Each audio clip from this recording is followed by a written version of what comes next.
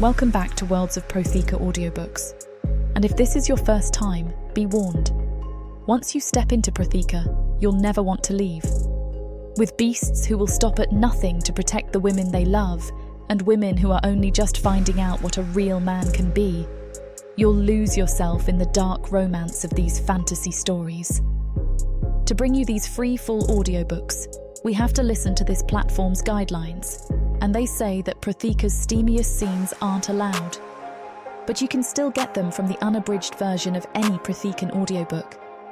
All you have to do is go to worldsofprotheka.com. With promo code YouTube30, we're offering you the opportunity to get 30% off of any audiobook, ebook, or bundle. We appreciate you subscribing to the channel, as it makes bringing these free full audiobooks to you possible. Don't forget to like and comment to let us know what you think. Protheka's magic is eternal, and this story is just the beginning.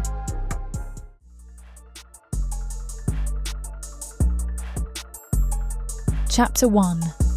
Lyrian.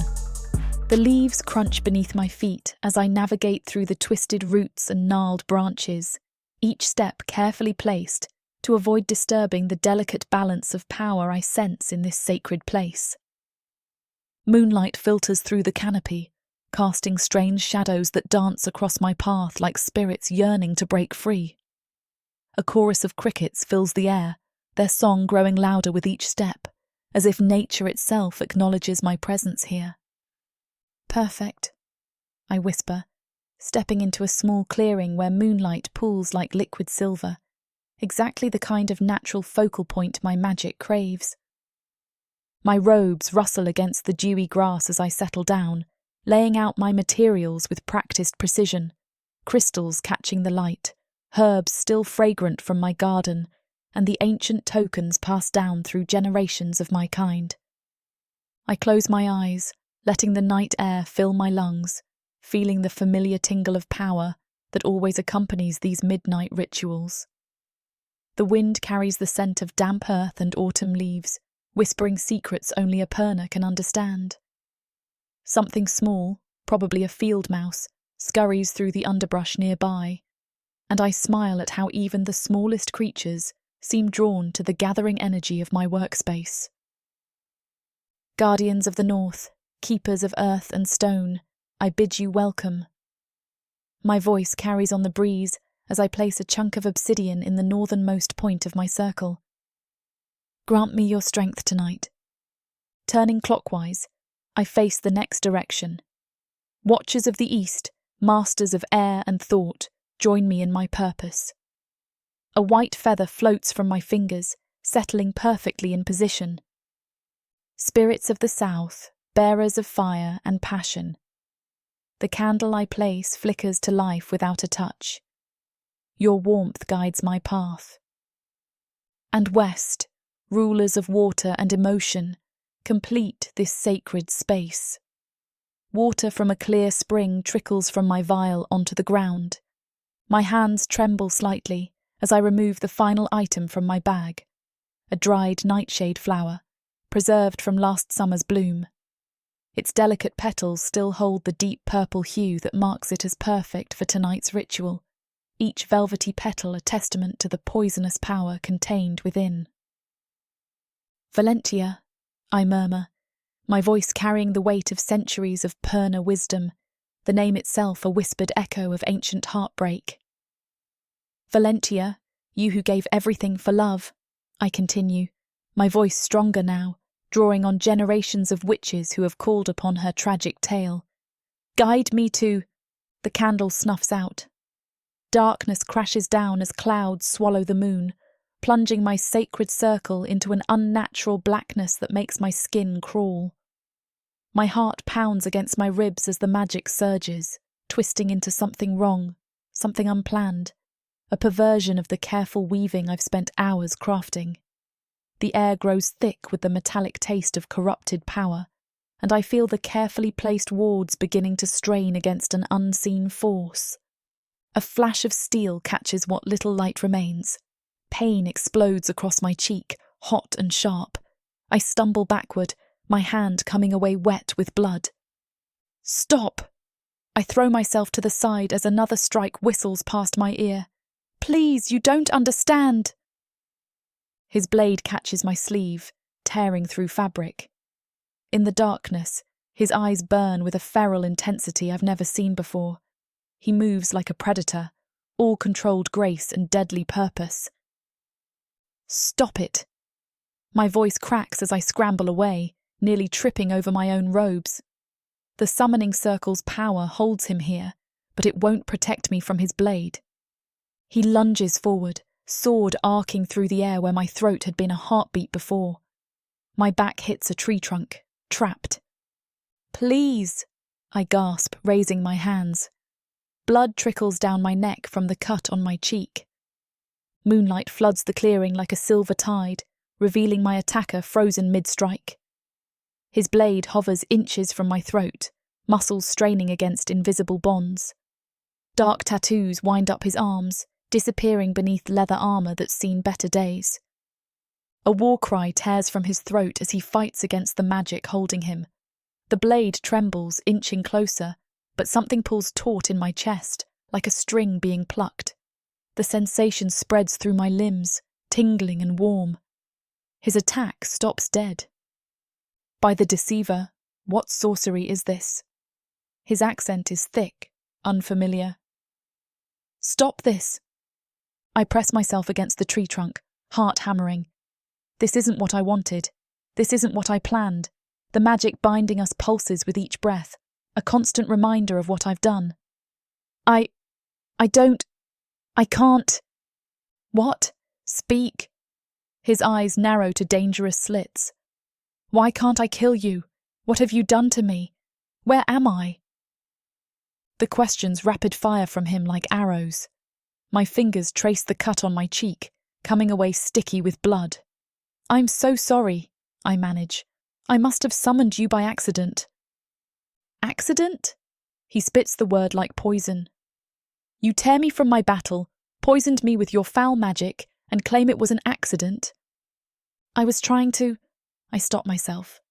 No need to give him more ammunition. Release me, now.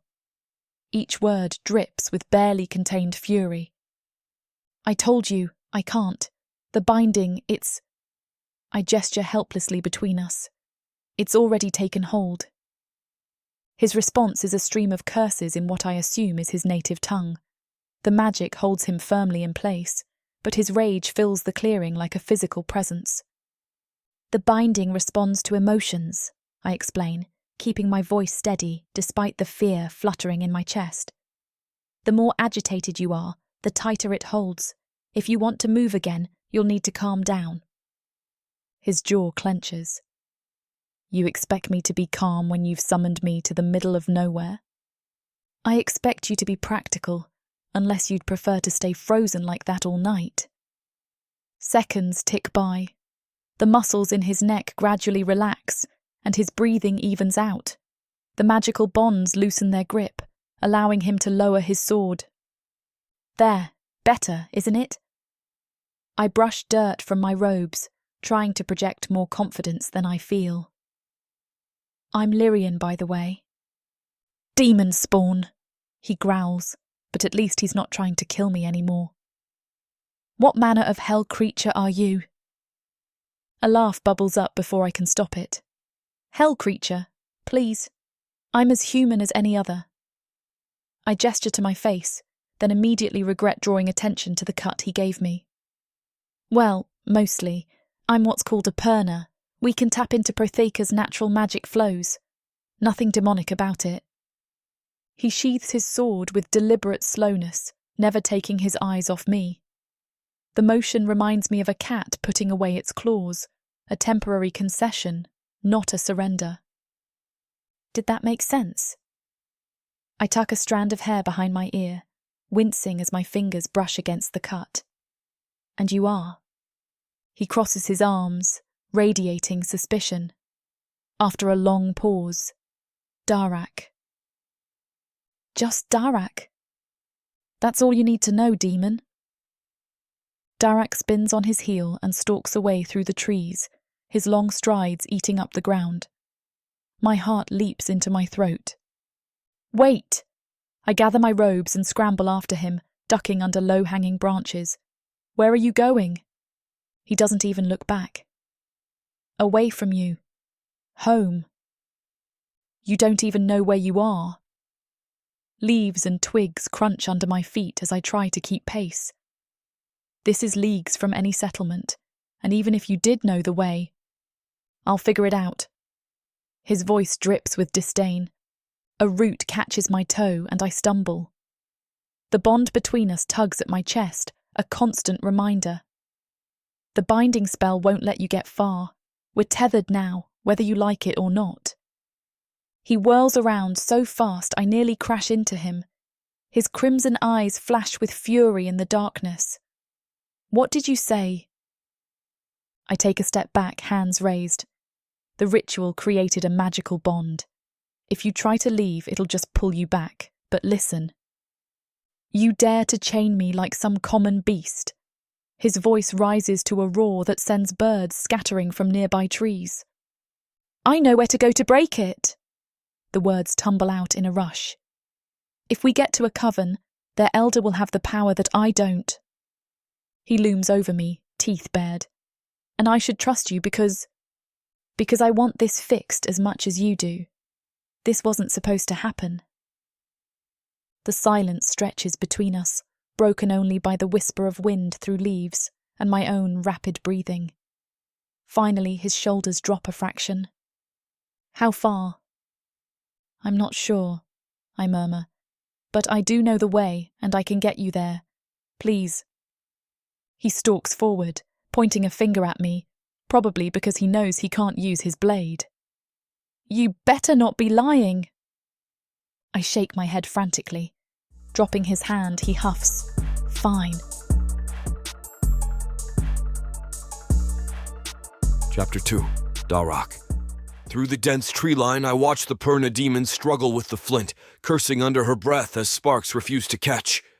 The bond tugs at my chest like an invisible chain, making my skin crawl. 1 minute I'd been leading a charge against the Sunspire forces, and the next, here bound to this incompetent human who can't even start a proper fire. I pace, each step releasing my mounting frustration into the soil. The leather of my armor creaks as I move, a familiar comfort among all this strangeness. She sits cross-legged by the pathetic pile of kindling, and I take the moment to study her properly. Her hair catches the moonlight, a deep auburn that reminds me of the ceremonial wines back home. It falls in waves past her shoulders, framing a face that's all sharp angles and determination. High cheekbones, full lips pressed into concentration, and eyes that shift between green and gold depending on how the light hits them. The scratch I left on her cheek has already healed, leaving behind a faint pink line that will likely be gone by morning. Her clothes are practical, dark leathers and sturdy boots. But there's an otherworldly quality to how she moves, too fluid for a mere human. The Perna blood, no doubt. Demon, human, or something in between. She's still my ticket out of this mess. Are you going to lurk in the shadows all night, or would you like to make yourself useful? She doesn't look up from her task, but there's an edge to her voice that suggests she's well aware of my scrutiny. I lean against a tree, folding my arms. I thought you were capable of significant power. Isn't that how you dragged me from my battlefield? It's not my fault the kindling is wet from today's rain, she snaps. A sharp snap echoes through the clearing, and suddenly flames leap to life beneath her fingers. The Perna's lips curl into a satisfied smile as she feeds twigs and larger branches into the growing fire. The orange glow dances across her face, making those strange eyes of hers glitter like cat's eyes in the dark. My stomach growls, reminding me I haven't eaten since before the battle. Got any food in those fancy robes of yours? She shakes her head, not bothering to look up from the fire. I wasn't exactly planning a feast when I summoned you. Useless, I mutter, pushing away from the tree. I'll find something myself. I ignore whatever retort she gives, head into the woods. The undergrowth crunches beneath my boots as I search for signs of game. The moon provides enough light to track by, but the forest is quiet. Too quiet. No rustling of small creatures, no nightbirds calling. The thought strikes me. How far can I actually go? The bond tugs at my chest like a physical thing, pulsing with each heartbeat, but maybe if I push through it. I change direction, moving away from the camp with purpose now. 20 paces. 30. The pressure builds slowly at first, like the weight of armor after a long march, settling across my shoulders and pressing down. By 50 paces, it's harder to breathe, each inhale a struggle against the constricting force. At 70, my legs start to shake, muscles trembling as if I fought through an entire battle. I press on, gritting my teeth against the invisible force crushing my ribcage. Sweat beads on my forehead despite the cool night air, trickling down my temples and stinging my eyes. The bond stretches taut as a bowstring, thrumming with dark energy, each step forward becoming a battle of will against her magic. My boots drag through the fallen leaves. Every inch gained a small victory against the witch's constraints. Damn her, I wheeze, dropping to one knee. The pressure threatens to collapse my chest entirely. Black spots dance at the edges of my vision. She wasn't lying about the binding, at least. I turn back, each step easier than the last as the pressure in my chest eases. Something feels off, though, a warrior's instinct that's kept me alive through centuries of combat. The forest silence takes on a new meaning. Voices drift through the trees, rough and unfamiliar. Male voices. My hand finds the hilt of my blade as I slip between shadows, moving closer to our camp. The firelight flickers through the branches, casting dancing shadows that work to my advantage. "Fetch a nice price in Ravencross," a gravelly voice says. "Perna blood's worth more than gold these days." "If she is one," another responds. "Could just be some human witch playing dress-up." I edge around a thick oak, getting my first clear view of the scene. 4 men, dressed in mismatched leather and carrying an assortment of poorly maintained weapons. Raiders and not particularly skilled ones. Lyrian's bound to a tree, silver hair falling across her face. Her eyes catch the firelight, and for a moment they flash with something that looks almost like amusement. "I assure you," she says, her voice steady despite her position, "I'm worth far more than you imagine." One of the raiders backhands her across the face. The bond in my chest flares hot with sudden rage. Not mine, hers. And I have to wonder, how did someone powerful enough to tear me from a battlefield end up tied to a tree by common bandits? "Quiet, woman," the raider snarls. "We'll find out what you're worth soon enough." I unsheathe my blade in one fluid motion, the metal singing as it cuts through the air. 2 of the raiders drop before they even register my presence, their heads rolling across the forest floor. The remaining pair stumble back, eyes wide with dawning horror. A laugh bubbles up from my chest, deep and genuine. Humans? All this fuss over common humans? The 3rd raider raises his rusty sword with trembling hands, sweat beading on his dirt-streaked forehead. I sidestep his clumsy swing with practiced ease, feeling the whoosh of stale air as his blade cuts emptiness, and drive my blade through his throat. Blood sprays across my armor in a crimson mist, and I twist away from the arterial fountain, my boots sliding slightly in the growing puddle beneath him. The last one tries to run, stumbling over exposed roots in his panic, his whimpers echoing through the darkening forest. But I'm already there, my sword finding his spine with surgical precision. The crack of bone and parting flesh sends a familiar shiver through my arm, a sensation I've grown to anticipate like an old friend's greeting. The entire fight lasts less than 30 seconds, barely enough time for my blood to quicken, barely enough time for them to realize their fatal mistake. 4 bodies cooling in the dirt, their life essence seeping into hungry soil, and I haven't even broken a sweat. It would almost be disappointing if I hadn't learned long ago not to expect much from such encounters. I turn to Lyrian, still chuckling at the delicious irony of the situation. The mighty Purna, bound by rope. How embarrassing. The coarse hemp binds her wrists and ankles with satisfying tightness, a far cry from her usual commanding presence. Her eyes narrow, green fire dancing in their depths like witchlight on a moonless night. Untie me! Now! Each word drips with barely contained fury. I don't think I will. I clean my blade on one of the corpse's shirts, taking my time as I drag the steel across the fabric, watching the blood seep into the worn cotton. The view is rather entertaining, and it is.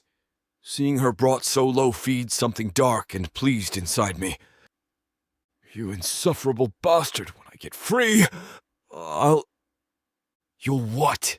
I close the distance between us in 2 strides, gripping her jaw with my free hand. Her skin burns hot against my palm like a fever, and those strange eyes of hers lock onto mine, glowing with an otherworldly intensity. The air between us crackles with something dangerous and electric, a tension that makes the hair on my arms stand on end. I can feel her pulse racing beneath my fingers, matching the quickening of my own heartbeat. Her breath catches just slightly, a soft hitch that sends a shiver down my spine. The pulse in her throat quickens beneath my fingers, fluttering like a trapped bird. For a moment we stay frozen like that, neither willing to break first, locked in this dangerous dance of dominance and desire. Her lips part, and my gaze is immediately drawn. So plump, stained a deep rose from where she's been biting them. The urge to close that final distance between us, to claim that mouth with my own, hits me with an intensity that leaves me reeling. I force myself to remain still, even as every muscle in my body screams to move. I release her jaw and step back, cutting through her bonds with a quick slash. There. Try not to get captured by children next time.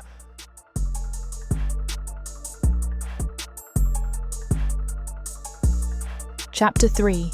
Lyrian. I push my way through the thick undergrowth, branches catching at my robes. Every step forward feels heavier than the last. The weight of Darak's stare burns into my back, and my cheek still tingles where his fingers gripped my jaw last night.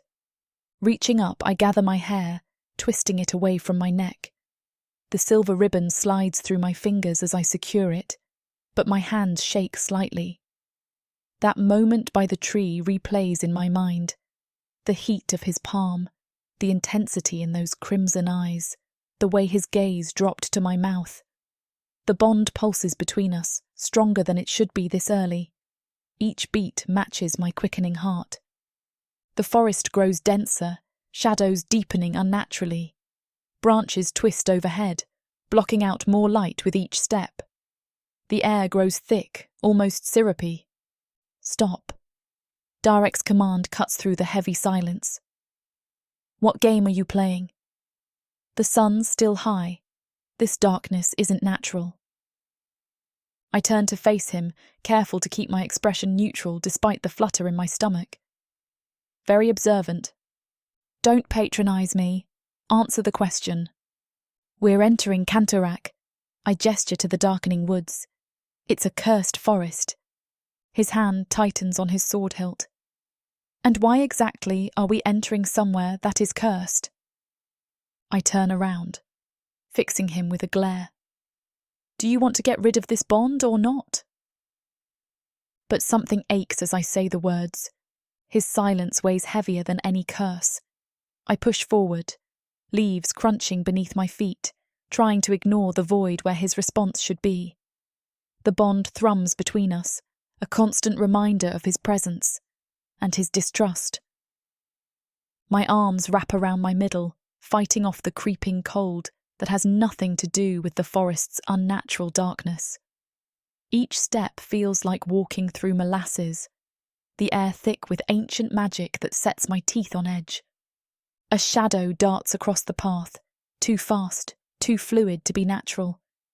I stumble backward, colliding with solid leather armour. My breath catches as Darak's warmth seeps through my robes, his chest rising and falling against my back. Don't move, he whispers, his breath stirring my hair. My heart pounds against my ribs, and I'm not sure if it's from the creature or his proximity. His hand grips my shoulder, steadying me, and for a moment, I let myself lean into his touch. The bonded sensation intensifies, stronger now with the contact, and I sense his confusion mingling with my own longing. Electric tingles race across my skin where we touch, a sensation both foreign and achingly familiar.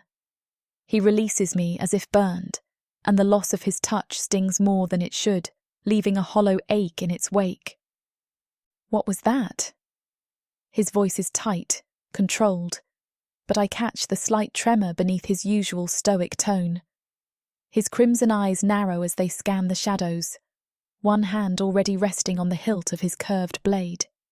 I swallow hard, trying to focus on the threat rather than the lingering warmth where his hand had been. Nothing good. The words come out rougher than intended, betraying my unsteady nerves. I draw in a shaky breath, scanning the twisted branches above. Shadows dance between the leaves, and I can't tell which are natural and which might conceal something more sinister. One foot in front of the other. Just keep moving. The mantra echoes in my mind, grounding me despite the chaos of my thoughts. A dark shape streaks across the path, closer this time. The shadows seem to bend around it, distorting like smoke in water. My scream catches in my throat as I whirl around, crashing straight into Darak's chest. His arms wrap around me instinctively, and I press my face into the worn leather of his armour. The scent of pine and steel surrounds me, and for a heartbeat, I forget to be afraid.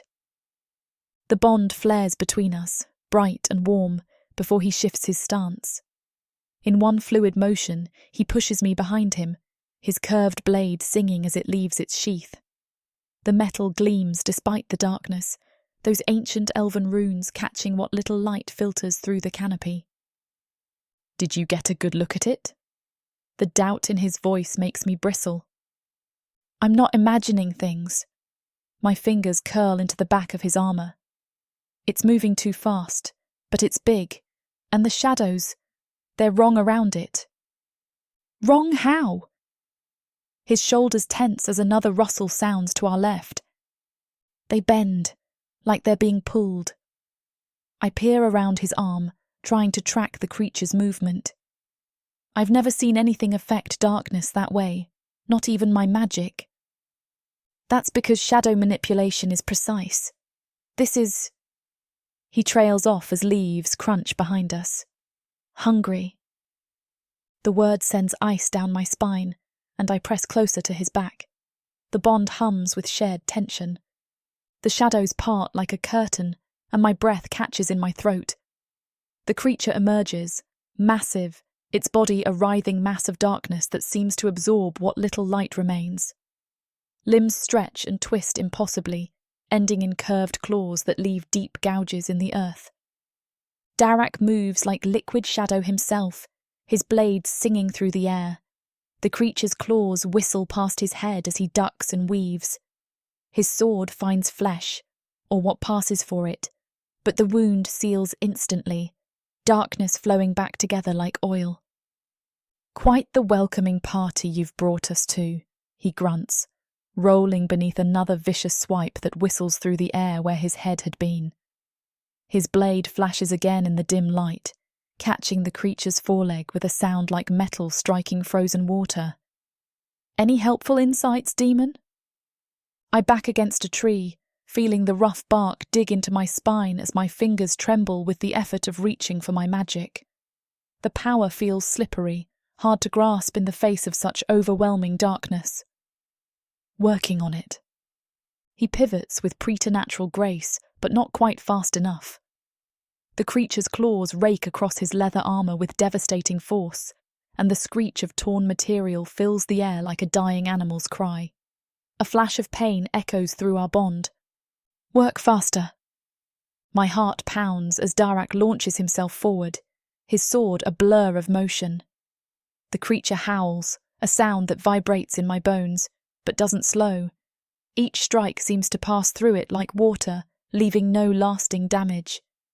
This isn't working! Darak's voice strains with effort.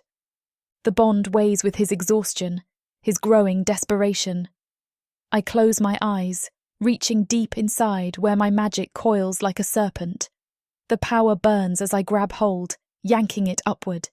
It fills me, setting every nerve ending alight, but before I can direct it. Darak's roar of pain snaps my eyes open. The creature has him pinned, massive jaws snapping inches from his face. His muscles strain as he holds it back, but those teeth keep inching closer. Dark ichor drips from its maw, sizzling where it hits the ground. My chest constricts, the magic thrums through my veins, waiting to be unleashed. I can't lose him. Not now. Not like this. I raise my hands slowly, palms out. The magic thrums beneath my skin, making my fingers tingle. "Look at me," I command, my voice steadier than I feel. The creature's head snaps toward me, those bottomless eyes fixing on my face with an intelligence that sends ice down my spine. Its roar shakes the trees so violently that leaves spiral down around us, and I taste copper on my tongue, sharp and metallic like blood magic. That's right. Focus on me. My voice carries more confidence than I feel, drawing on years of Perna training. "Have you lost your mind?" Darak's voice strains with effort as he holds the beast at bay, his muscles trembling with exertion. Sweat gleams on his ash-grey skin. "Get back." I take another step forward, feeling the earth's energy surge through my bare feet. Light blooms in my palms, pure and white-hot, casting strange shadows across the forest floor and reflecting in the creature's obsidian scales. The creature's movements slow, its massive head tilting as if puzzled by the power radiating from my hands. Its nostrils flare, testing my scent. "Shh," I whisper, though my heart pounds against my ribs like a war drum. My fingers tingle with building magic, ready to strike or soothe. "You're not what you seem, are you?" The words come out in a gentle croon, the way my coven sisters taught me to speak to wounded animals. Another step. The beast's growl softens to a rumble, its form wavers like heat rising from summer stones. "Lyrian!" Darak's warning hangs in the air. "Trust me." The words catch in my throat. When did his opinion start to matter so much? The creature's darkness ripples as I approach. With each step, its massive form seems to fold in on itself, condensing like storm clouds before rain. The bond exposes with Darak's confusion and concern. "What are you doing to it?" "Breaking the illusion." My fingers spark with energy. Sometimes the most terrifying things are just... The beast shrinks further, its shape becoming more defined. Lost and afraid. The darkness peels away like old paint, revealing sleek fur beneath. Where moments ago stood a monster, now sits a small shadow feline, its tail flicking back and forth with curiosity. Its eyes still hold that bottomless depth, but there's intelligence there now. Recognition. "Well," Darak pushes himself to his feet, brushing dirt from his armour. "That's certainly one way to handle it." The feline winds around my ankles, purring loud enough to vibrate through my boots. I can't help but smile.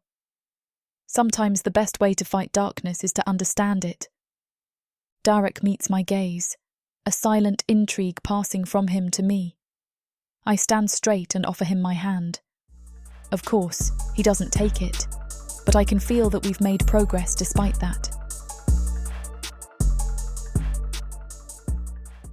This huge orc brings out the animal in me. In a world where humans have been driven underground, living like rats is the only way to stay safe from the marauding orcs. All my life, my only job has been to make sure I have enough to eat. These orcs of the Burning Sun clan will vow to keep their human mates safe. There is a nobleness to these giant savages, alpha male warriors who will protect their women at all costs. Get this complete series of books following the Burning Sun clan for 70% off.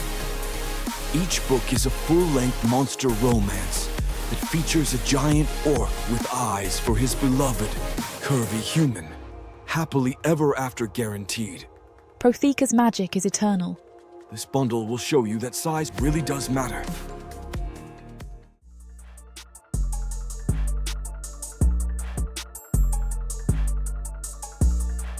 Chapter 4. Darak. I roll my shoulder, wincing at the sharp twinge. The shadow beast, or what I thought was a beast, left its mark, even if not the way I expected.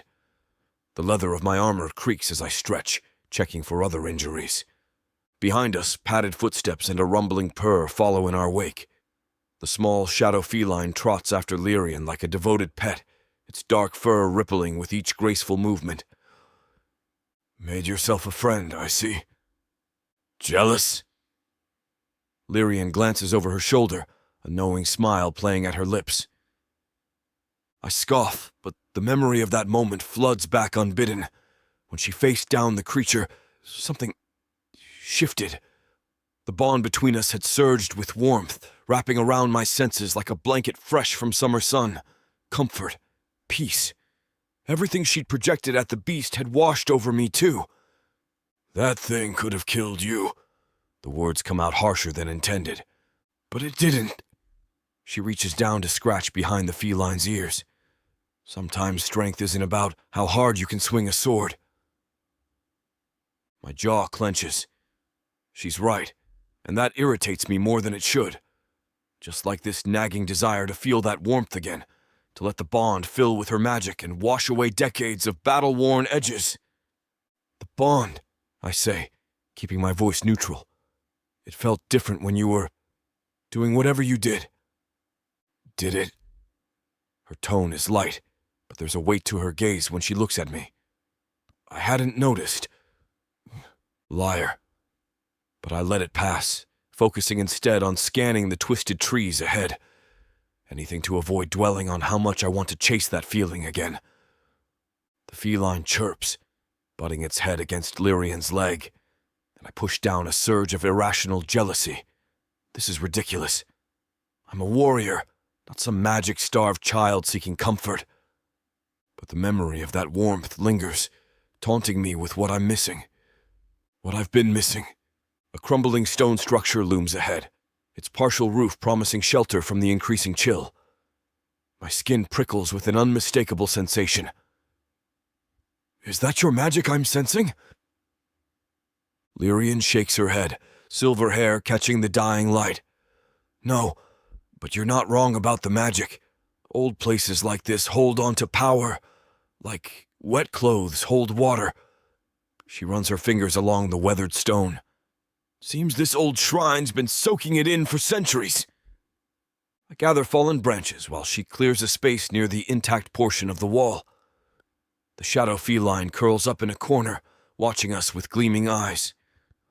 So, I arrange the wood as she conjures flames with a flick of her wrist. Were you made this way? A Purna? We're born, not made. She settles cross-legged by the fire, her face softening in the warm light. Though many never know what they are. Most live their whole lives thinking they're just lucky or cursed, depending on how it manifests. And you? My mother was Purna. We lived in the mountains of Praj in a coven. She traces patterns in the dirt with a stick. Only women can channel the magic. Nature's way of evening the scales, I suppose. Evening the scales? Look around you, Darak. What do you see in the towns we pass? Women cowering from drunk husbands. Girls sold off like cattle. Her voice hardens. At least Purna have power. Real power. No man can force us to be less than what we are. The bitterness in her tone stirs something in me. Recognition, maybe. Or understanding. The fire crackles between us, and I find myself wanting to hear more. And is that how you use your power? I ask, watching the shadows dance across her face. To balance the scales? Lyrian's fingers still their tracing in the dirt. I try, though perhaps not as much as I should. Her eyes meet mine, that unsettling green catching the firelight. What about you, Darak? What do you do to balance the scales? The question hits like a blade between ribs. My jaw tightens as memories surface. Villages burning, children crying, the endless march of war. I cross my arms and lean back against the broken pillar, the rough stone digging into my shoulder blades. The shadow feline stretches and yawns, showing needle-sharp teeth. Lyrian reaches beneath her robes, the fabric rustling as she pulls out a worn leather satchel. The smell hits me before I see it. Bread. She unwraps it from its cheesecloth binding, tears off a generous piece, and extends it toward me. The simple gesture somehow makes the bond between us pulse with something. Not the earlier warmth, but an echo of it. An offering that goes beyond mere sustenance. I turn my head away from the offered bread, my pride burning hotter than the campfire. The gesture feels too intimate, too much like acceptance of this whole cursed situation. The bread hits my chest and tumbles into my lap. "You're impossible," Lyrian says, running her fingers through her silver hair. "Where exactly were you before I summoned you that made you such an insufferable jerk?" My fingers curl into fists. I was in the middle of a battle. My men needed me, and now they're probably dead because of your ignorant meddling. The firelight catches the fresh scar on her cheek, the one I gave her, as her expression hardens. I already apologized for that. What more do you want from me? The genuine hurt in her voice sends an unwelcome pang through my chest. Guilt. Damn this bond making me feel things I don't want to feel. I pick up the bread, tearing off a chunk with more force than necessary. The crust is still warm, probably spelled to stay fresh. What I want, I say between bites, is to understand how someone with so much power can't even defend herself properly. What good is all that magic if you can't use it when it matters? The shadow feline's ears flatten against its head, picking up on the rising tension. The bond between us pulses with something sharp and defensive. Lyrian's anger, no doubt. "It's not my fault I'm not an arrogant warrior," she shoots back. "I've been on my own. No one taught me to use my powers. No one trained me to fight. Oh." I rise to my feet, brushing breadcrumbs from my leather armor. "Then we fix that. Now." "What?" Lyrian's eyes widen. I reach down, pulling the slim dagger from my boot. The firelight catches its edge as I flip it, offering her the hilt. "First lesson, never hesitate." She takes it, her fingers brushing mine. The bond sparks between us, and I step back quickly. "Spread your feet wider. Like this." I demonstrate the stance. "Your center of gravity needs to be lower." Lyrian mimics my position, but her robes tangle around her legs. She huffs in frustration, hitching them up to her knees. The flash of creamy skin makes my throat tight. "Here." I move behind her, adjusting her shoulders. Her silver hair tickles my chin, carrying the scent of herbs and something wild. "Keep your arm close to your body when you block, like this." I guide her arm through the motion, my chest pressed against her back. The bond hums with awareness, making my skin prickle. "Now pivot." My hands settle on her hips, turning her. "Use your attacker's momentum against them." "Like this?" She spins, the dagger flashing up. I catch her wrist just before the blade reaches my throat. "Better."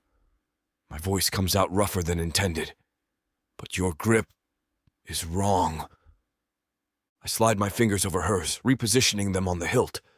The bond tingles with each point of contact, sending waves of warmth through my body. Her breath catches. "Again," I say, stepping back before the sensation overwhelms me. This time faster.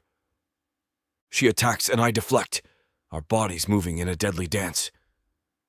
With each pass, she gets closer. The bond thrums between us, amplifying every sensation until I can barely think straight. The dagger slices through empty air as I sidestep Lyrian's attack. She's learning fast, too fast. Her next strike comes closer, and I catch her wrist, using her momentum to spin her around. The motion brings her back flush against my chest, my arm crossed over hers, pinning the blade between us. Better. My breath stirs the silver strands by her ear. But you're still telegraphing your moves. Lyrian turns her head, looking back at me over her shoulder. The firelight catches the delicate curve of her jaw, the fresh scar on her cheek. Her chest rises and falls rapidly, and the bond pulses with each breath, sending waves of heat through my body. My gaze drops to her parted lips. They're flushed from exertion, full and impossibly soft-looking. The urge to trace them with my thumb, to learn their texture, hits me with physical force. The bond between us thrums with awareness, and I feel her pulse quicken beneath my fingers where they circle her wrist. Am I? Her voice comes out breathy, barely above a whisper. The words brush across my skin like a caress. The feline chirps from its corner, breaking the moment. I step back, my heart pounding harder than it should from such simple exercise. Focus, I remind myself. It's her fault you're here. Now she's just supposed to get you home, not do whatever that was. Chapter 5. Lyrian. I push myself up from the dirt, my robes collecting twigs and leaves.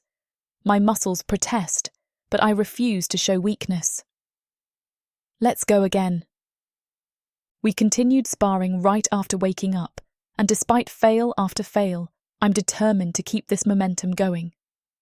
Darak lowers his blade, those crimson eyes studying me with an intensity that makes my skin tingle. His lips quirk into an infuriating half-smile. You should take a break. When's the last time you ate something besides those breadcrumbs? Am I feeling his concern? No, that can't be right. I brush off my robes, ignoring the trembling in my hands. Since when do you care about my well-being? His jaw tightens. The muscles in his shoulders bunch beneath the leather armour as he raises his sword. The blade cuts through the air in a graceful arc, and I can't help but smirk. Got him. I watch him move through the forms, each motion precise and deadly. The firelight plays across his ash-grey skin, highlighting the sharp planes of his face. The bond thrums with energy. Or maybe that's just my pulse quickening. At least when he's moving like this, caught up in the dance of steel, he's not fixing me with that accusatory glare. This is where he belongs, all coiled power and lethal grace. The way he handles that sword, it's like an extension of himself. My mouth goes dry as he executes a particularly complex maneuver, his hair coming loose from its tie. A few strands fall across his face, and I have to curl my fingers into my palms to resist the urge to brush them back. Gods help me, but watching him like this, a warrior in his element, it's intoxicating. I move to block his strike, but Darak's foot hooks behind my ankle. The world tilts, and I land hard, the impact knocking the breath from my lungs. Pain shoots up my spine. Damn it! I slam my palm against the dirt. Twigs and leaves tangle in my hair, and my robes twist around my legs. Your robes, Darak says, sheathing his practice sword. They're restricting your movement. Hard to dodge when you're fighting fabric. Fine, let him see what he's dealing with. I rise, fingers working at the clasps of my outer robe. The heavy fabric falls away, pooling at my feet. The morning air kisses my bare midriff, and goosebumps ripple across my skin. Darak's crimson eyes track the movement, lingering on the exposed strip of pale flesh between my leather pants and cropped top. Something hot and dark throbs between us that makes my breath catch. Happy? I ask, my voice coming out huskier than intended. He doesn't answer. Instead, he reaches for the buckles of his armour. The leather chest piece drops to the ground with a dull thud. Sunlight spills across the planes of his bare chest, highlighting old scars that map his ash-grey skin like silver threads. Heat floods my body, and it has nothing to do with exertion. The bond between us thrums with shared awareness, and I have to tear my gaze away before I do something stupid, like trace those scars with my fingers and end up scaring him away. I circle Darak, my muscles screaming in protest. Sweat trickles down my spine and my vision blurs at the edges. But I match his movements, keeping my stance low like he showed me. Your form's improving. He feints left, but your shoulders are dropping. Shut up and fight me. My voice comes out raspy, my throat raw from heavy breathing. My legs feel like lead weights, and each step sends tremors through my exhausted muscles. The morning sun beats down mercilessly, making my head swim. But I won't stop. Can't stop. Not when he's finally seeing me as something more than just the silly girl who trapped him. Enough. Darak's voice cuts through my concentration. The bond. Something's wrong. I'm fine. I lunge forward, ignoring how the world tilts sideways. A pressure builds in my chest, like a storm gathering strength. Lyrian. His tone carries a warning. Slow down. I said I'm fine. The pressure intensifies, spreading through my limbs. My skin buzzes with electricity. Through the bond, I sense his growing alarm. Stop, now. But I push harder, channeling everything into my next strike. The tension in my chest coils tighter and tighter until the magic explodes outward. A wave of raw power tears through the clearing, sending us both flying in opposite directions. Trees groan and bend. The air itself seems to ripple. I slam into the ground, all the breath knocked from my lungs. The world spins violently, and darkness creeps into the edges of my vision. Through the ringing in my ears, I hear Darak curse. Damn it, demon. The world rights itself with nauseating slowness. My head pounds as I push up onto my elbows. Through blurred vision, I see Darak, and my stomach drops. A jagged branch protrudes through his forearm, dark blood staining his ash-grey skin. No, no, no. Magic crackles across my skin, sparking like lightning. The earth trembles beneath me, and leaves whirl in a frenzied dance. I can't breathe, can't think. The power builds and builds, a pressure cooker ready to explode. Lyrian, stop! Darak's voice cuts through the chaos. I can't. The words tear from my throat. My hands shake as another wave of magic pulses outward, splintering a nearby tree trunk. It won't stop. Through the maelstrom, I watch in horror as Darak grips the branch. With a grunt of pain, he yanks his arm free. Blood streams down his skin, dripping onto the forest floor. The bond screams with his pain, but he keeps moving, stalking toward me with measured steps. Lyrian. His voice is steady, even as he clutches his mangled arm. Calm down, it's okay. Stay back. Another surge of power ripples through the clearing. I hurt you. I never meant to. The words catch in my throat as tears blur my vision. The magic burns through my veins like liquid fire, desperate for release. Branches snap and crack around us. The very air vibrates with uncontrolled energy. I curl in on myself, trying to contain it, but it's like trying to hold back an ocean with my bare hands. Please, I whisper, my voice breaking. I don't want to hurt you again.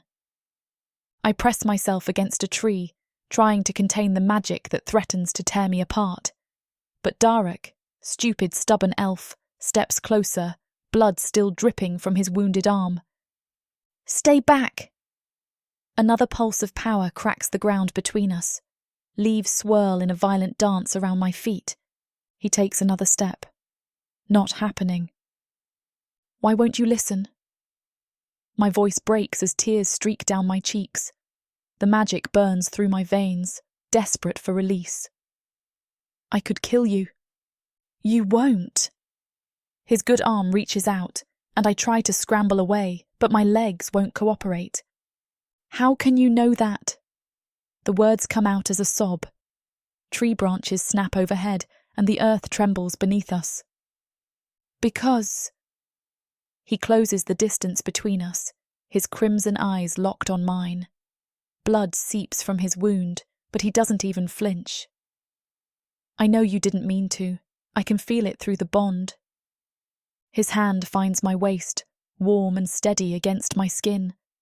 The touch sends electricity racing through me, but this time it's different. Not the wild, destructive force of before, but something deeper, more controlled. I trust you, he says softly. Just calm down. The words sink into my skin, and I let go of the chaos, falling into his arms. Darak catches me against his chest, his good arm wrapping around me as I collapse.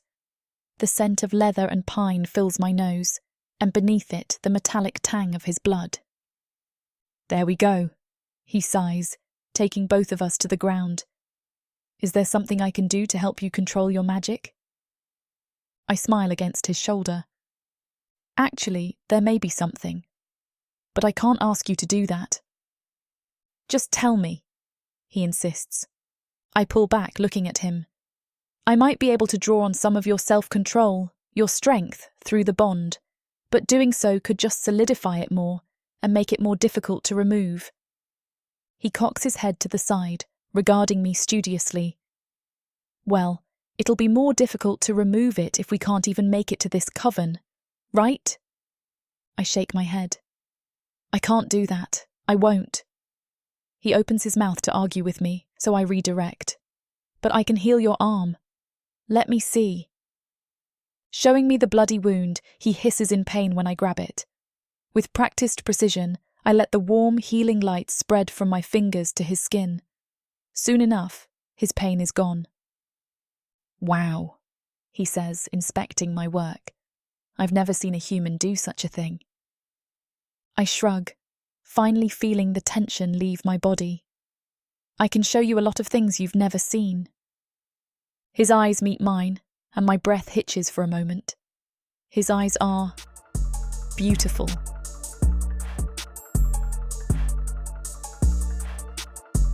Chapter 6. Darak. I push aside another twisted branch, scanning the dark canopy above. The shadows here play tricks on my mind, shifting and dancing like living things. My fingers brush the hilt of my sword, ready for anything. Almost there, Lyrian says, her voice soft. She keeps glancing over her shoulder, searching the undergrowth. I know she's looking for that creature. The one that fled when her magic exploded. It's not coming back. The words come out harsher than intended. She wraps her arms around herself. I know. It was nice, having something that wasn't afraid of me. Better this way. That thing could have turned on us at any moment. Not everything is a threat, Darak. I grunt, unconvinced. The memory of her magic display flashes through my mind, raw power crackling through the air, her silver hair whipping around her face, those green eyes blazing like emerald fire, beautiful and terrifying all at once. You're staring again? She says, a hint of amusement in her voice. Just making sure you don't lose control again. Liar. She taps the bond between us as though it's a physical tether. I can feel your thoughts, you know. Heat creeps up my neck. Stay out of my head, demon. Then stop thinking so loudly. She grins, stepping over a fallen log. And for what it's worth, you looked pretty impressive yourself, charging in like that. I was trying to stop you from killing us both. My hero. She rolls her eyes, but there's no malice in it. The trees thin ahead, revealing patches of actual sky. Thank the gods. A few more days in this cursed forest and I might have gone mad. See? Lyrian points ahead. Told you we were close to the edge. I nod, relief washing over me. But something else nags at me. Something I'm not ready to examine too closely. The way she looked in that moment of power. Wild and free and absolutely radiant. I shake my head. Focus. The sooner we're out of here, the better. Where to now? I ask, keeping my voice neutral despite the growing unease in my gut. Lyrian brushes a strand of silver hair from her face. The port of Kestrel will need to book passage on a ship. A ship? My steps falter. How the hell am I supposed to get back home if we're sailing across the ocean? The words taste bitter on my tongue. Home. The battlefield I was torn from feels distant now, like a half-remembered dream. The bond tugs at something inside me, making my chest tight. That's the point, she says, picking her way through a tangle of roots. We need to remove this bond if you want to get back to wherever it is you're from. I grunt, following her lead while trying not to notice how her fitted leather pants hug her curves. Without her usual flowing robes, I can see the lean muscle in her arms, the graceful line of her neck. A silver chain glints at her throat, disappearing beneath a close-fitting vest that accentuates her. I drag my eyes away. See something you like? She throws the words over her shoulder, a knowing smile playing at her lips. Just wondering where you learned to dress like a mercenary instead of a witch. She laughs, the sound echoing through the trees. You think we all wear black robes and point hats? Sometimes it's better to blend in. She gestures at her outfit. Besides, try climbing mountains in skirts. I can't argue with that logic, but I wish she'd put the damn robes back on. It's harder to remember she's my annoying little enemy when she looks like this. The bond pulses between us, warm and insistent, making everything more complicated than it should be. The port's about 3 days' walk, she says. Try to keep your eyes on the path instead of my butt. I scowl at her back. In your dreams, demon. But I don't deny it. I reach out, letting the tall grass brush against my fingertips as we walk. The sensation grounds me, but my mind keeps drifting back to that moment. Lyrian's magic spiraling out of control, her eyes blazing with raw power. Has that ever happened before?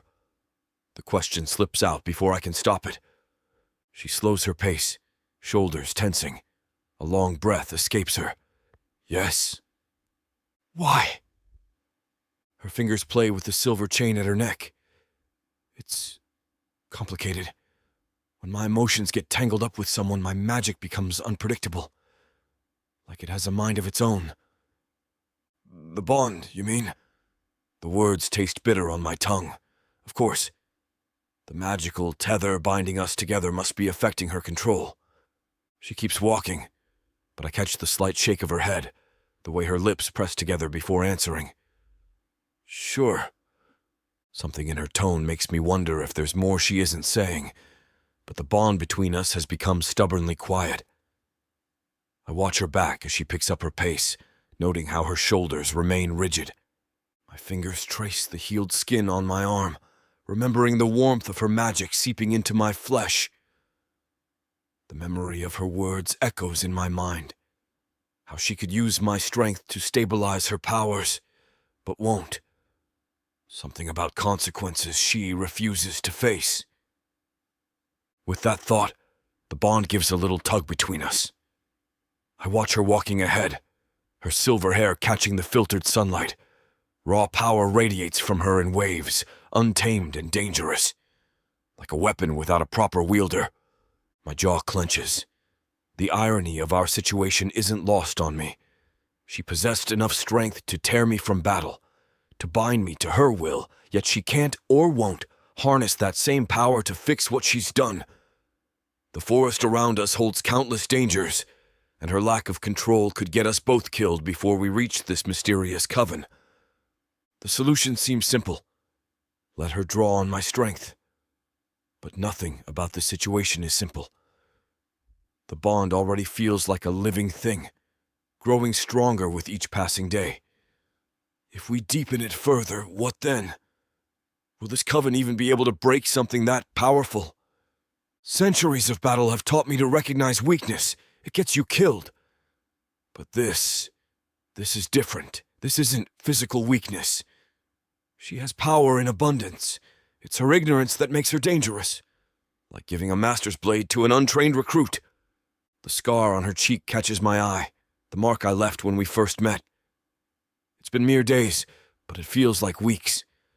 Probably because she's so annoying, I tell myself, ignoring any other possibility. Now I'm considering letting her deeper into my mind, my strength. The thought makes my skin crawl. A breeze stirs the leaves above us and I catch her scent on the wind. The bond hums in response and I suppress a shiver. This is exactly what I'm afraid of. These moments where I forget she's my enemy, where the line between us blurs. As I squint across the sun-drenched field, my attention is caught by a dark shape against the horizon. A building, small but solid, with smoke curling from what appears to be a chimney. My stomach growls at the mere thought of a hot meal. Look! I point toward the structure, already imagining what provisions we might find inside. Might be worth checking out. Could even be an inn, or at least someone willing to trade. Lyrian follows my gaze, her nose wrinkling in that way that makes the scar on her cheek catch the light. I don't know. We should stick to the road. Her fingers twist nervously in the fabric of her robes, a tell I've started to recognize when she's unsure. When was the last time you ate something that wasn't that rock-hard excuse for bread? I can still taste the stale crumbs from this morning's meager breakfast, and the memory does nothing to quiet my growling stomach. She pulls the wrapped loaf from her pack, examining it with a frown. Her delicate fingers prod at the crusty surface, and a few crumbs fall to the grass. It's not that bad. But the way she says it makes it clear she's trying to convince herself as much as me. It could break teeth. I tap the hilt of my sword in thought. Besides, whoever lives there might have a real bed. My back's killing me from sleeping on roots. Poor, delicate dark elf. She smirks, but I catch the way she rolls her shoulders, clearly as sore as I am. Fine. But if this turns out to be some cultist's murder shack, I'm blaming you. Noted. I start across the field, grass whispering against my boots. Though I'd take cultists over another night of your food. I can feel our energy shift as we fall into a sort of banter. I didn't hear you complaining when you ate 3 times your serving of bread. I was starving, and it wasn't bread, it was crumbling crust. She catches up to me, bumping my shoulder with hers. It's not my fault you couldn't catch any game. Next time we're finding an inn, or at least someone who knows the difference between seasoning and throwing random herbs on bread. The bond thrums between us, warm and alive. I catch myself smiling and quickly school my features back to neutral. But not before Lyrian notices. Her green eyes sparkle with amusement. Was that an actual smile? Quick, someone mark the date. Shut up and walk, demon. We change direction, heading toward the distant building. The tall grass parts before us like waves. I find myself hoping whoever lives there is willing to share their hearth and their pantry. From the depths of the darkness of Protheka, Or clawing up from the realms of fantasy.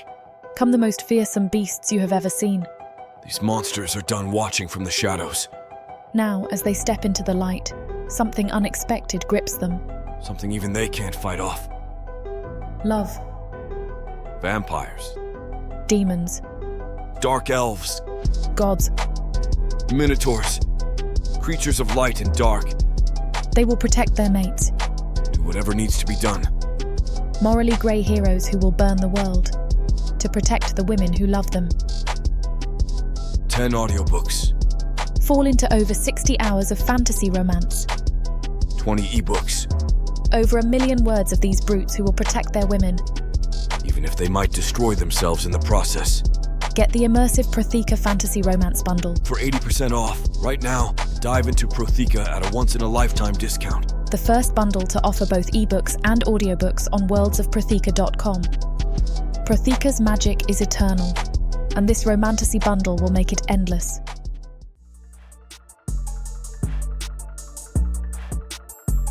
Chapter 7. Lyrian. I grab Darak's arm as we approach the cottage, my fingers pressing into the leather of his armour. Let me do the talking. I'm perfectly capable of... They're more likely to trust a pretty human than a dark elf with a sword, I say, cutting him off. Especially out here. Pretty? His crimson eyes narrow. Your manipulation needs work. Just stay quiet and try not to look murderous. I pull my robes on and smooth them before reaching for the wooden door, rapping my knuckles against it 3 times. The door creaks open, and I blink in surprise. Instead of the farmer or woodcutter I expected, a young Minotaur boy peers up at us. His horns are barely more than nubs, and his brown fur is ruffled as if he's just woken from a nap. "Oh," I say, caught off guard. "Hello there. Are your parents home?" The boy's tail swishes behind him. They're hunting, won't be back till sunset. He grins, showing small teeth. "Want to come in?" Ma always says to be nice. I feel Darak tense beside me. The bond exposes his wariness to me. "That's very kind," I say, "but perhaps we should—" "I made sweet bread." The boy bounces on his hooves. "Well, tried to. It's a bit burnt, but you can try it if you want." He steps back, gesturing inside the cosy cottage. The scent of scorched honey wafts out, along with the warmth of a hearth. My stomach growls, reminding me we haven't eaten since dawn. "Your parents won't mind?" I ask. The boy shakes his head. "They like meeting new folks. Set bad people, but you're pretty." Darak's low growl vibrates through our bond. I dig my nails into his arm in warning. "I'm Turo." The boy bounces on his hooves again, clearly full of energy. "Come try my sweet bread. I put extra honey in it." Before I can respond, a bone-rattling roar splits the air. The ground trembles beneath my feet as a massive minotaur charges toward us, battle-axe raised. His horns curve wickedly, gleaming in the sunlight. "Papa, wait!" Turo calls out. Darak's hand flies to his sword hilt. I grab his wrist, digging my nails in. Through our bond, I push a wave of calm. "Don't!" The minotaur skids to a halt, nostrils flaring.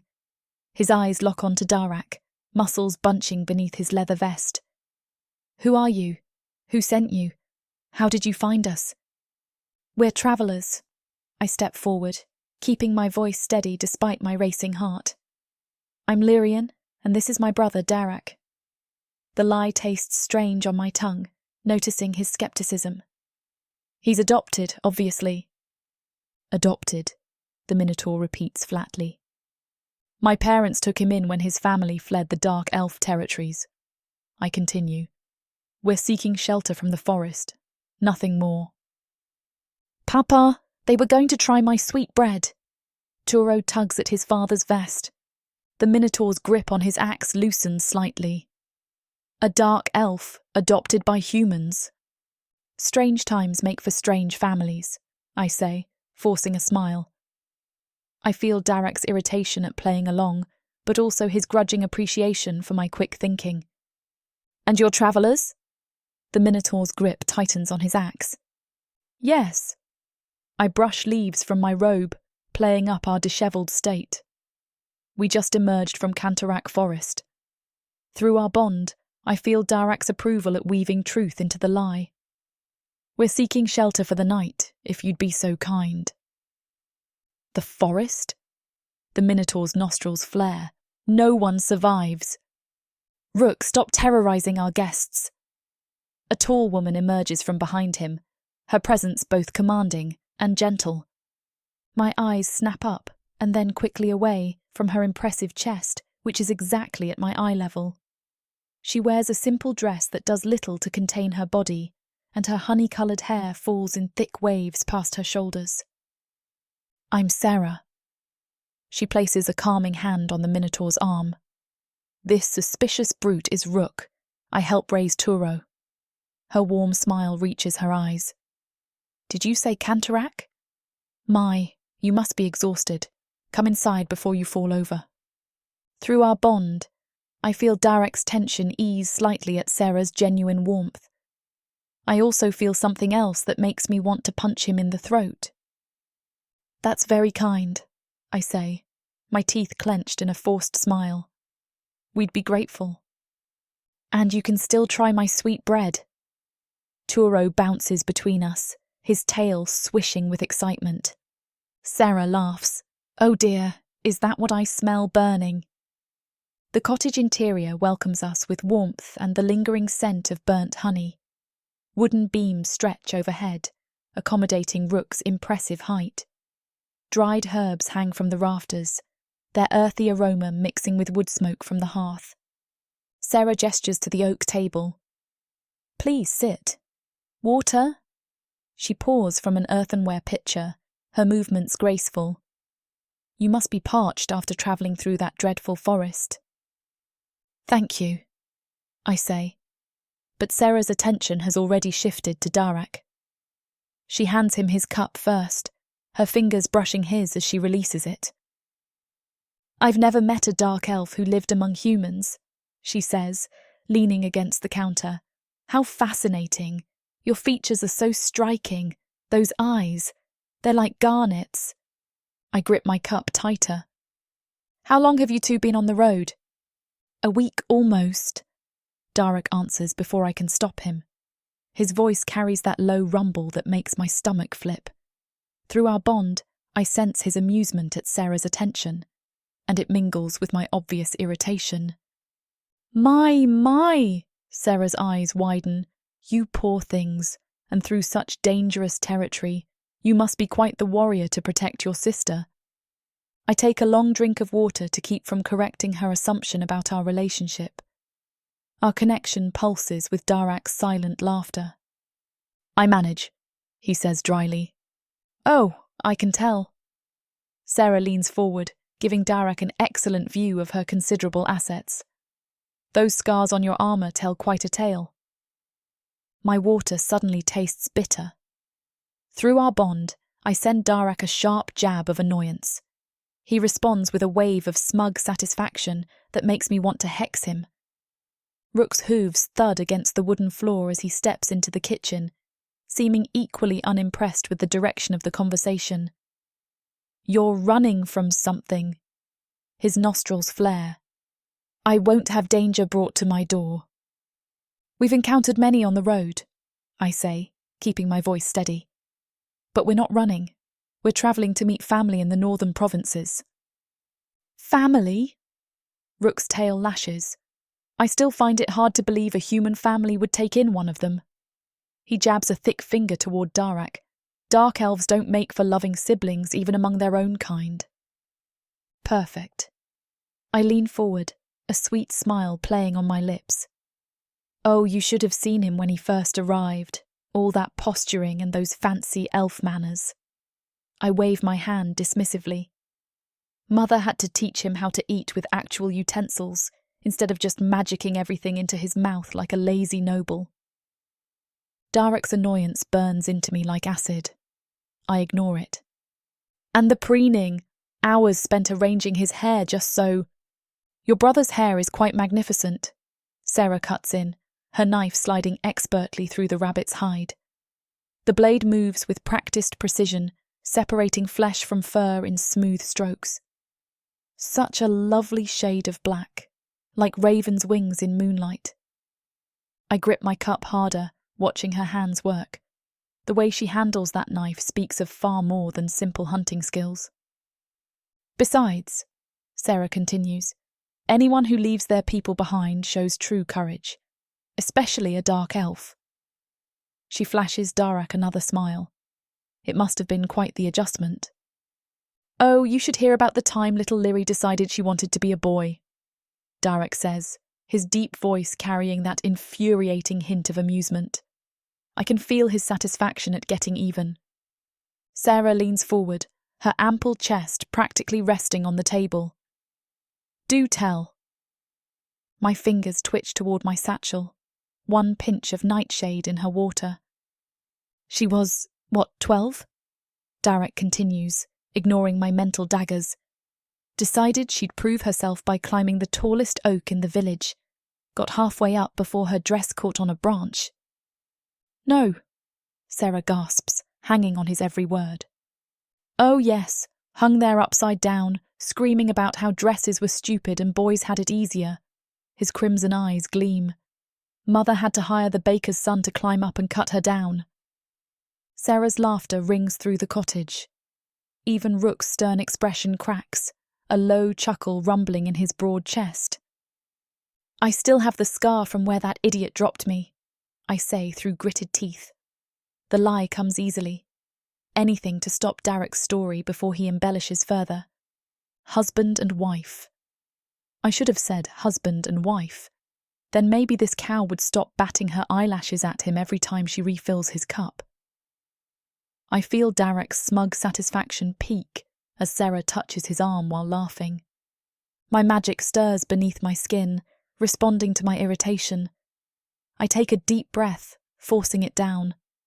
The last thing we need is for me to lose control and reveal what we really are. But by all the gods, if Sarah accidentally brushes against him one more time, this is not going how I thought it would. Chapter 8. Darak. The rich aroma of meat and vegetables fills my mouth with each spoonful.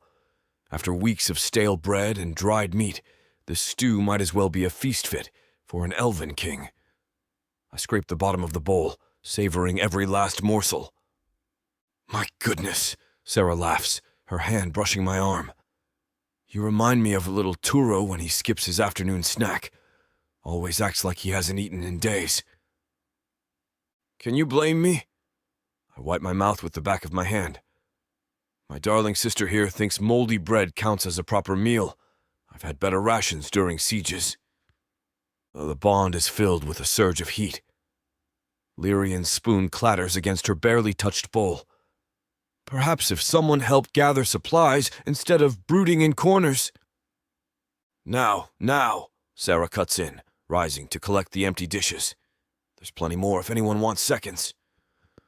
Her hips sway as she moves to the kitchen. Thank you. I hold out my bowl. I'd love some. Sarah beams, ladling another helping. The vegetables swim in a rich broth, steam curling invitingly. Behind me, Lyrian's anger simmers through our connection like a pot about to boil over. Well, Sarah says once we've finished, it's getting late. You two can take my room for the night. I'll bunk with Turo. Siblings like you should be able to share a bed, no? I feel Lyrian's discomfort spike through our bond at the word siblings.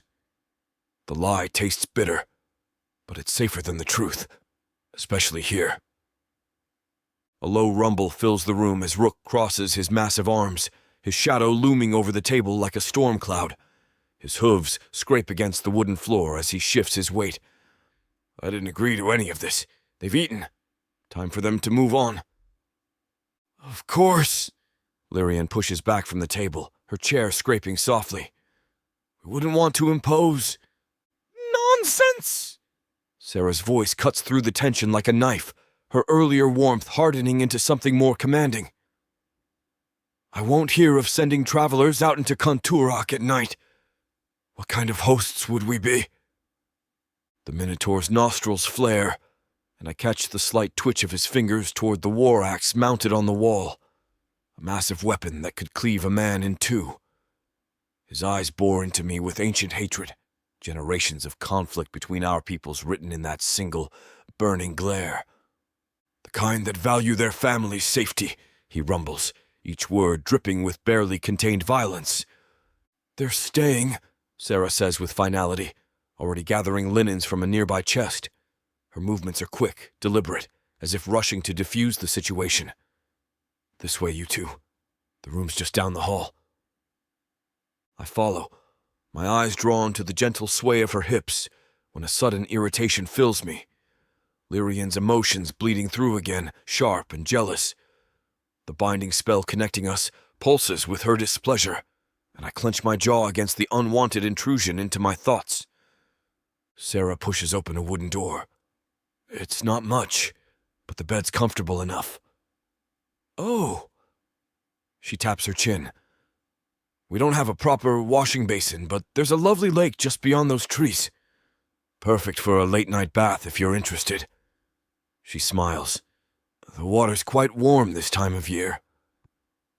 My mind wanders to thoughts of moonlight on wet skin, water droplets trailing down plump human chest. I massage my chest, trying to ease the sudden sharp pressure. "Thank you," I manage through gritted teeth, fighting against both the unwanted arousal and mounting irritation. "You're very accommodating." "My pleasure." Sarah's fingers brush my arm as she passes, the light touch sending an unwelcome shiver through my body. Her floral scent lingers in the air. "Sweet dreams, you too." The door closes with a soft click, leaving me with my treacherous thoughts of bare flesh and steaming water, moonlit curves beneath rippling waves that I cannot banish from my mind. The increasingly uncomfortable magical tether squeezes my ribs like a vice, Lyrian's emotions bleeding into my own consciousness until I can barely distinguish which longings are truly mine. I rake my fingers through my hair, cursing under my breath at the demon's manipulations. A blanket smacks me in the face, followed quickly by a pillow. I catch them both, a smirk tugging at my lips as I watch Lyrian claim the bed like a territorial cat, stretching herself across the mattress with deliberate slowness. The worn fabric of the blanket is rough against my palms, clearly not the finest accommodations, but after days of sleeping on forest ground, even this humble offering feels like luxury. "Sleep on the floor, elf." My, someone's in quite the mood. I drop the blanket and pillow at the foot of the bed, methodically unstrapping the leather straps of my chest plate. The familiar motions help mask my amusement at her territorial display. And here I thought we were having such a pleasant evening. The food was good, the company interesting. Pleasant? She whirls around, her silver hair catching the moonlight streaming through the window, creating an almost ethereal halo that contrasts sharply with her scowl. You practically drooled into your stew watching her bend over the table. I'm surprised you managed to eat anything at all the way you were staring. Jealous? I stretch deliberately, feeling the satisfying pull of muscles after a long day, noting how her eyes follow the movement before darting away like a startled bird. A smirk plays at my lips. For all her power, she's still so painfully young sometimes. I didn't realize our bond extended to exclusive dining companions, though I must say your reaction is enlightening. As if I care who you ogle. She yanks off her boots, throwing them harder than necessary, though you could try to be less obvious about it. Oh, Sarah. She mimics my voice, pitching it higher. Please, I'd love seconds. Would you like me to lick the bowl clean? Why not dribble a bit down your chest? That's a terrible impression of me. I prop myself up on an elbow, and if I recall, you're the one who bound me to you. Can't blame a man for appreciating beauty when it's served alongside actual food. Beauty, she scoffs. What, because she's so tall and perfect with her massive... She cuts herself off, cheeks flushing. Her massive what? I grin. Please, do finish that thought. I'm fascinated by your detailed observations of our hostess. She crosses her arms over her own chest, cheeks reddening in the most amusing way. Well, if you're so concerned about Sarah's assets, I lean forward, enjoying the way Lyrian's magic crackles through our bond. Maybe you should take notes. Might help you understand why men actually look twice at some women. Her fingers curl into the bedsheets. What's that supposed to mean? Come now, little Purna. The words flow like poison honey. All that power, yet you hide behind those shapeless robes. At least Sarah knows how to present herself. Though, I suppose when you've got nothing to present, the bond explodes with hurt, raw and deep, before I can finish. Lyrian's face goes white, then red. She crosses the space between us in 2 strides, and warm spittle hits my cheek. The door slams behind her retreating form. I wipe my face, the sudden silence deafening. Our connection is plagued with emotions I can't quite name. Shame, rage, and something else. something that makes my chest ache. When had our usual verbal sparring turned so sharp? The memory of her expression, not anger but genuine pain, sits uncomfortably in my gut. For the first time since she bound me, I find myself wishing I could take words back. I rub my chest, the dull ache beneath my sternum refusing to subside. The bond pulses like a second heartbeat, each throb carrying echoes of hurt that aren't mine. Or perhaps they are. This cursed magic makes it impossible to tell where her emotions end and mine begin. Ridiculous, I mutter, spreading the thin blanket across the wooden floor. I should be celebrating in the halls of the Miu right now, not playing nursemaid to a human's wounded pride. The words ring hollow even as I say them. The image of her face, not the usual flash of anger I've grown accustomed to, but genuine pain, keeps surfacing in my mind. My throat tightens, a physical reminder of what I already know. I went too far. I arrange the pillow, though sleep feels impossibly distant. The ceiling above holds no answers, just rough-hewn beams that blur as I stare. Minutes stretch into hours. My fingers trace the edge of the blanket. "Come back so I can sleep, you stubborn female," I whisper to the empty room. But she doesn't. The guilt sits heavy in my stomach, made worse by the knowledge that I meant to wound. We trade barbs daily, but this was different. This was cruel for cruelty's sake, and beneath me. Even a bound dark elf should have more honor than that. Still, she doesn't return. Chapter 9. Darak. The floorboards creak under my feet as I step into the common room. My night vision picks up the dim shapes of furniture, the dying embers casting an orange glow across the space. "Lyrian," I whisper, hoping to find her curled up in one of the chairs. She's not here. I spin toward the voice, cursing inwardly at my lack of awareness. Sarah sits in the shadows by the window, moonlight outlining her silhouette. A century of combat experience, and I failed to notice her presence. The binding must be affecting my senses more than I realized. "I should have sensed you," I admit, running a hand through my hair. "You seemed distracted." Sarah shifts in her chair, the wood groaning softly. "She went down to the lake about an hour ago." "In the dark?" "The moon's full tonight, and she seemed upset." A pause. "You know, for someone who's lived over a century, you are remarkably dense about women's feelings." "I was just teasing her." "Were you?" Sarah's voice carries a hint of knowing that makes me uncomfortable. "Because from where I sat during dinner, it looked like you were deliberately trying to get a rise out of her. And succeeding." The ember's glow catches Sarah's raised eyebrow. She's right, of course. I had enjoyed watching Lyrian's composure crack, revealing something raw underneath her usual calculated demeanor. But the spitting, that wasn't the reaction I'd expected. "The lake path starts behind the cottage," Sarah says. "You should apologize." I shift uncomfortably under Sarah's scrutiny. "My sister has mood swings sometimes. That sweet girl is your sister as much as I'm Turo's nanny." Sarah's words slice through my lie with surgical precision. The pieces click together in my mind. Turo's human features, despite his Minotaur heritage. Sarah's assertive nature in front of the boy's father. The way he lets her do whatever she wants. The same nose, the same laugh. You're his mother. And you're observant. When you want to be. Sarah stands, her chair scraping against the wooden floor. Go find her and apologize so she can get some proper sleep. I simply nod, turning for the door. My boots crunch against the fallen leaves as I make my way down the narrow trail. The full moon bathes everything in silver light, reminding me of Lyrian's hair. A gentle breeze carries the scent of water through the trees, and within minutes I spot the lake's surface rippling under the stars. Lyrian's pale shoulders break the lake's dark surface, her silver hair gleaming under the moonlight.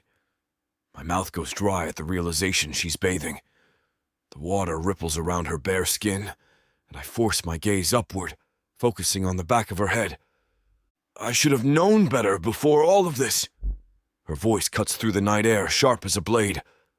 You dark elves are never satisfied, using and discarding human women like toys. I don't know why I thought one would be different from the rest. The accusation stings more than it should.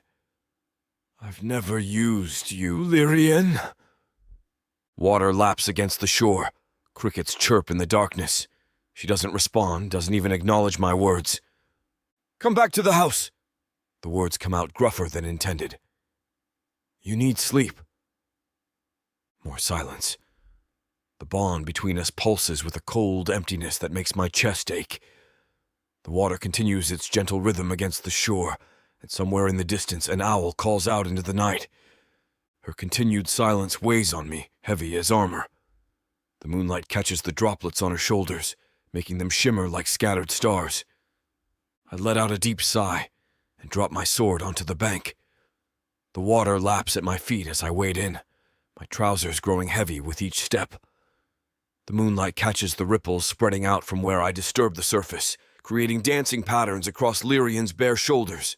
She wraps her arms around herself, hunching forward. Don't come any closer. I wouldn't want to offend your refined taste with my unremarkable body. The words slash into my skin. Shame burns in my chest, mixing with disgust at my earlier behavior. I never should have said that. But you did. You've made your feelings very clear. The water splashes softly as she shifts away from me. No, I haven't. My voice comes out rougher than intended. Our connection is carrying waves of hurt that make my temples throb. But I will now. Sarah is Turo's mother. I have no interest in her. She lets out a bitter laugh. Too scared to fight off a minotaur to have your way? By the 13, I mutter, running a hand through my hair. I wasn't interested in Sarah. I was being a jerk because... The words stick in my throat like thorns. Because I wanted to see you react. The water ripples as Lyrian shifts away from me. The moonlight catches the droplets running down her back, and I force my gaze up to the stars. I shouldn't have done that. The words taste bitter, foreign on my tongue. In over a century, I've rarely apologized to anyone. I'm sorry. She doesn't respond. The crickets chirp louder, filling the silence between us. I reach for her shoulder, but she jerks away, water splashing between us. Don't. Look at me, at least. Why, so you can mock my unremarkable features again? I clench my jaw. I've never felt like that. Like this. In all my years. Her voice trails off, barely a whisper above the gentle lapping of water. The vulnerability in her tone makes something twist inside me. The bond thrums with an emotion I can't or won't name. What do I have to do to make it up to you? I ask, hating how desperate I sound. Please just come back in and sleep.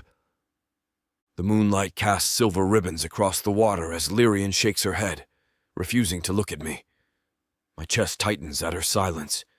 Before I can stop myself, I close the distance between us, my hands finding her arms beneath the water's surface. She stiffens against me as I pull her back against my chest, but I don't let go. Her pulse races beneath my fingers, matching the frantic rhythm of the bond between us. Water drips down her silver strands, catching starlight. Darak, she starts. Don't say anything. My voice comes out rougher than intended, raw with something I can't name. Cupping lake water in my hands, I let it cascade over her hair, watching rivulets trace paths down her neck. My fingers follow, brushing aside wet strands to expose pale skin. The connection between us throbs with each touch, sending sparks through my veins. Her breath catches as I lean down, my lips grazing the sensitive spot where her neck meets her shoulder. My hands slide around her waist beneath the water, pulling her closer. The bond thrums between us, heavy with unspoken words. Darak. Her voice trembles, barely a whisper above the gentle lapping of water against our bodies.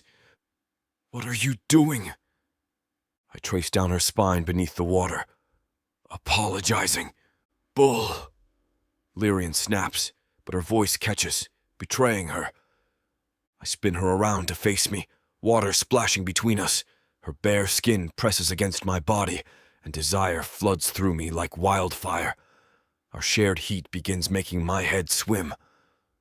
My mouth opens, but words fail me. The moonlight catches in her eyes, turning them to liquid silver. Droplets trace paths down her throat, and I follow their descent to where they disappear between us. The press of her chest against my chest sends sparks through every nerve ending. Damn, she's sexy. The thought hits me like a physical blow. Not beautiful in the traditional dark elf way, all sharp angles and cold perfection, but something rawer, more dangerous. Real. The bond thrums between us, heavy with unspoken desires. Her hands rest against my chest, neither pushing away nor pulling closer. Just waiting. What are you thinking? She whispers, her breath warm against my collarbone. I want to kiss her. I want to take her right here. Nothing, I snap, breaking the spell. Turn around, Lyrian commands, her voice brittle as frost. I face the trees, my wet clothes clinging uncomfortably to my skin. Water drips down my arm, and the night breeze sends a chill through me. Behind me, I hear the soft splash of water as she moves, followed by the rustle of fabric. I can feel her lingering anger, making my temples throb. Footsteps pad across the grass, moving away from me. When I turn, I catch only a glimpse of her retreating form, robes wrapped tightly around her body like armor. Damn it all, I mutter, following her path back to the cottage.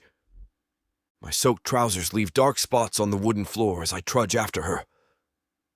Inside the bedroom, Lyrian has already curled into a tight ball on the bed, her silver hair spilling across the pillow. Even in the dim light, I can see her shoulders trembling. I grab the blanket from my makeshift bed on the floor, shaking out the wrinkles before draping it over her shivering form. She immediately tries to throw it off. Stop that, I snap, then catch myself. The word please slips from my lips, softer than I intended. In a moment of mercy, Lyrian doesn't argue, letting the blanket settle over her trembling form. The lingering hurt is still there, but the sharp edge of anger has dulled. I stretch out on the floor, punching the thin pillow into submission before laying my head down. The wooden floorboards press against my back, and my damp clothes cling uncomfortably to my skin. Every breath Lyrian takes echoes in the quiet room, reminding me of how she looked in the lake, moonlight painting her skin silver, water droplets trailing down the gentle curve of her spine. Do you really think I'm ugly? Her whispered question catches me off guard. The memory of her in the lake floods back, pale skin glowing under the moon, silver hair darkened by water clinging to the nape of her neck, the soft swell of her chest barely visible above the water's surface, the curve of her waist disappearing beneath the ripples. Nothing like Sarah's willowy height, but perfectly proportioned. Dangerous thoughts for a warrior. No, I say finally, my voice rougher than intended. I don't think you're ugly.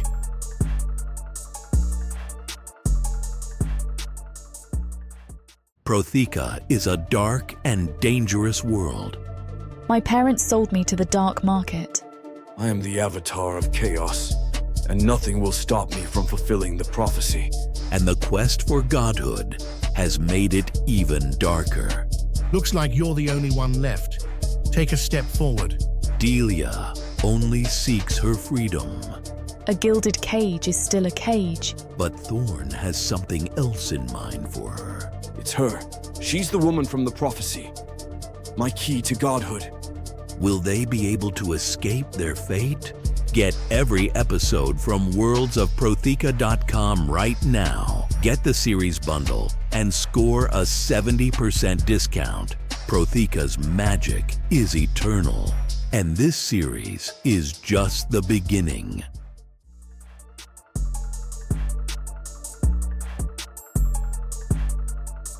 Chapter 10.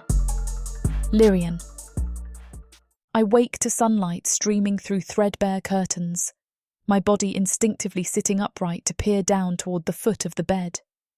The pillow remains, but other than that the floor is bare. The bond tugs at my consciousness, telling me Darak isn't far, but the hollow ache in my chest hasn't faded. My robes from last night are still damp. I peel them off, the fabric clinging stubbornly to my skin.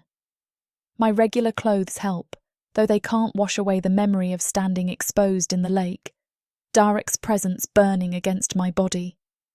I wrap my robes back around myself like armour, fingers trembling slightly as I secure each clasp. In the small mirror propped against the wall, I gather my silver hair, weaving it into a tight braid. My reflection stares back, green eyes rimmed with shadows from a restless night. The scar on my cheek stands out stark against my pale skin, Darak's mark.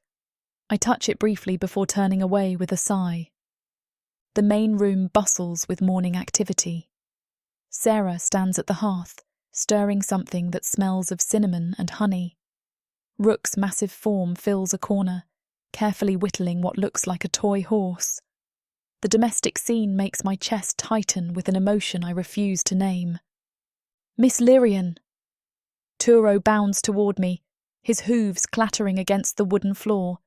He clutches a plate precariously in his small hands, topped with what appears to be, "I made breakfast." He presents the charred square with pride. It slides across the plate like a living thing, leaving black streaks in its wake. "He insisted on cooking for our guests," Sarah says, hiding a smile behind her hand. "Though perhaps next time we'll wait until he's tall enough to reach the stovetop properly." The burned offering sits before me, and I feel Turo's eager eyes watching my reaction. My throat tightens at his innocent gesture, so at odds with the bitterness I've been nursing. "My sweetbread is delicious for breakfast." Turo thrusts the plate toward me with such enthusiasm that the blackened square slides dangerously close to the edge.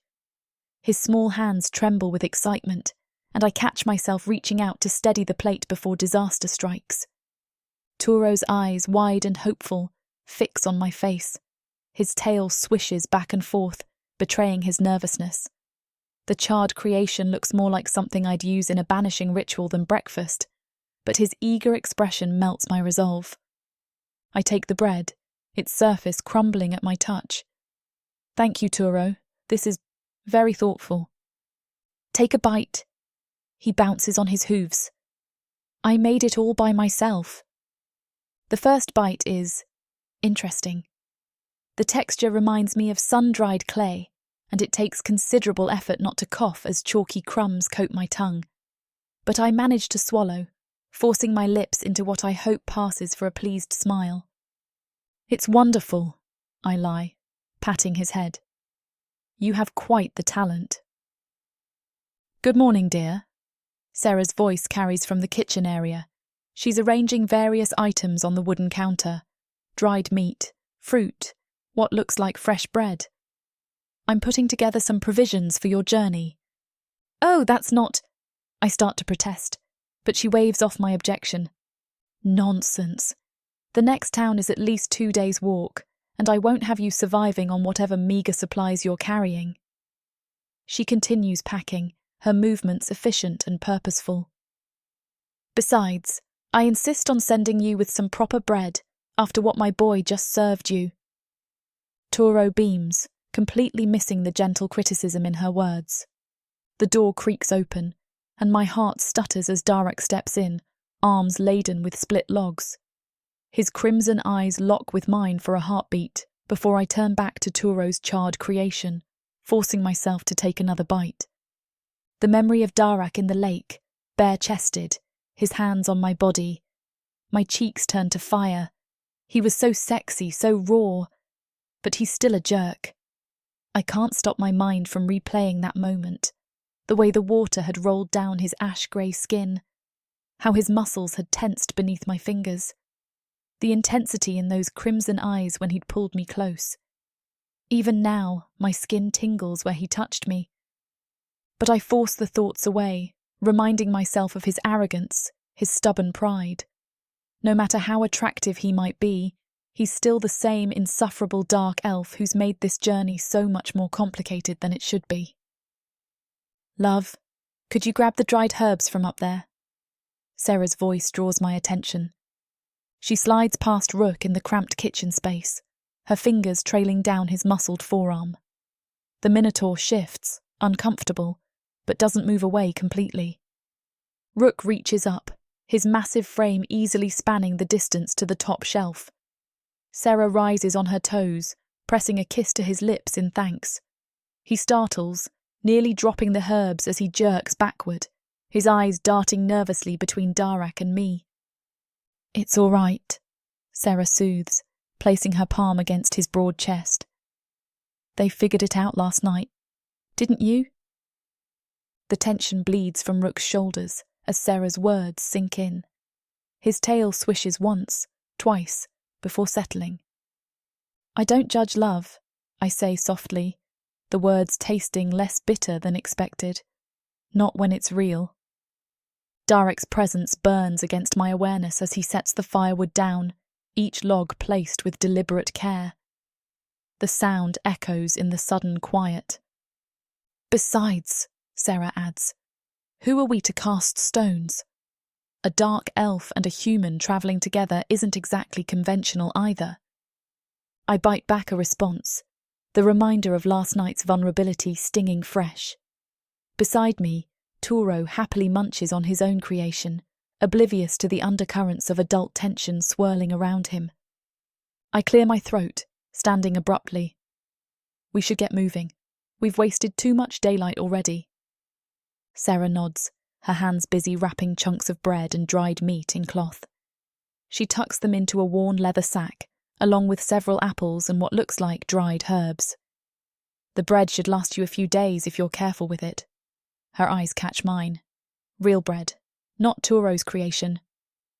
But mine was good too, Turo protests, his tail swishing. Of course it was, sweetheart. Sarah pats his head before pressing the sack into my hands. Her fingers squeeze mine briefly. Be safe out there. I hope you find what you're looking for. The kindness in her voice makes my throat tight. Thank you for everything. You're always welcome here, Sarah says, though Rook's grunt suggests he might disagree. Turo's lower lip trembles as he looks between Darak and me. Do you have to go?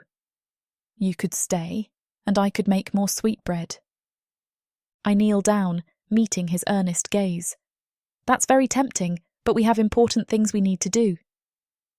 More important than sweetbread? Hard to believe, isn't it?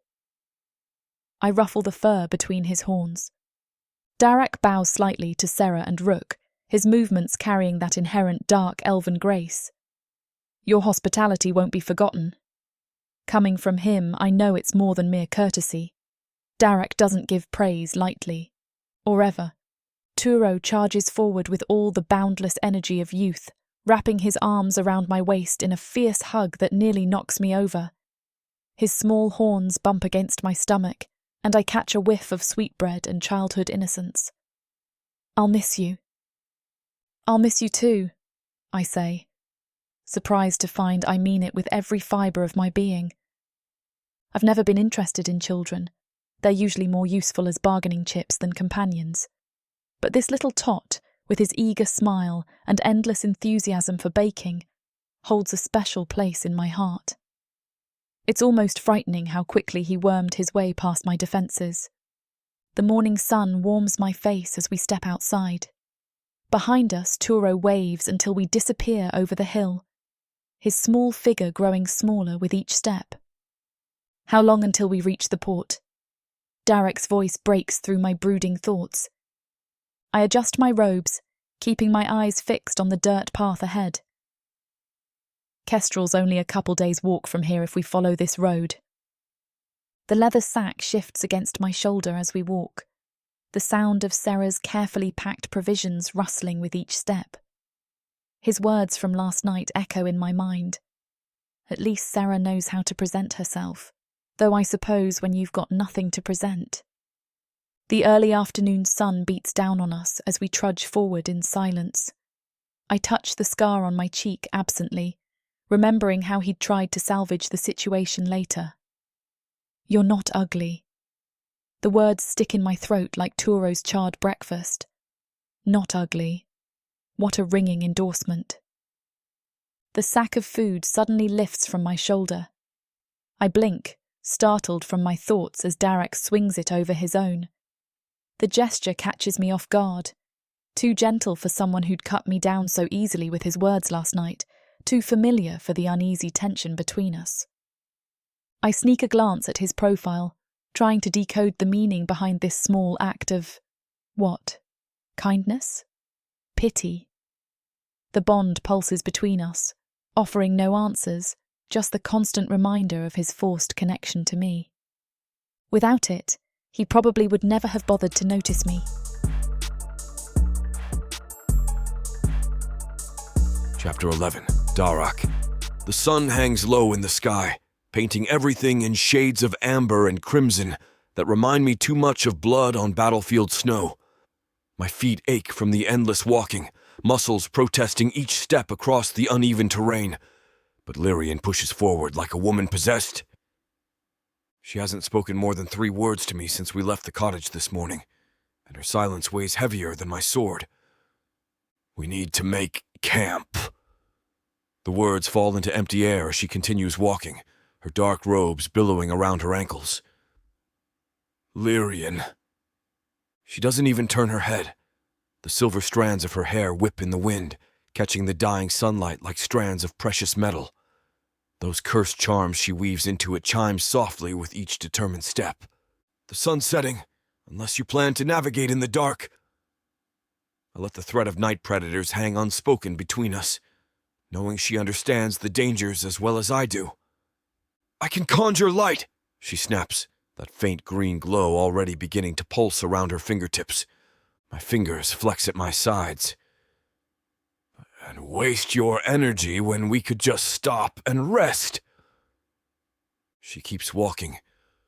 I grab her arm, spinning her to face me, feeling the slight tremor of magic beneath her skin. "Enough. You're being childish." The charms in her hair jingle mockingly as she jerks against my grip. "Let go of me." Her green eyes flash dangerously, that eerie glow intensifying with her anger. The air crackles with the threat of her power, but I've faced worse than a temperamental witch. "Make camp with me, or I'll sit right here, and the bond won't let you go any further." I tap the invisible tether between us with my own magic, watching her flinch at the reminder of our forced connection. Her nostrils flare. For a moment, I think she might try to drag me along anyway. It wouldn't be the first time she's tested the limits of our binding. Then her shoulders slump, the fight draining from her like water from a broken vessel. "Fine." The word comes out bitter and sharp, but I'll take her surrender, however reluctant. We set up camp in tense silence, each movement deliberate and distant. The fire crackles between us, casting dancing shadows across her face that make her look older, more haunted. The scar on her cheek, my doing from our first violent encounter, catches the light and makes my sword hand twitch with the memory. "Lyrian."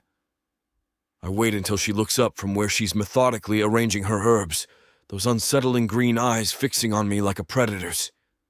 "I think we should strengthen the bond." "No."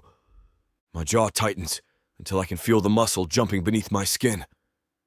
"Yes," I snap back, leaning forward into the firelight. "This isn't just about you. I'm stuck with it too, okay? Every time you fight against it, we both suffer."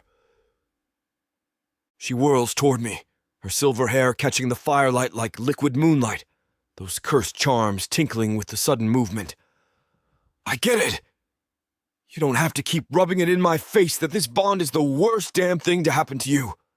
Her voice cracks on the last words, betraying something deeper than mere anger. "Lyrian, that's not… Oh, save it!" A bitter laugh escapes her throat as she paces, her robes swishing against the grass. "You're just saying this out of pity. Anyway." I rise to my feet, the muscles in my jaw clenching tight enough to ache. "I don't pity you. I just don't want you to die. Is that so hard to believe? The words come out harsher than intended, but the frustration of these endless arguments has worn my patience thin. Yes! The word explodes from her like a spell, her green eyes blazing in the darkness with that eerie light I've come to know too well. After everything, after what you said to me, yes, Darak, it's nearly impossible to believe. Her voice carries the weight of our shared history, of blade against magic, of hunter and hunted. My hands find her shoulders before I can stop myself, and she stiffens under my touch like a startled deer. The familiar sensation of her warmth bleeds through the fabric of her robes. Feel it, I say, my voice dropping low, almost to a whisper. The bond, our connection, is strong, like a living thing made of shadow and starlight, impossible to ignore when we're this close. Feel me. This isn't pity, and I'm not being insincere. I can taste the truth of my own words, bitter and sweet on my tongue, wondering when exactly this demon stopped being my enemy and became something else entirely. The connection thrums, carrying the weight of my conviction. Her eyes widen as the truth of my words flows through our shared link. Whatever. Lyrienne yanks away from my grip, her silver hair catching the firelight as she turns. My patience snaps like a bowstring pulled too tight. We need to strengthen it. Together, we could...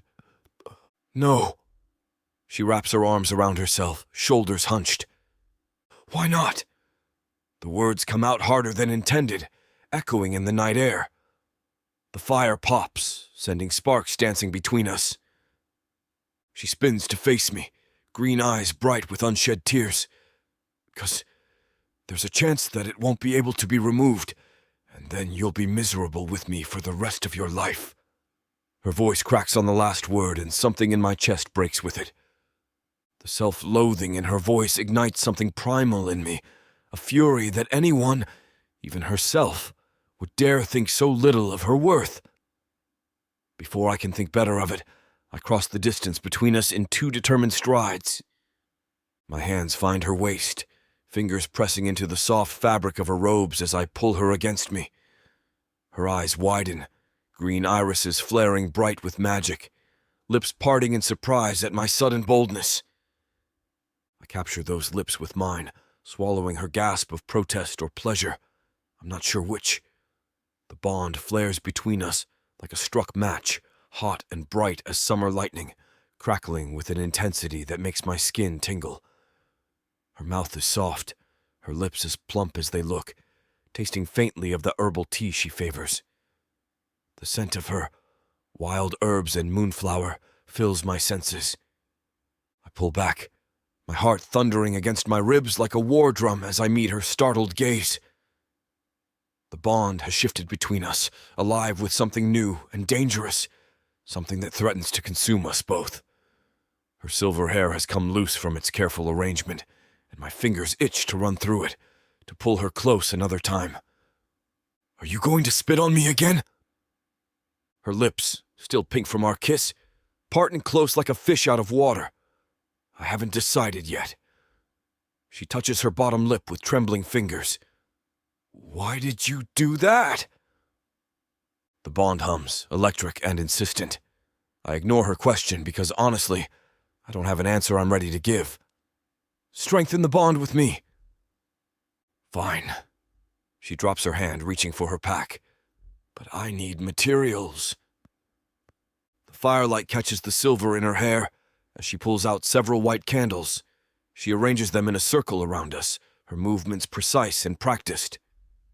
The strengthening ritual is different from the initial binding or sealing the binding. She lights each candle with a whispered word. It requires both participants to be willing. You'll need to match my energy with yours. How? The bond tingles across my skin, making it hard to focus. Remember how it felt when you helped stabilize my magic? She kneels beside me, close enough that her knee brushes mine. Like that, but deeper, more intentional. I shift, uncomfortable with how aware I am of her proximity. And you're certain this won't make the bond permanent? You were closer to her last night. No. Her green eyes meet mine, honest and open, in a way that makes my chest tighten uncomfortably. There's a vulnerability there I'm not used to seeing from her. I'm not certain of anything anymore. The candlelight flickers across her face, casting dancing shadows that highlight the scar I gave her, at that thin, silvery line marring her left cheek. My stomach twists at the sight of it, a reminder of how quickly things between us had changed from hunter and prey to whatever this is now. She holds out her hands, palms up, waiting. The soft glow of her magic already shimmers beneath her skin like moonlight through water. Let's begin. Unless you've changed your mind? Her voice carries a hint of challenge, but there's something else there too. Uncertainty, perhaps even fear. I shake my head, putting my large hands in her delicate fingers, not oblivious to the tingling. No, I'm ready. Let's do this. Chapter 12. Lyrian. The circle around us pulses with a faint green light, but my magic refuses to flow. Every time I try to focus, his lips brush against mine again in my memory, and my concentration shatters. The herbs burning in the copper bowl fill my nose with sage and moonflower, but even their calming properties can't settle my racing thoughts. You're distracted. Darak's hands tighten around mine, his ash-grey fingers pressing into my skin with a warrior's strength held carefully in check. The bond won't take if your mind wanders. I'm not wandering. My voice comes out sharper than intended, brittle as winter frost. You're the one who decided to... I catch myself, cheeks burning hot enough to rival the herbs smouldering between us. Never mind. Don't tell me how to perform my own ritual.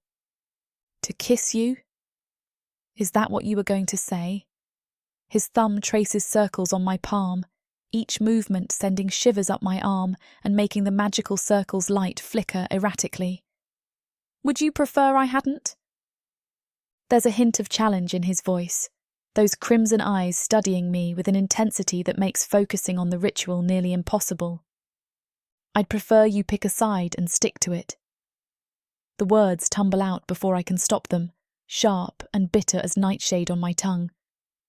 One moment you're flirting with Sarah, the next you're... My voice catches on the memory of her perfect smile, her curves, everything I'm not. Jealous of a married woman with a minotaur child. His voice holds a note of incredulity that makes my stomach twist. That's not... I pull my hands away, fighting against his grip like a trapped animal, but he holds firm. His calloused fingers are warm against my skin, a reminder of every confusing moment between us. I'm sorry, he says sincerely, and the genuine regret in his crimson eyes makes it worse somehow. I shouldn't have brought that up again. His thumb brushes against my wrist, a gesture that feels too intimate for whatever this is between us. I close my eyes, trying to ground myself in the sensation of his calloused hands against my skin. The steady thrum of his pulse beneath my fingers should anchor me, but instead it sends sparks through my veins that have nothing to do with magic. Stop thinking about the kiss, he murmurs, his voice low and rough in a way that makes it impossible not to think about exactly that. I'm not. Your hands are trembling. His observation cuts through my pretense like one of his bladed shadows. Because the magic... I try to deflect, but even I know it's a weak excuse. The magic hasn't left me this unsettled in years. Lyri. The nickname stops my excuses cold, the way he says it sending an unwanted shiver down my spine. Look at me. I do, and immediately regret it. The intensity in his gaze makes my stomach flip, those crimson eyes holding secrets I'm not sure I want to understand. There's something dangerous in the way he's looking at me, something that threatens to unravel all my carefully laid plans. Focus, he insists. I take a deep breath, letting the scent of burning herbs steady me. The ancient stones I placed around us are with dormant magic, waiting to be awakened. My fingers intertwine with Darak's, his skin cool against my feverish palms. "Close your eyes," I whisper, my voice barely a breath in the charged air between us.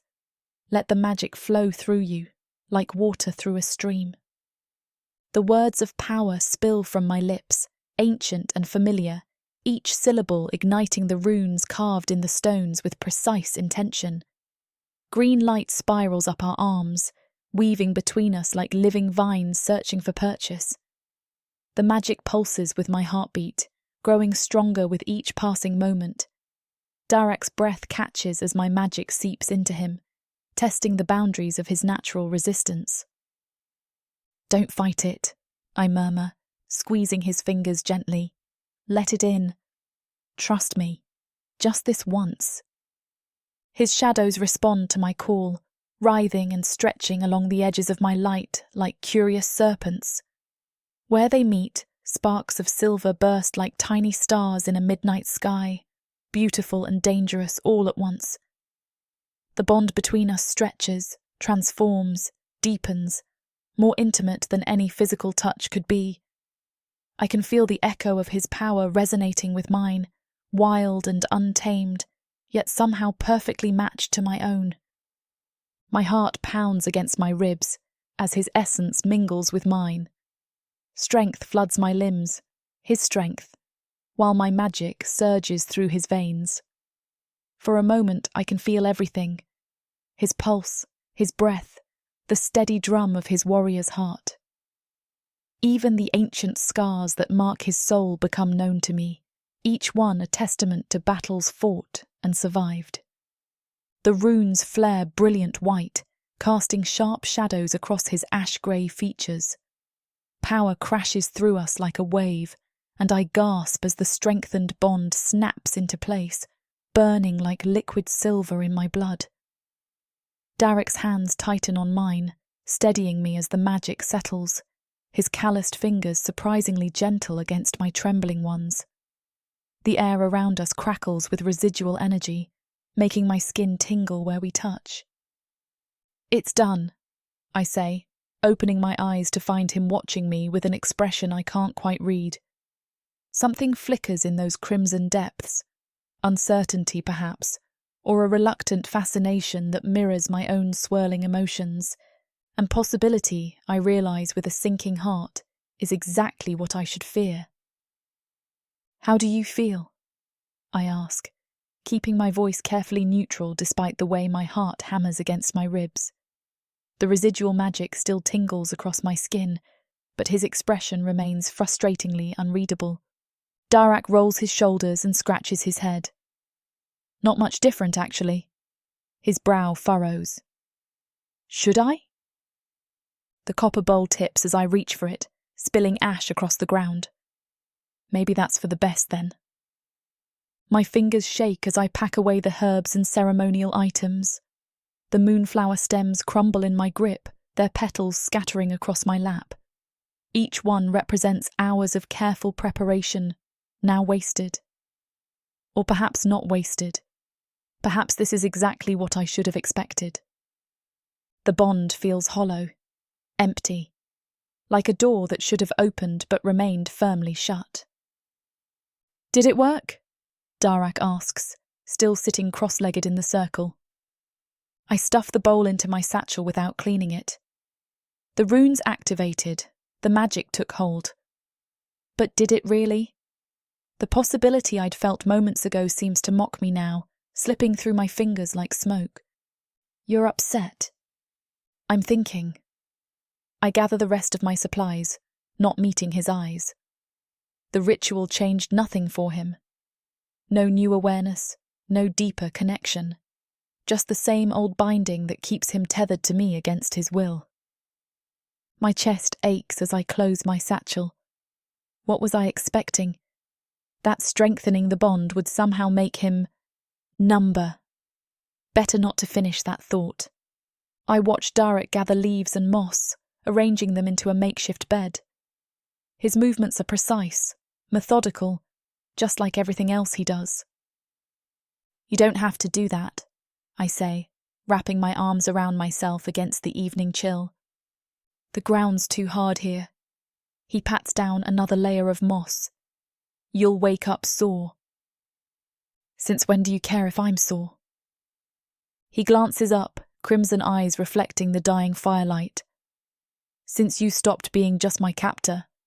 Heat creeps up my neck. I busy myself with my satchel, pulling out my blanket just to have something to do with my hands. When did that happen? The stars peek through the canopy above us as we settle in for the night.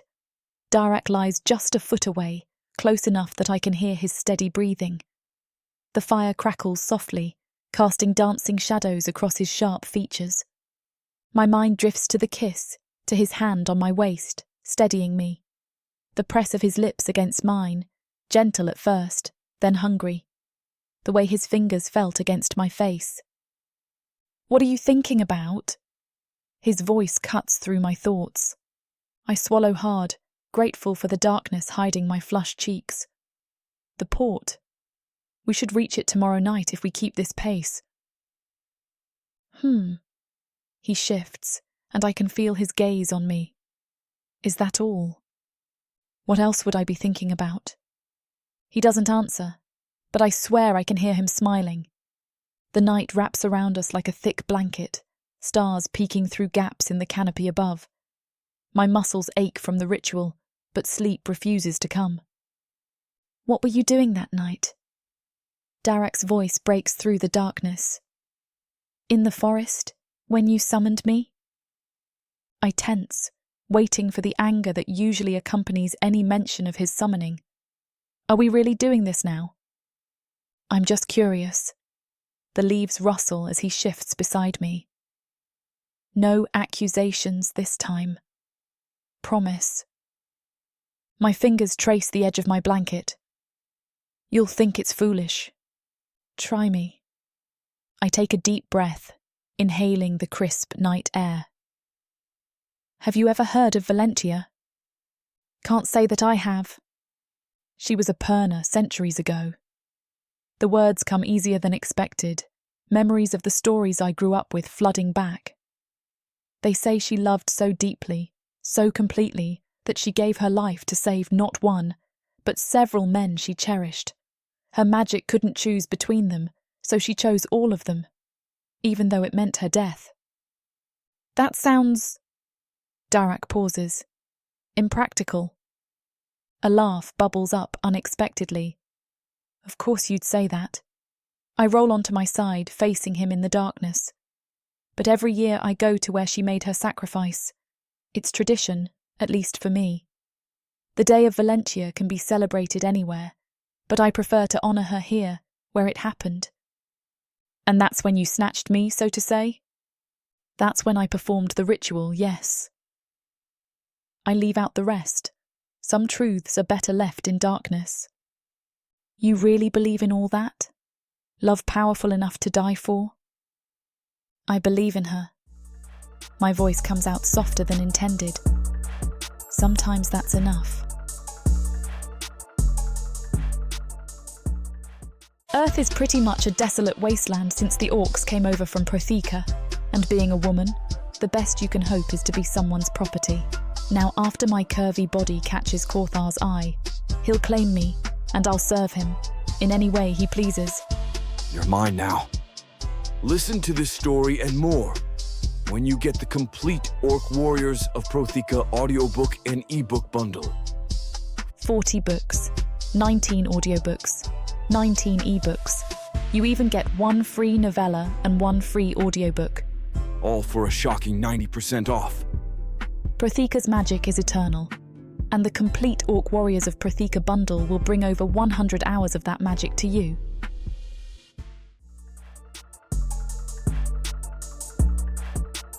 Chapter 13, Darak. The oil lamps of Kestrel cast weak circles of light through the darkness, barely illuminating the cobblestone streets.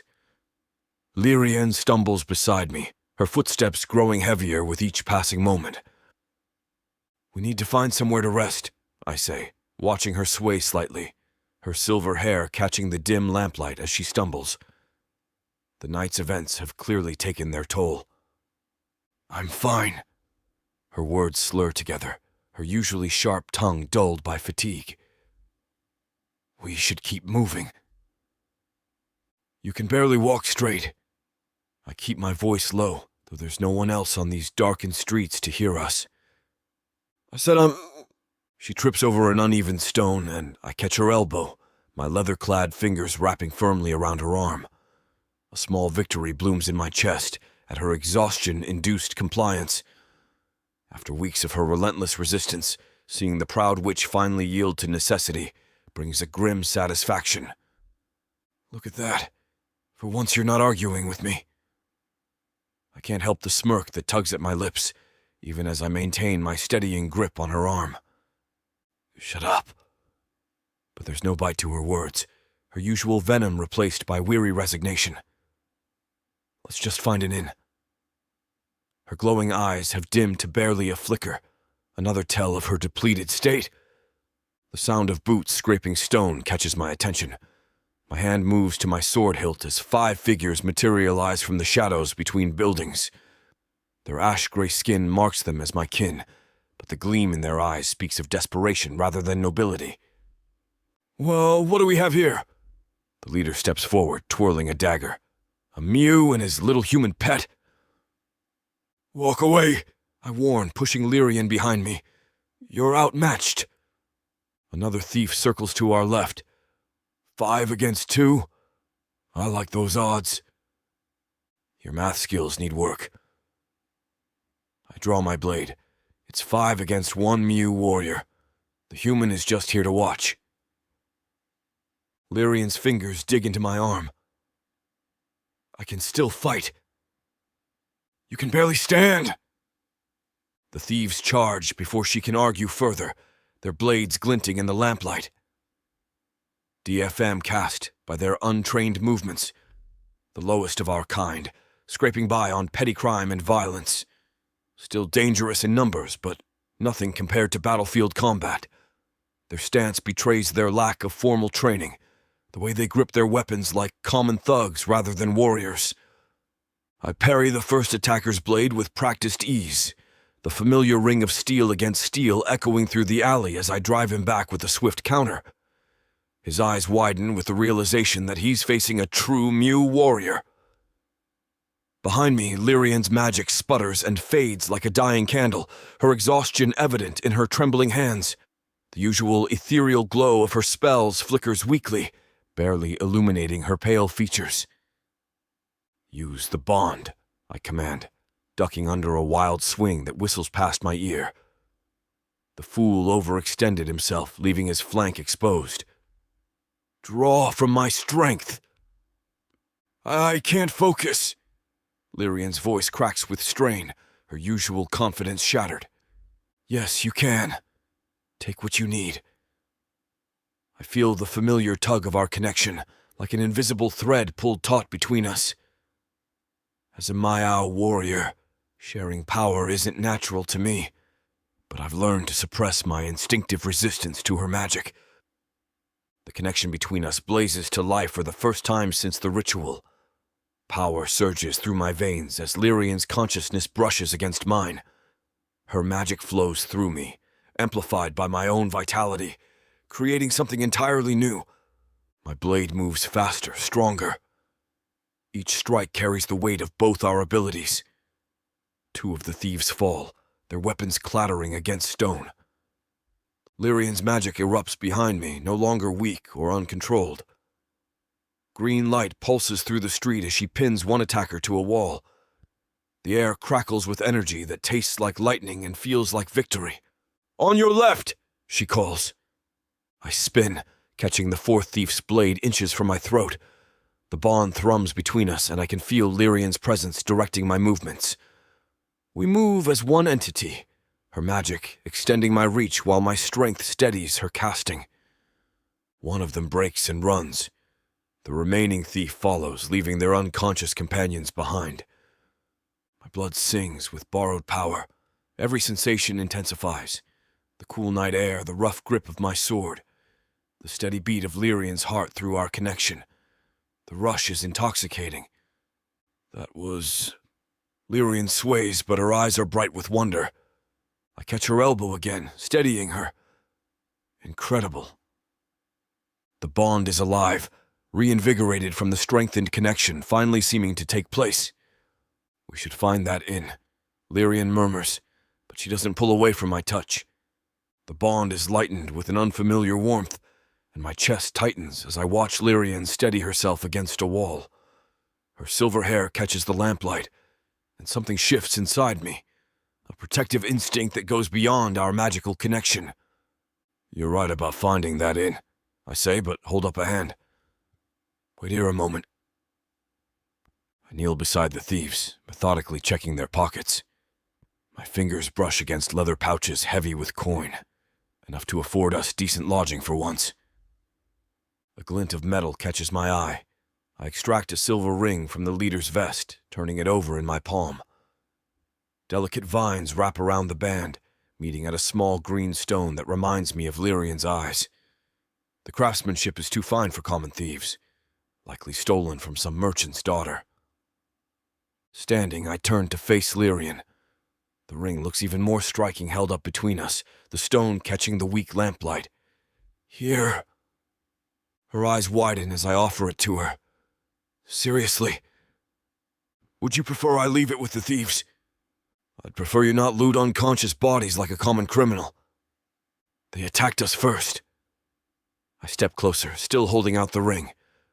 Besides, I've seen you eyeing that twisted copper band you wear.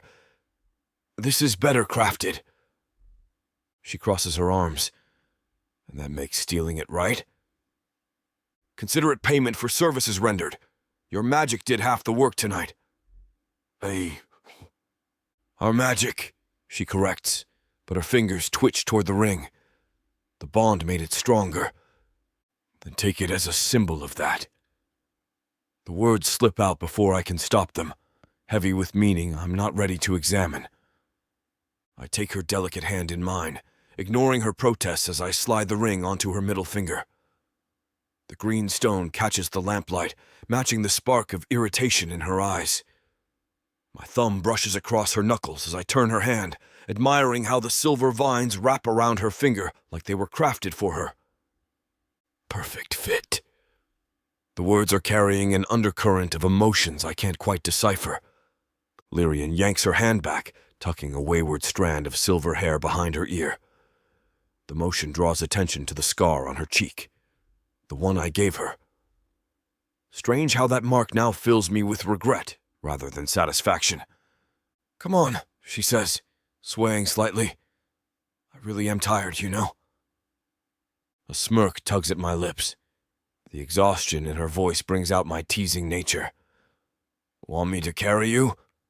She scoffs, the sound carrying more amusement than annoyance. In your dreams, elf boy. I watch Lyrian walk away, the supply bag swinging at her side. The silver ring catches a glimmer of lamplight, and something warm stirs in my chest.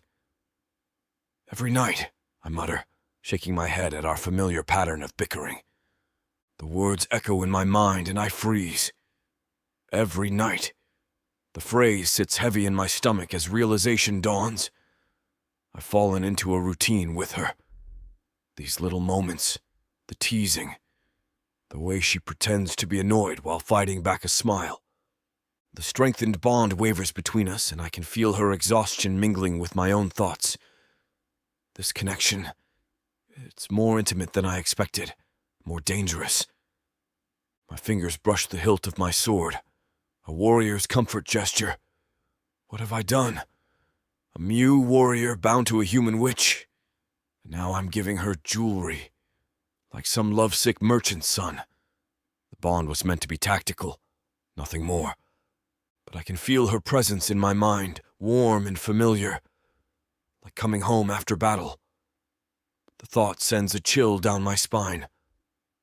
Are you coming? Lyrian calls over her shoulder, stumbling slightly. Or are you planning to stand there all night? I quicken my pace to catch up, wondering if this really is the tactical decision that I said it was. Chapter 14. Lyrian. I drop my pack in the corner, muscles aching from the fight. The room's small, one bed, a wash basin, and barely enough floor space for our gear. The innkeeper's knowing smile when I claimed Darak as my husband still burns in my mind. Husband and wife, eh? Darak's voice drips with amusement. My fingers fumble with the clasp of my cloak. The memory of introducing him as my brother to Sarah rises unbidden. That particular lie had unravelled spectacularly. I shrug, refusing to give him the satisfaction of a response. A low chuckle rumbles from his chest.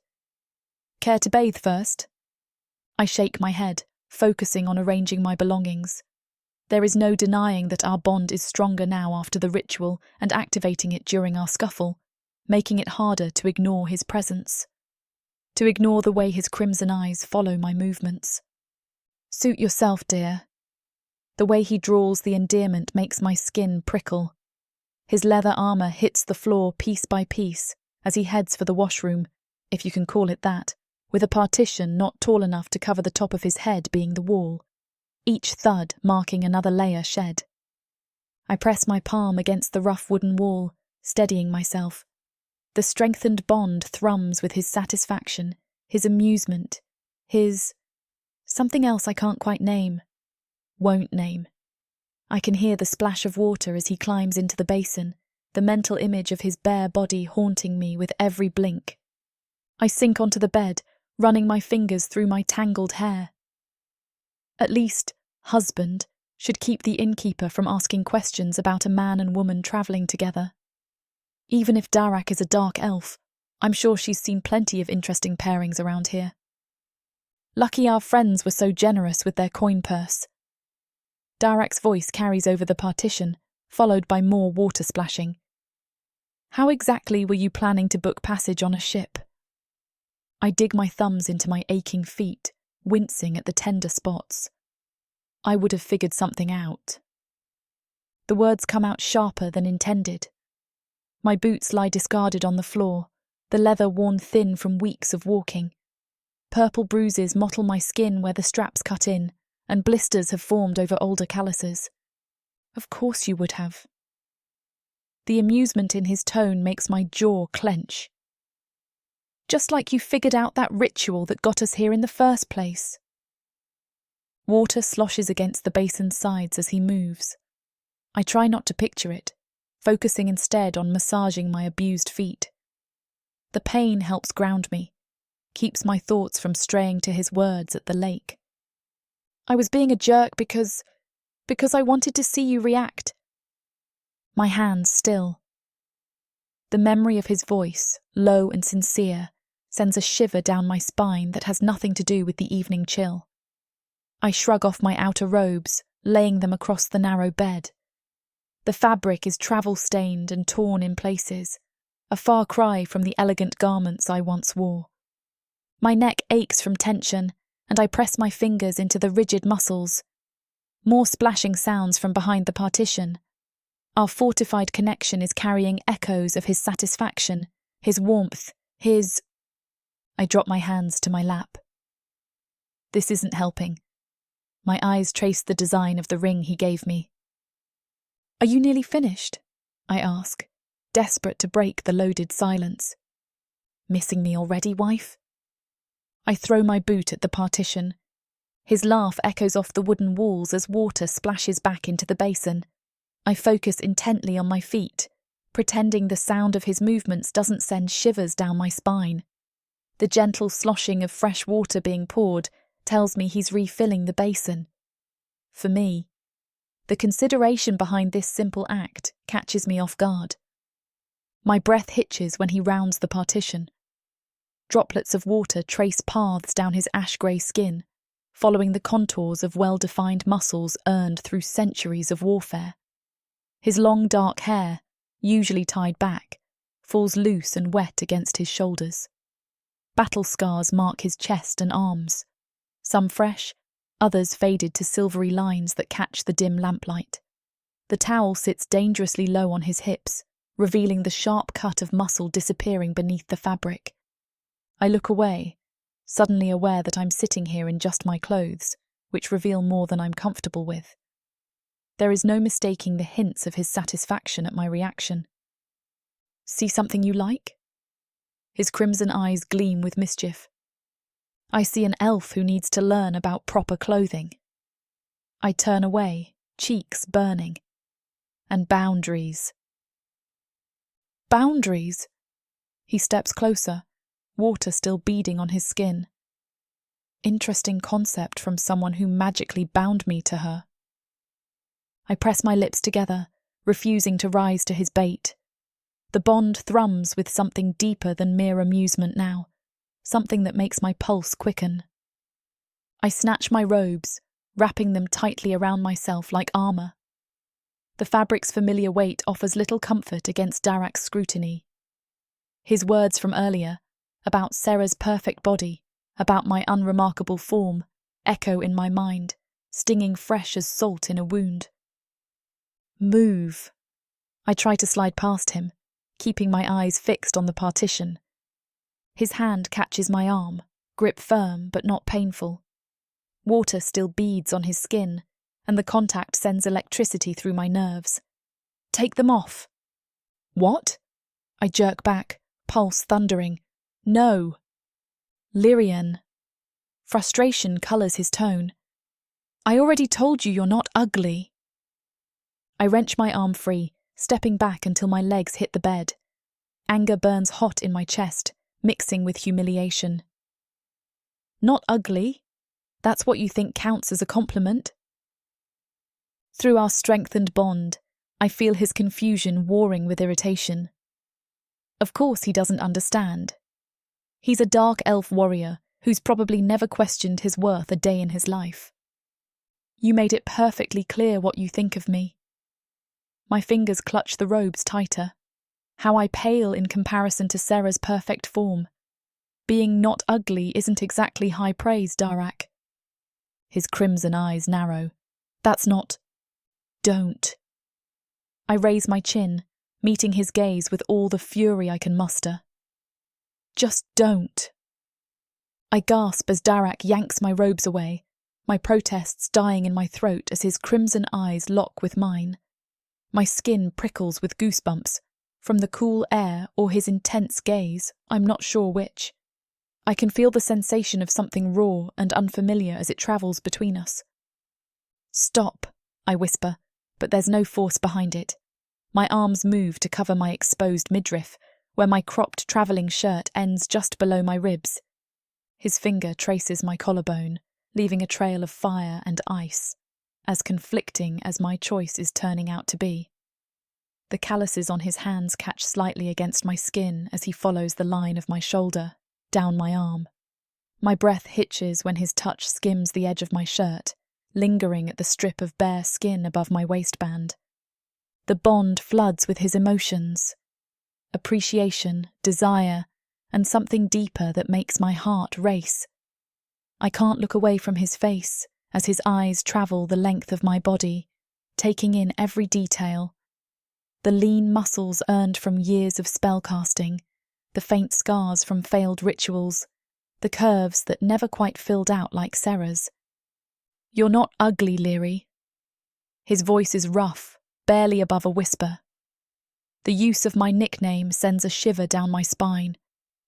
You're far from it. His throat works as he swallows hard, fingers still resting against my skin. You're... filthy, I snap, cutting off whatever he was about to say. My feet carry me around the partition before he can respond, heart hammering against my ribs. The water welcomes me, cool against my flushed skin as I sink beneath the surface. My hair fans out around me like silver seaweed, and I watch the ripples dance above through half-closed eyes. Echoes of his frustration? Anger? Whatever it is, it crawls into my chest and stays there. I break the surface with a gasp, pressing my forehead against the basin's edge. Water drips from my nose, my lips, my eyelashes. The strengthened bond makes it impossible to ignore the storm of emotions radiating from the other side of the partition. Leary. His voice is rough, closer than I expected. No. I squeeze my eyes shut. But the memory of his touch lingers on my skin, the way his crimson eyes had darkened as they traced my form. Not with disgust or dismissal, but with something that made my breath catch. The bond thrums between us, and I catch fragments of his thoughts, appreciation mingled with confusion, desire tangled with uncertainty. It's different from the calculated interest he showed Sarah. More raw, more real. I snatch the cloth from the basin's edge, scrubbing my skin until it turns pink. The water grows cloudy with dirt and sweat from our journey, and I watch the murk swirl as I lift my arm. My muscles ache from the fight, and I wince as I find new bruises forming. I try to ignore my awareness of Darak's presence on the other side of the partition as I finish washing, but his emotions leak through. Patience tinged with something warmer that makes my cheeks flush. After drying off, I slip back into my clothes, grateful for their familiar weight. My hair drips down my back as I step around the partition. Darak lounges across the bed, bare-chested and wearing only his trousers. The lamplight catches the planes of his muscles, highlighting old scars and fresh bruises from our earlier fight. His crimson eyes find mine immediately. "What are you doing?" My voice comes out steadier than I feel. He pats the empty space beside him. "Waiting for you. The floor's not exactly comfortable." "I'm not. You can trust me." His expression softens, though mischief still dances in his eyes. "I won't hurt you. You know that now, don't you?" The bond thrums between us, carrying his sincerity. I sigh, exhaustion finally winning over pride. "Fine, but stay on your side." I slide under the blankets, keeping careful distance between us. The bed's narrow enough that I can feel his warmth, smell the clean scent of his skin. My heart thuds against my ribs as I settle onto my side, facing away from him. Just as sleep begins to pull me under, his whisper breaks the silence. "You're beautiful."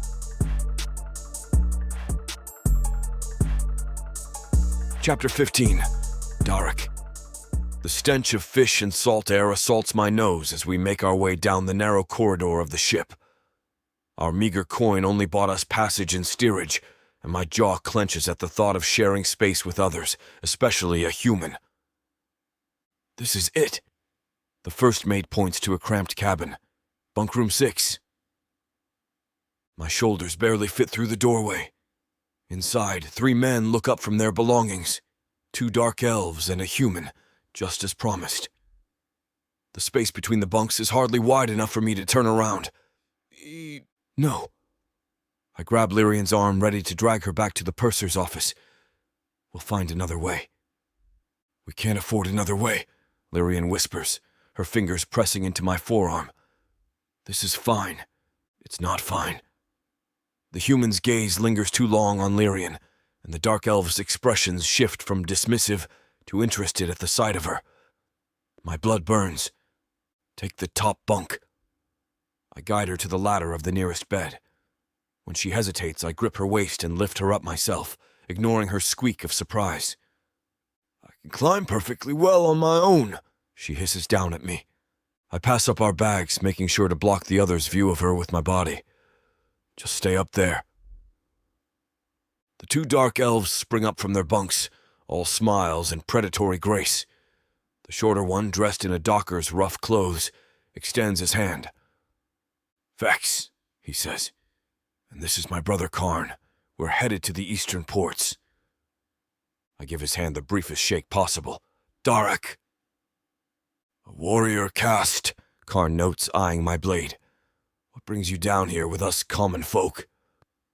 "And such lovely company," Vex adds, craning his neck to peer up at Lyrian. "Hello," Lyrian says, far too cheerfully. "I'm my sister," I cut in sharply, "who's very tired from our journey." Vex's smile widens. "No resemblance at all. You must take after different parents." "How fascinating to meet a Mio," Karn says, ignoring the human who watches silently from his bunk. "Tell me, sister, does he protect you well?" The way he says, "sister," makes my skin crawl. These Zagford dock workers view her like a prize to be claimed. I've seen that look countless times, in taverns, brothels, back alleys. The same entitled hunger that leads to broken bodies washing up on shore. She doesn't need protection, I say coldly, and she's not interested in conversation. Let her speak for herself, Vex suggests, moving closer to the bunk. We don't bite. Much. Their laughter grates against my ears. Lyrian was right about us. About me. How many humans had I dismissed as worthless before her? How many had I watched my fellow soldiers abuse without a second thought? These two would be all too happy to use her until she was broken and toss her overboard. Anyone would. By the 13, I might have at one point. But not now. And I'm not going to let them touch a single hair on her pretty little head.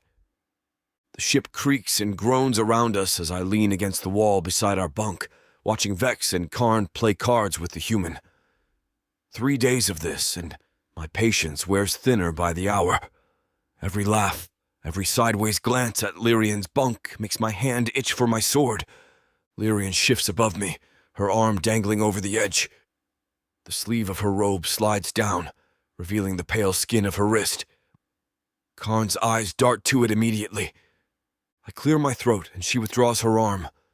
Smart girl.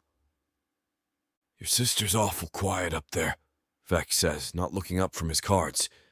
Sure she's not sick? She's fine. The washroom's free, the human mumbles, nodding toward the door. Lyrian stirs again. Actually, I'll walk you. I'm already reaching up to help her down. How sweet, Karn drawls. Such a devoted brother.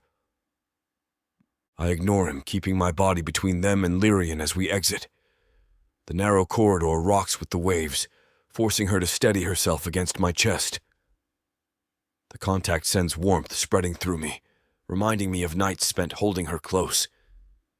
For protection, I told myself then. But now... You don't have to hover, she whispers. I can handle myself. I know, but I won't risk it. Not with the way they look at her. Not when every protective instinct screams at me to keep her safe. To feel her pressed against me again. I shake the thought away. Just hurry back. She nods and slips inside. I take up my post outside the door, glaring at any passing crew member who glances too long in this direction. The bond thrums between us, letting me sense her nearness, her safety. It would be so easy to suggest sharing the bunk again, to make excuses about watching over her. But I know the real reason I want her close has nothing to do with protection anymore, and that terrifies me more than any enemy I've faced. Lyrian emerges, walking ahead of me as we make our way back to the room. I return her to her bed, and the lamps are blown out as we call it a night. The ship lurches violently, and Lyrian's scream pierces through my restless sleep. My eyes snap open just in time to see her small form tumbling from the top bunk. The crash of waves against the hull drowns out the thud of her landing. Well, what do we have here? Vex is already out of his bed, helping Lyrian up with his hands lingering on her waist. Such a delicate thing shouldn't sleep so high up. My muscles tense as Lyrian tries to pull away, but Vex's grip tightens. I'm fine, really. Share my bunk, Karn offers, patting the space beside him. I'll make sure you don't fall again. A proper protector, unlike your brother.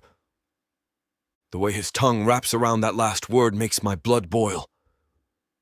Through our bond, I feel Lyrian's panic spike as Vex's hands slide lower.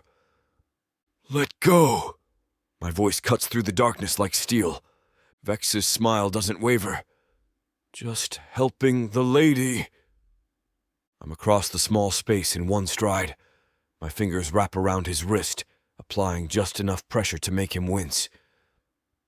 I said, let go. The moment Vex releases her, I sweep Lyrian into my arms and deposit her on my lower bunk, positioning her against the wall. Her breath comes in short gasps, fingers clutching my shirt. Stay! The word comes out as a growl. I turn to face the others, placing myself between them and Lyrian. Anyone touches her again, they lose their hands. Such hostility, Karn drawls, almost like you're jealous. Almost like you're not really siblings, Vex adds. My hand finds the hilt of my sword. Almost like you should mind your own business. I lay down beside her, keeping my movements slow and deliberate to avoid rocking the narrow bunk. The thin mattress dips under our combined weight. Can't you spell them to be blind? Or mute? Her quiet laugh sends a shiver through me, but it dies in her throat as I wrap my arms around her waist. I pull her against my chest, fitting her small frame perfectly against mine. The scent of herbs and moonflowers fills my nose. Her scent. It mingles with the salt air, creating something uniquely intoxicating. My voice drops to barely a whisper against her ear. I won't let them hurt you. The bond thrums insistently, carrying my fierce protectiveness. My arms tighten around her. I won't let anyone hurt you. Through our connection, I feel her heart racing. Whether from fear of our bunkmates or my closeness, I can't tell. Maybe both. But she doesn't pull away, and that small victory makes my chest tighten with an unfamiliar warmth. Watch your step, I say, steadying Lyrian as she navigates the slick gangplank. The salt-crusted wood creaks beneath our feet, and I keep my hand hovering near her elbow. The remainder of our journey by sea went well enough. Neither the human or the elves overstepped too far after that night in the cabin. Good, I think to myself. Less blood spilled when people behave. The port bustles around us, a chaos of shouting merchants and clattering carts. I scan our surroundings, mentally mapping escape routes, while Lyrian counts our remaining coins. We should find supplies first, she says, tucking the money pouch away. Then, well, if it isn't our favorite siblings. Vex's voice cuts through the crowd. My jaw clenches as he and Karn approach, their dockers' clothes replaced with merchant finery. The past 3 days of relative peace clearly hadn't taught them enough about boundaries.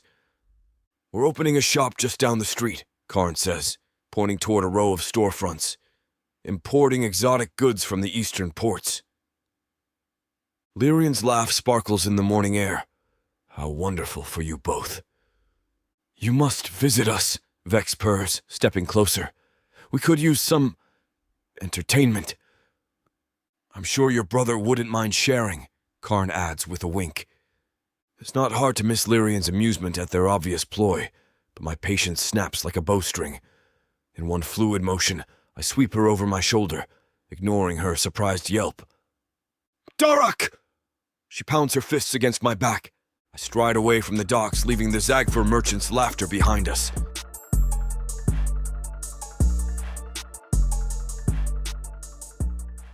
From the depths of the darkness of Protheka, Or clawing up from the realms of fantasy. come the most fearsome beasts you have ever seen. These monsters are done watching from the shadows.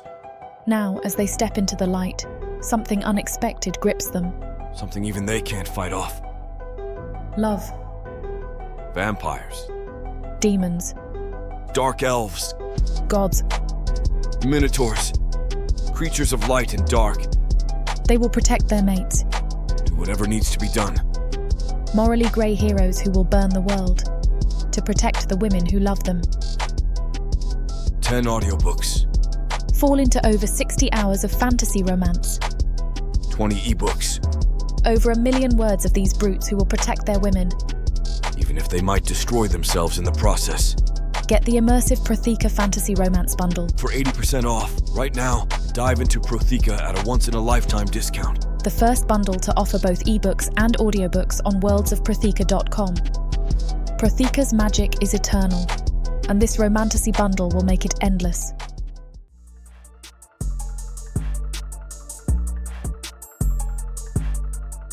Chapter 16. Lyrian. My fists pound against Darak's back as he carries me through the busy marketplace, filled almost entirely by humans who openly glare at him. The blood rushes to my head, making my temples throb. His shoulder digs into my stomach with each step, and my silver hair dangles like a curtain, drawing even more attention to this humiliating display.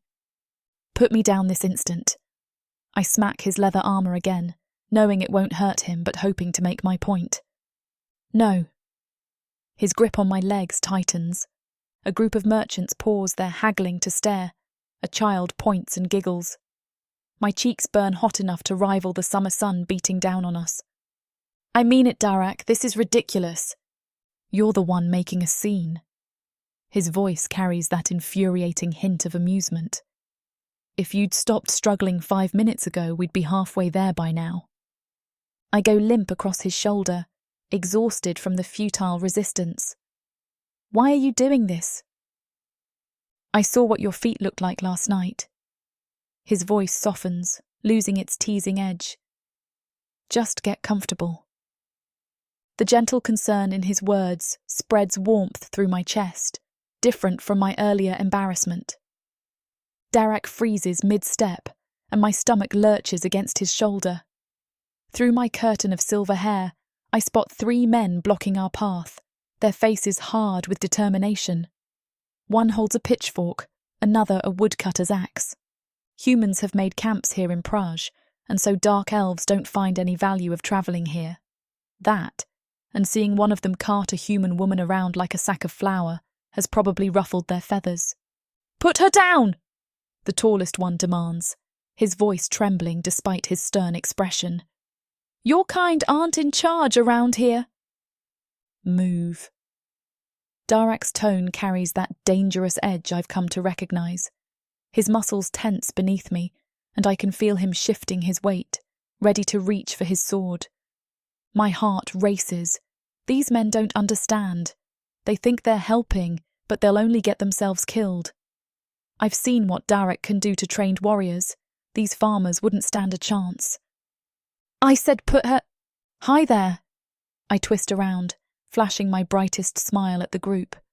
The sudden movement makes my head spin, but I maintain the cheerful expression.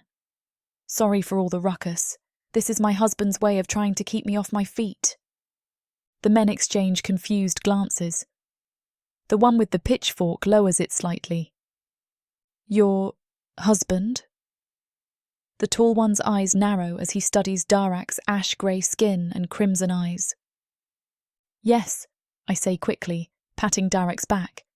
I hurt my ankle yesterday, and he's being rather overprotective about it. Aren't you, dear? Darak's grip on my legs tightens in warning. I dig my nails into his shoulder in response. She's telling the truth, a woman's voice calls out. An elderly merchant I'd noticed earlier steps forward from her stall. Been watching them bicker like an old married couple since they left the docks. The tension in the air dissipates as a few onlookers chuckle. The men step aside, though they continue to watch us warily. I wave at them as Darak continues toward the edge of the town. The cool breeze whips my hair around as we leave the marketplace behind. Darak's steady gait makes my stomach bounce against his shoulder with each step. So, he drawls, your husband again? Oh, like you have room to talk. I poke his back. What was it you told Vex and Khan on the ship? This is my dear sister. At least I had a good reason. That was different. His grip shifts on my legs. How exactly? A grunt is his only response. The muscles in his shoulders tense beneath my hands. Which way now? He asks. Put me down and I'll tell you. Your feet are fine. The ground isn't even that rough here. I wiggle against his hold. Come on, Darak. It's not like I'm going to run away. He finally relents, setting me down with surprising gentleness. My head spins from being upright again, and I stumble. His hands catch my waist, steadying me against his chest. When I look up, his crimson eyes are travelling down my body with an intensity that makes my skin tingle. Take your robes off, he says. My heart skips. What? No, it's cold here. Why in the world would he say that? The clasps of my robe click open before I can process what's happening. My breath catches as the cool air hits my skin, but Darak's hands are warm as they slide beneath the fabric. His fingers spread across my waist and my mind goes blank. "I wasn't sure if you heard me that night at the inn," he says, his thumbs tracing circles on my skin. My pulse quickens at his touch. "But I want to tell you now. You're beautiful, Lyrian." The words pierce through me like an arrow. My throat tightens as memories flood back. Sarah's curves, the way he looked at her, his teasing about my unremarkable body. I try to step back, but his grip holds me steady. "Don't." The word comes out hoarse. "I don't need your pity." His crimson eyes flash with something dangerous. "Pity? I know what dark elves think of humans." My hands press against his chest, though I can't bring myself to push him away. "We're toys, pets. I won't be your entertainment until something better comes along." "Is that what you think?" His fingers flex against my skin. "That I carried you through town, fought beside you, strengthened our bond, for entertainment?" Heat creeps up my neck. "Then why?" Instead of answering, he pulls me closer, one hand sliding up my back. My breath hitches as his forehead touches mine, his dark hair falling forward to brush my cheeks. "Because you're infuriating," he whispers, "and fascinating, and yes, beautiful." My heart slams against my ribcage as Darak towers over me, his ash-grey skin glowing in the sunlight. His dark hair falls loose around his face, and my fingers itch to brush it back. The leather of his armour creaks as he shifts closer, and the familiar scent of steel and leather fills my lungs. His crimson eyes pierce through me, making my stomach flip. "Liar," I whisper, the word barely making it past my dry throat. His large hand catches my jaw, fingers spanning from ear to chin as he bends down. My breath catches at his proximity, at the way his muscles flex beneath his armour. His thumb traces my scar, the one he gave me that first night. "You are beautiful, sexy as hell." His voice drops to a growl that makes heat pool in my belly. "And I would rather choke on the words I told you at that cottage than listen to you doubt yourself for another minute." My knees wobble, and I grab his forearm to steady myself. His skin burns hot beneath my touch. "Now," he says, his thumb sliding along my bottom lip. "Tell me which direction we need to go." Guilt sparks in my chest, sharp and cold compared to the warmth of his touch. I swallow hard, trying to find my voice. He wants me to tell him where to go so that we can remove this bond that has kept us together. I clear my throat, trying to focus on the task at hand, rather than the heat of his touch. We'll follow the coastline east until we're past the mountain range. My fingers trace an invisible path in the air. Then we go up. Good. Darak's hand leaves my face, and I immediately miss its warmth. His fingers thread through my hair, tucking loose strands behind my ear with surprising gentleness.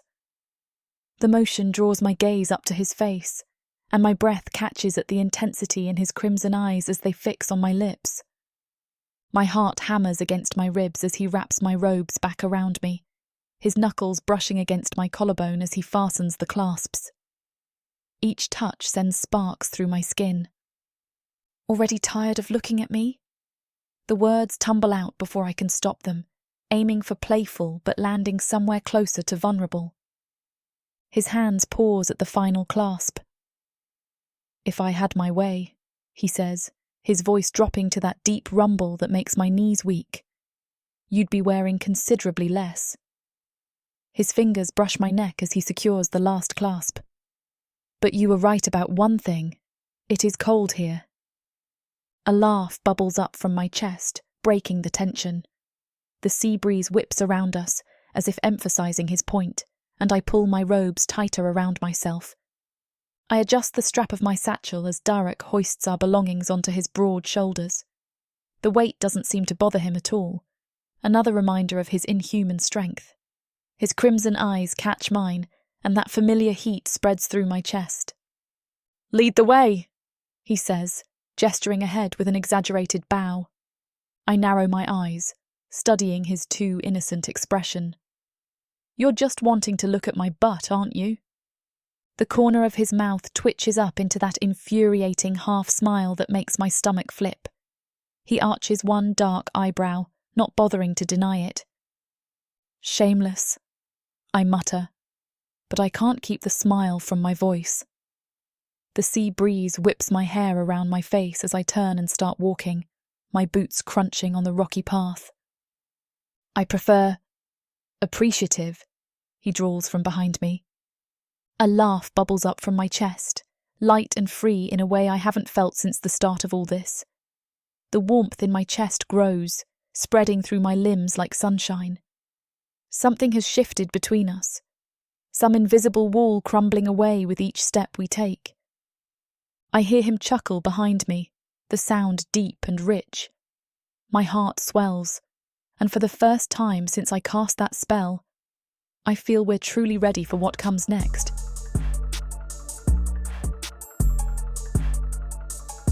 Chapter 17.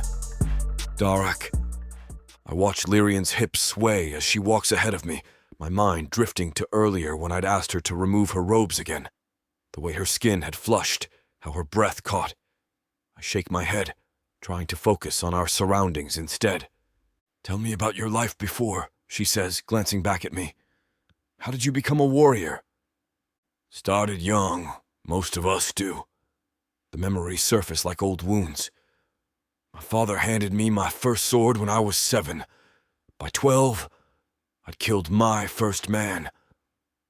That's horrible. That's survival. Dark elf children either learn to fight or they die. I step over a fallen log. I rose through the ranks quickly. Natural talent, they said. Truth is, I just didn't want to die. But you stayed a warrior. Became captain of my own men by 50. Led raids, protected our borders, trained recruits. My fingers brushed the hilt of my sword. Some found glory in it. I found purpose. Every soldier under my command lived or died by my decisions. Did you lose many? Too many. The faces flashed through my mind. Young recruits, seasoned veterans. War doesn't discriminate, but I made sure every death meant something. We protected our people, our lands. Lyrian's quiet for a moment. It sounds lonely. It was. The words slip out before I can stop them. Warriors don't form attachments. Makes us weak, vulnerable. So we fight, we drink, we screw, and we prepare for the next battle. She stumbles slightly and I catch her elbow. The contact sends warmth through my arm. Lyrian tucks a strand of silver hair behind her ear. You were so angry when I pulled you from that battlefield, but it doesn't sound like you enjoyed that life much. I roll my shoulders in a shrug, adjusting my sword belt. It was my life. What else was there to want? She shakes her head, her steps slowing. The forest path narrows, forcing me to walk closer behind her. After a moment, she glances back at me. What about, were there women? In your life, I mean. A laugh escapes me before I can stop it. Is that jealousy I detect in your voice, little demon? No. Her cheeks flush pink. I'm just curious. I quicken my pace to walk beside her. There were women, plenty of them, but nothing lasting. Just nights of pleasure between battles. I catch her gaze. Warriors don't have the luxury of love affairs. Though I must say, your interest in my romantic history is intriguing. I'm not interested. She stumbles over a root and I steady her with a hand on her elbow. I just wanted to know what kind of man you were. And now you know, though I notice you haven't shared any tales of your own lovers. She yanks her arm away, because that's none of your business. I can't help but smirk at her flustered state, enjoying how she bristles at my teasing. Time to change tactics. Tell me about your family, You mentioned something about covens before. That you lived with your mother? I pause, continuing when she doesn't. Where is she now? Lyrian's steps falter, her shoulders tensing. Yes, I lived with my mother in her coven. And she was murdered when I was 8. Her voice drops to barely a whisper. Dark elves raided our village. She hid me in the cellar. My chest tightens. I've led such raids before. The coven took you in after? Yes. She kicks a stone from the path. Though sometimes I wonder if death would have been kinder. They mistreated you? They were afraid of me. Lyrian wraps her arms around herself. My magic, it manifested differently than theirs. More powerful, less controlled. The matriarch said I was dangerous. I reach for her shoulder but stop myself. Children often struggle with control. This was different. The others whispered that I was cursed. Tainted. Her bitter laugh echoes through the trees. They kept me isolated, refused to teach me properly. Said it was safer that way. So you left? Had to. I thought... She shakes her head. I thought maybe I could build something better. My own coven. Where no one would be afraid. The loneliness in her voice mirrors something in my own soul. And have you? Her green eyes meet mine. I'm working on it. Your coven will be different, I say softly, watching her profile in the fading light. It'll be everything you deserved. Warmth, acceptance, love, a real family. Lyrian's eyes shine with unshed tears. She blinks rapidly, turning away. I clear my throat, scanning our surroundings. The mountain path curves around a sheltered outcropping, perfect for the night. We should make camp here. The wind's picking up. Good idea. Her voice is thick with emotion. My feet are killing me anyway. I shrug off my pack, pulling out the linens I'd lifted from our cabin. The humans' snoring had covered the sound of me stuffing them into my bag before we departed. You stole these? Lyrian's eyebrows shoot up as I spread them on the ground. Borrowed. I smooth out the wrinkles.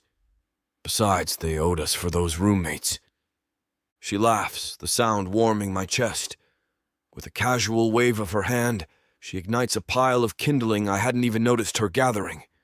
The flames cast dancing shadows across her face. I dig through my pack for Sarah's provisions, the last of our supplies.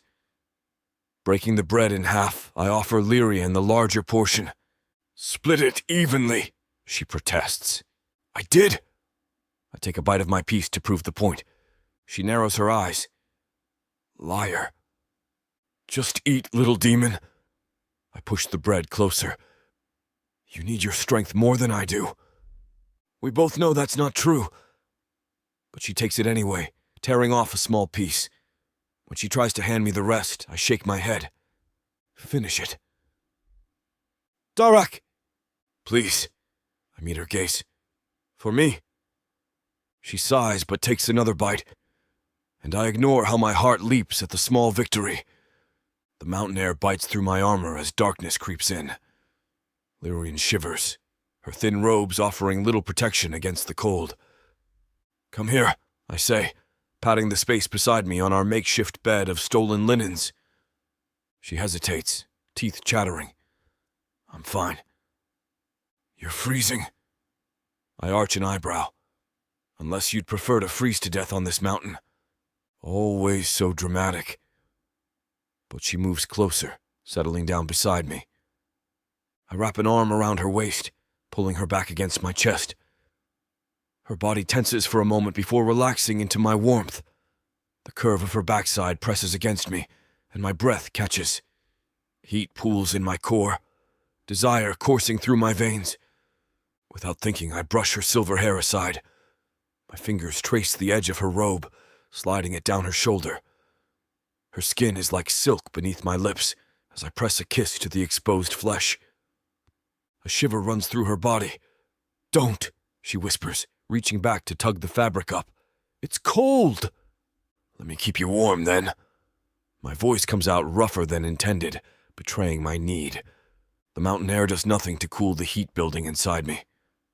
Lyrian's body fits perfectly against mine, her curves pressing into all the right places. Every point of contact is more intense thanks to our bond. My hand slides down her side, memorizing the dips and curves beneath her robes. She has no idea how she affects me.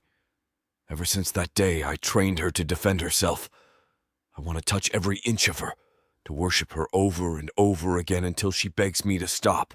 Sorry for the interruption. I know you were gearing up for a steamy scene, but it's way too hot for this platform.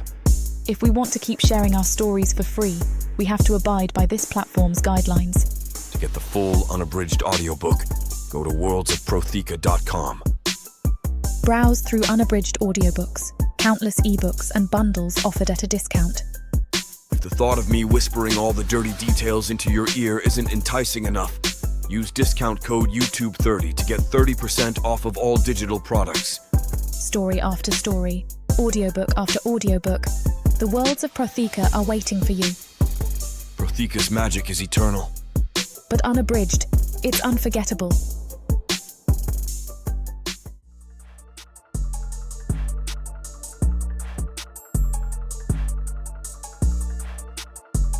Chapter 18, Lyrian. As much as Samara and I want to finish what these two characters have started, it looks like this chapter is about to get too hot for this platform to handle. Unfortunately, we have to pause here because their guidelines won't allow us to reveal the spiciest details. To keep bringing you these free audiobooks, we have to follow their rules. But don't worry. You can experience the full unabridged version over at worldsofprotheka.com, where the boundaries of passion and fantasy collide. Use code YouTube30 for 30% off any of our unabridged audiobooks set in the rich and immersive worlds of Protheka. Protheka's magic is eternal. With these scenes, it will be unforgettable.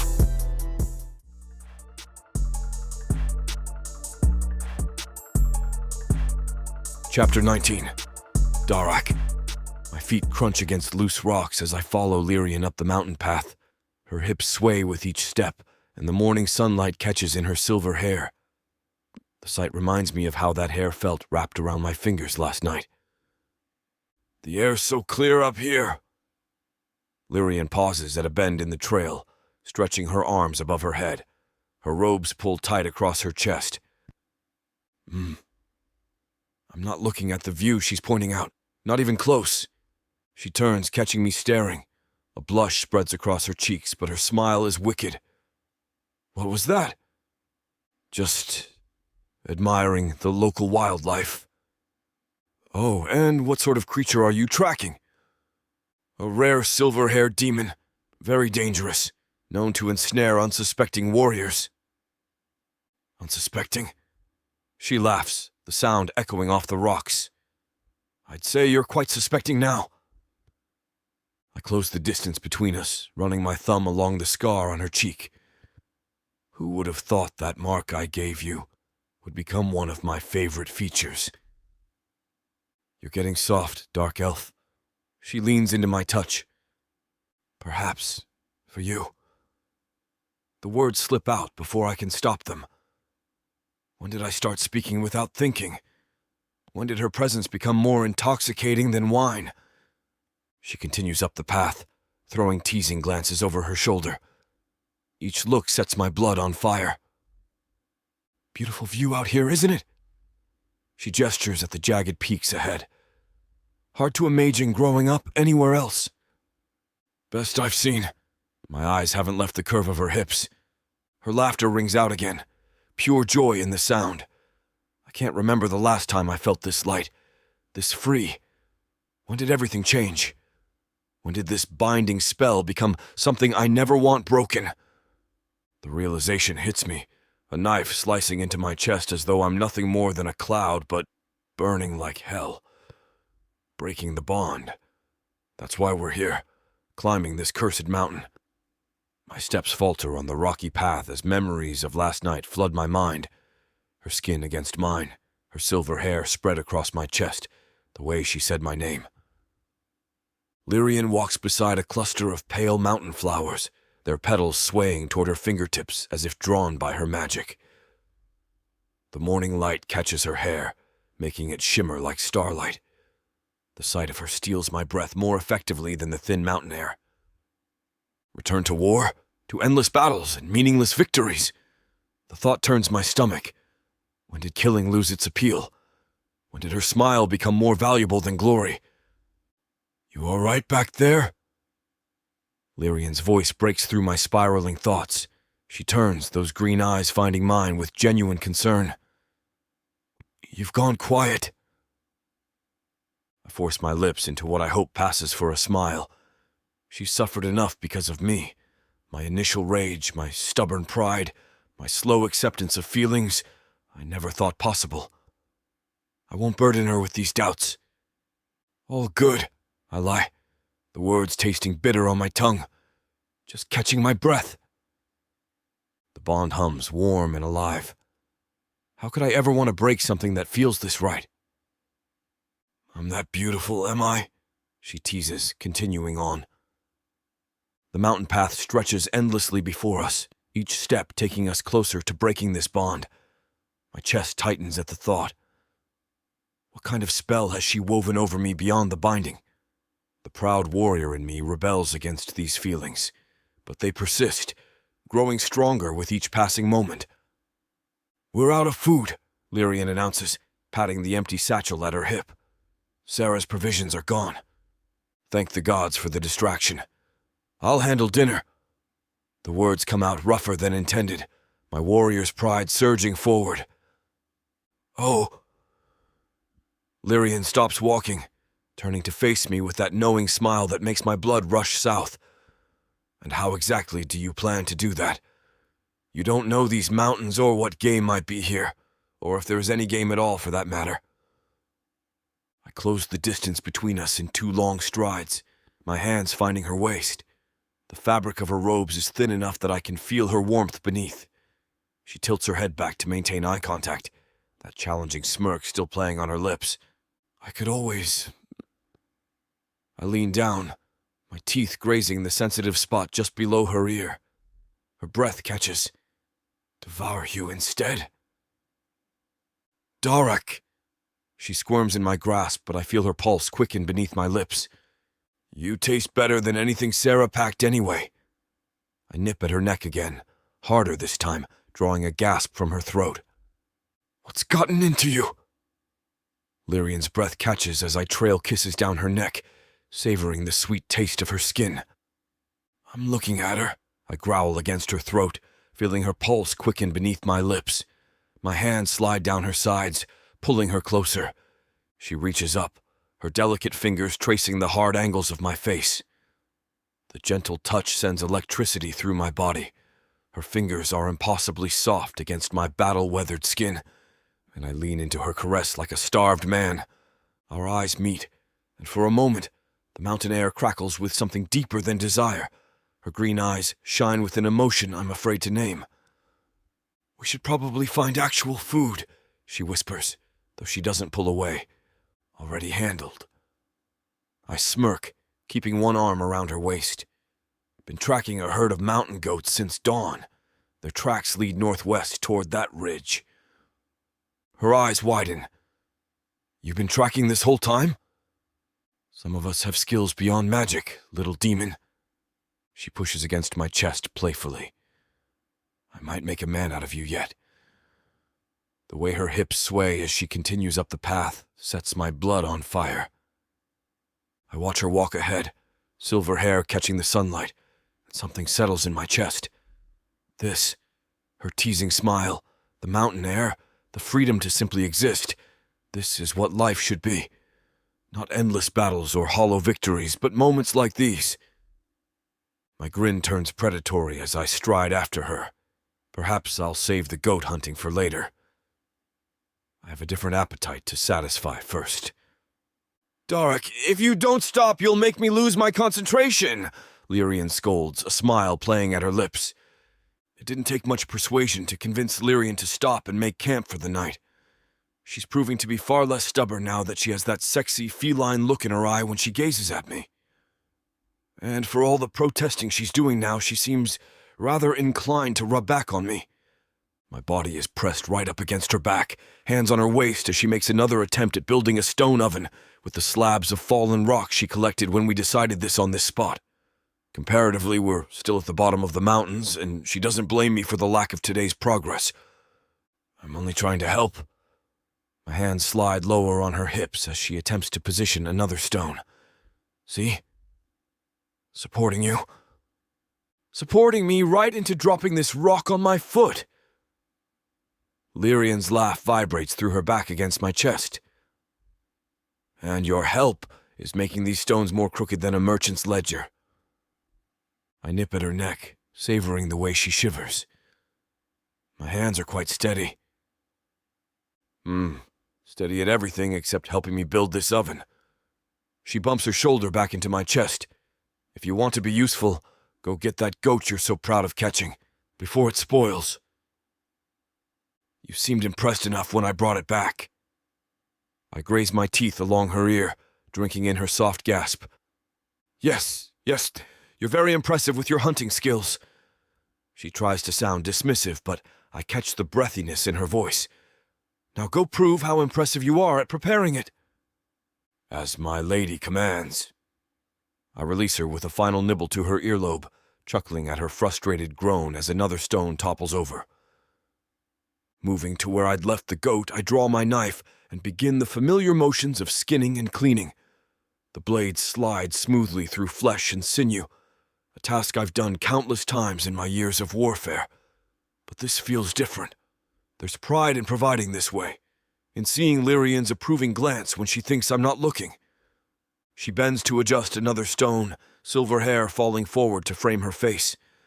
The fading sunlight catches in those strands, making them shimmer like starlight. My hands still on the goat as I watch her work, graceful even in such a mundane task. Gods, she's beautiful! When did that thought stop surprising me? The aroma of spices fills the mountain air as Lyrian tends to her makeshift stone oven. Her silver hair catches the dying sunlight, and I find myself mesmerized by the way her fingers dance over the herbs she's grinding. The bond thrums between us, warm and alive. I approach with the cuts of meat, my hands still sticky with blood. She doesn't flinch at the sight. She never does anymore. When did that change? When did she start looking at me with trust instead of fear? Here. I lay the meat on the heated stone. Fresh mountain goat. Better than your stale bread, I'd say. She shoots me a look that could freeze hell. Be happy I packed enough to feed your bottomless pit of a stomach. The flames beneath the stone leap higher at her command, and the meat begins to sizzle. The scent of her spices mingles with the cooking meat, making my mouth water. But it's not just hunger that tightens my chest as I watch her work. I wipe my hands clean on a cloth, struggling to find the right words. The bond carries something deeper than magic, something that feels like belonging. Lyrian. She doesn't look up from where she's turning the meat, her movements precise and graceful. My heart pounds against my ribs. When did I become such a coward? I faced armies without hesitation, but these simple words terrify me. Let's not break the bond. Chapter 20. Lyrian. Watch your step, Darak says, holding his hand out to me. The wind whips my hair around my face as we climb higher, the thin mountain air making each step more challenging. Darak's hand remains extended, waiting. My heart flutters at the simple gesture, remembering how those same fingers traced paths across my skin just hours ago in the early morning light. After last night, I wasn't sure what to say. Did Darak really mean what he said? After all this, he didn't want to break the bond. The thought gave me hope.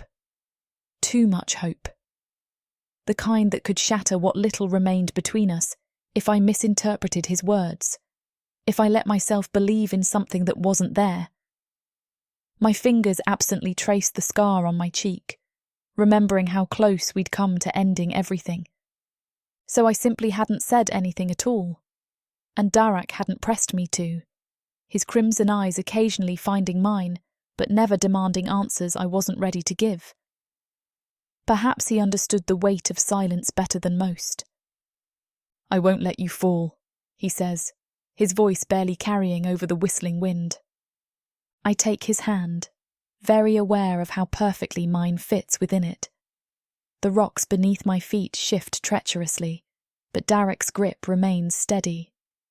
Through our strengthened bond, I feel his concern pulse alongside his determination.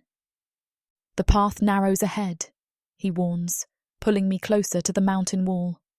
"Stay against the rock face." My robes catch the wind, billowing around my legs. Darak's free hand catches the fabric, tucking it closer to my body. The casual intimacy of the gesture makes my chest ache. "You're quiet this morning," he says, helping me over a particularly precarious section. "Just focusing on not plummeting to my death." The excuse sounds weak even to my ears. Leary.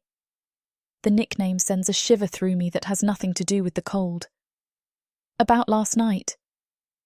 We should save our breath for climbing. I cut him off, not ready to hear whatever he might say.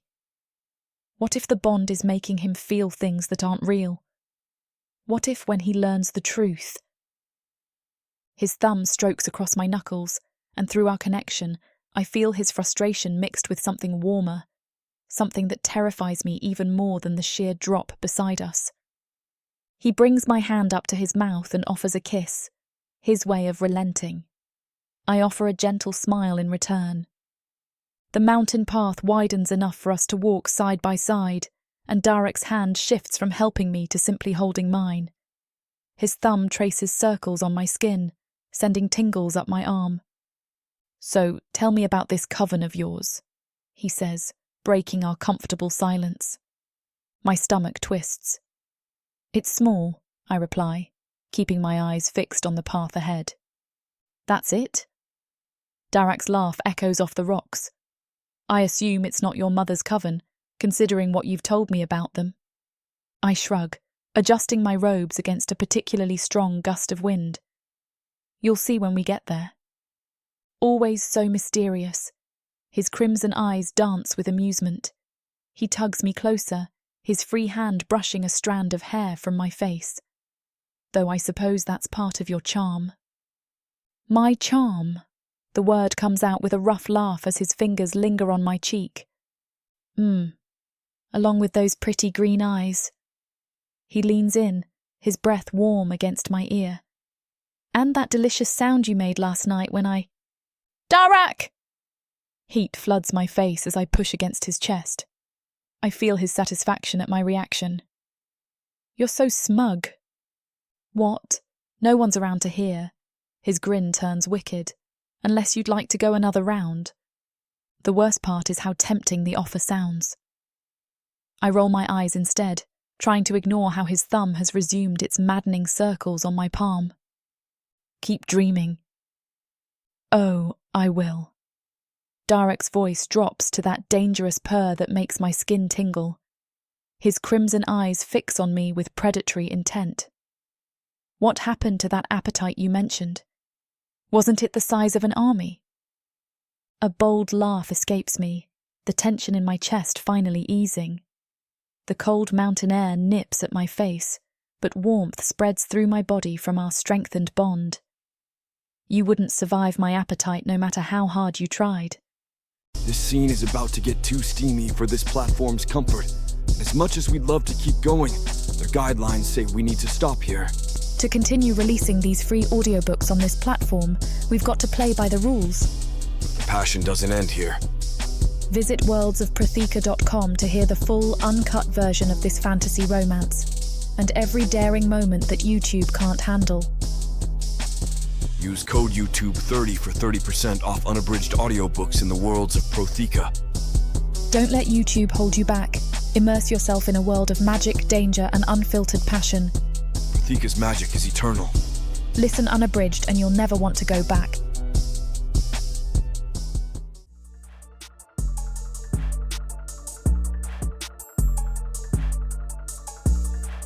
Chapter 21. Darak. Sorry for the interruption. I know you were gearing up for a steamy scene, but it's way too hot for this platform. If we want to keep sharing our stories for free, we have to abide by this platform's guidelines. To get the full unabridged audiobook, go to worldsofprotheka.com. Browse through unabridged audiobooks, countless ebooks, and bundles offered at a discount. If the thought of me whispering all the dirty details into your ear isn't enticing enough, use discount code YouTube30 to get 30% off of all digital products. Story after story, audiobook after audiobook, the Worlds of Protheka are waiting for you. Protheka's magic is eternal. But unabridged, it's unforgettable. The mountain path grows treacherous as daylight fades, but Lyrian presses on with unusual determination. Her steps quicken, forcing me to match her pace. We should make camp, I say, catching her arm as she stumbles over loose rocks. The mountain's dangerous enough in daylight. We're close. She pulls away, summoning a sphere of pale green light that hovers above her palm. Very close. The magical glow casts eerie shadows across her face, highlighting the tension in her jaw. Something's different about her. There's an edge to her movements I haven't seen before. What's got you so worked up? I ask, following her around a sharp bend in the path. You're acting like... The words die in my throat as we round the corner. Carved into the mountainside looms a shrine, its ancient stone facade adorned with symbols that make my eyes ache to look at them. The bond quivers, responding to whatever power lingers here. Lyrian approaches the sealed entrance, her fingers tracing patterns in the air. Strange words spill from her lips, each syllable making the air thicken with power. The bond between us thrums like a plucked string. Veskara nai tumult, she whispers, and the stone groans. A seam appears down the center of the wall, spreading like a crack in ice. The entrance parts, revealing darkness beyond. The green light from her palm stretches into the shadows, but can't penetrate far. Stale air rushes out, carrying the scent of old magic and something else. Something that makes my warrior instinct scream in warning. After you, she says, but her voice wavers. The tunnel stretches deeper into the mountain, our footsteps echoing off damp stone walls. Something's off. The bond is plagued with an unfamiliar rhythm, like a second heartbeat trying to sync with my own. Lyrian? I catch her wrist as she stumbles over loose rocks. We don't have to do this now if you're not ready. I'm fine. She pulls away, but her fingers tremble as she adjusts her robes. This has to be done. The tunnel curves sharply, opening into a vast chamber that steals my breath. Sunlight streams through crystalline formations in the ceiling, casting rainbow patterns across polished stone floors. Plush rugs cover the ground, and carved furniture dots the space, chairs, tables, even a bed tucked into an alcove. What in the abyss? I whisper. Someone lives here? Lyrian's light flickers out, unnecessary in the natural brightness. Books line shelves carved directly into the rock walls. Dried herbs hang from copper racks, their scent still potent after who knows how long. It's more than a shrine, it's a home, preserved as if its occupant might return at any moment. Your coven? I ask, noting the magical implements scattered across a workbench. Lyrian shakes her head, moving deeper into the space. The bond thrums stronger here, responding to whatever magic saturates this place. Lyrian's anxiety bleeds through our connection, sharp and metallic like blood on my tongue. We can leave, I offer again. Find another way. There is no other way. She turns to face me, green eyes bright with unshed tears. Not anymore. Movement flickers in my peripheral vision. My body reacts before my mind processes, years of combat training taking over. In one fluid motion, I position myself between Lyrian and the emerging threats, my blade singing as it leaves its sheath. Two figures materialize from a shadowed tunnel I hadn't noticed before. The first, a Naga, his tail coiling gracefully as he moves. Behind him towers a beast man, his massive frame covered in dark fur, sharp teeth gleaming in the crystalline light. "Stay back," I warn, adjusting my grip on my sword. The bond fills with excitement. That can't be right. Lyrian's small hand wraps around my sword arm. "They won't hurt me." I try to shake her off, but she holds firm. "You don't know that?" "I do." She steps around me, a smile breaking across her face that I've never seen before. Pure joy. The beastman bounds forward with surprising grace, closing the distance in 2 massive strides. My heart stops as his enormous arms wrap around Lyrian's waist, lifting her into the air like she weighs nothing. She squeals, actually squeals, as he spins her in circles. "Put that sword away before you hurt yourself, Dark Elf," the Naga says, his voice mocking despite the situation. "We've been waiting for our little witch to bring you here." Lyrian's laughter echoes off the chamber walls as the beastman sets her down, soothing her silver hair with one massive hand.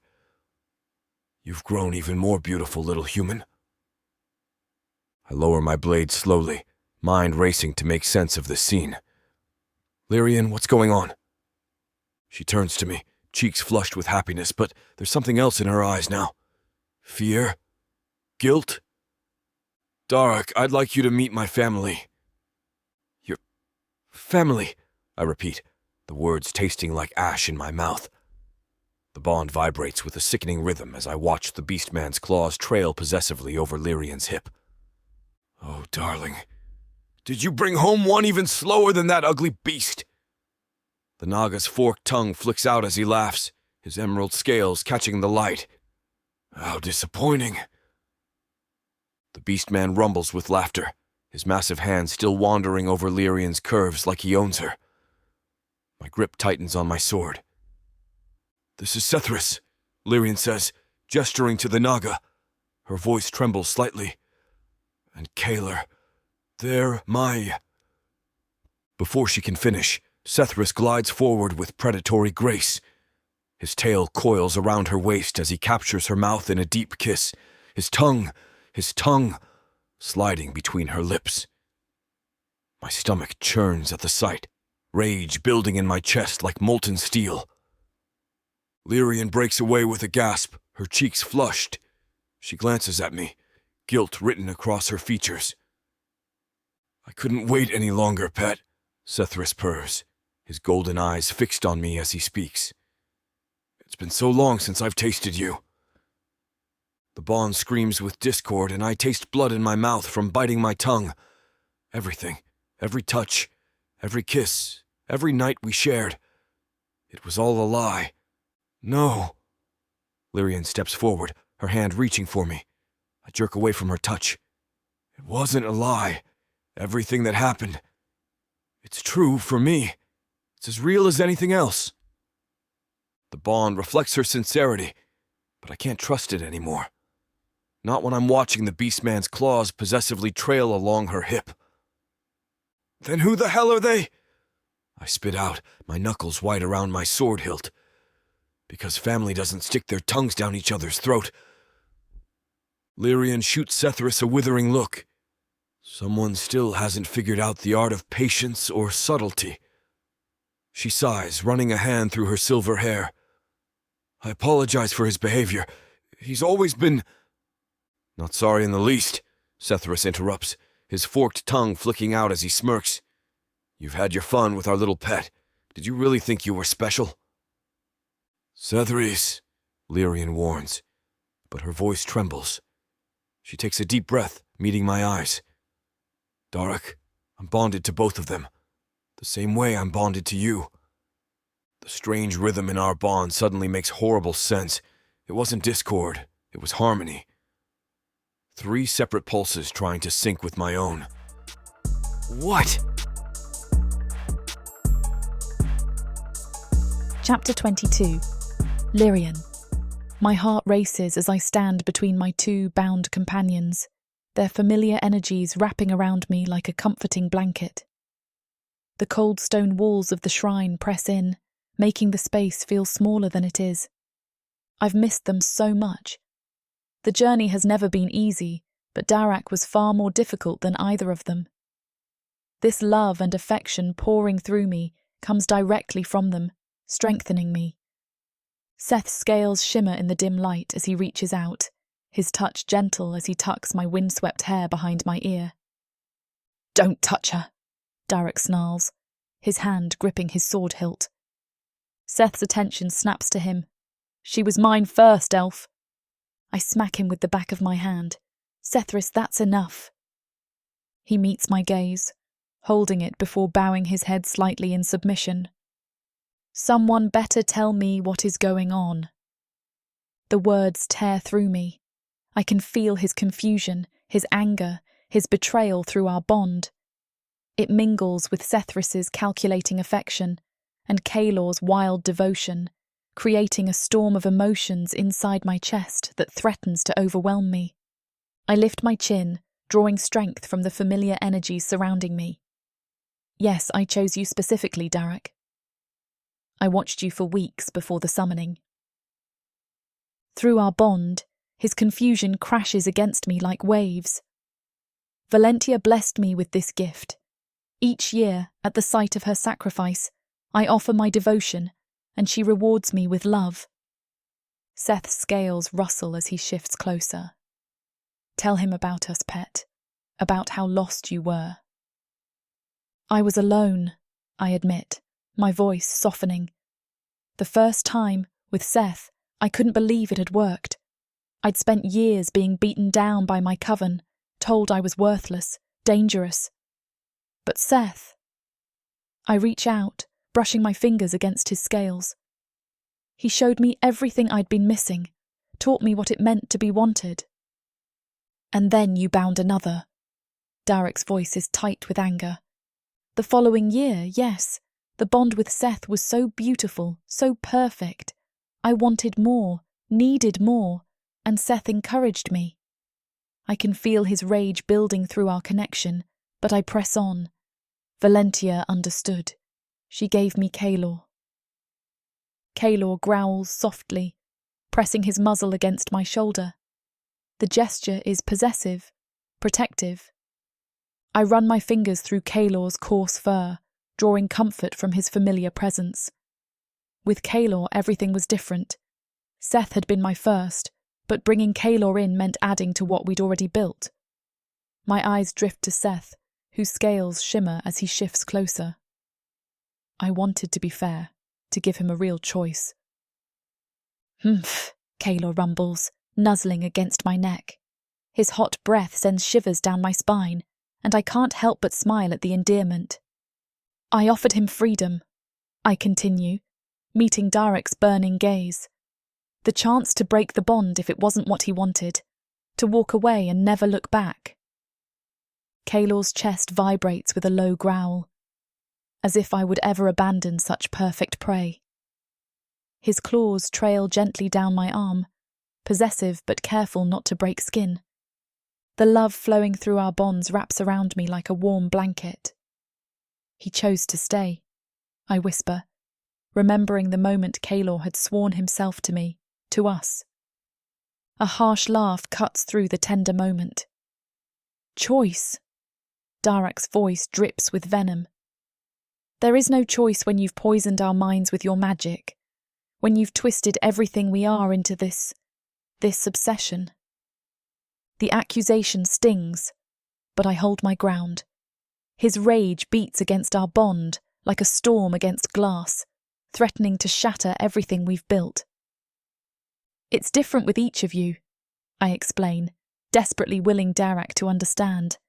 "Seth's calculating mind, Kalor's wild heart, and now your warrior spirit. You complete me in ways I never knew I needed." Darak's pacing makes me dizzy, his boots scraping against stone with each turn. "You'll never be satisfied, will you? There will always be another warrior to bind, another soul to chain to your collection. You're nothing but selfish." "Yes." The word echoes off the chamber walls. "I am selfish. I was alone for so long, starving for connection." I press my hand to my chest, feeling the thrum of our bonds beneath my skin. But Valentia understands. She knows the depth of devotion, the endless capacity for love. "Valentia?" He spits the name like poison. Your false goddess of obsession? Of love, I correct him, standing taller. She fed armies with her devotion, kept men alive through winter and war with nothing but the strength of her heart. She knows when enough is enough, when I'm complete. Seth's tail curls around my ankle, a silent show of support. Kayla's fur brushes my arm as he shifts closer.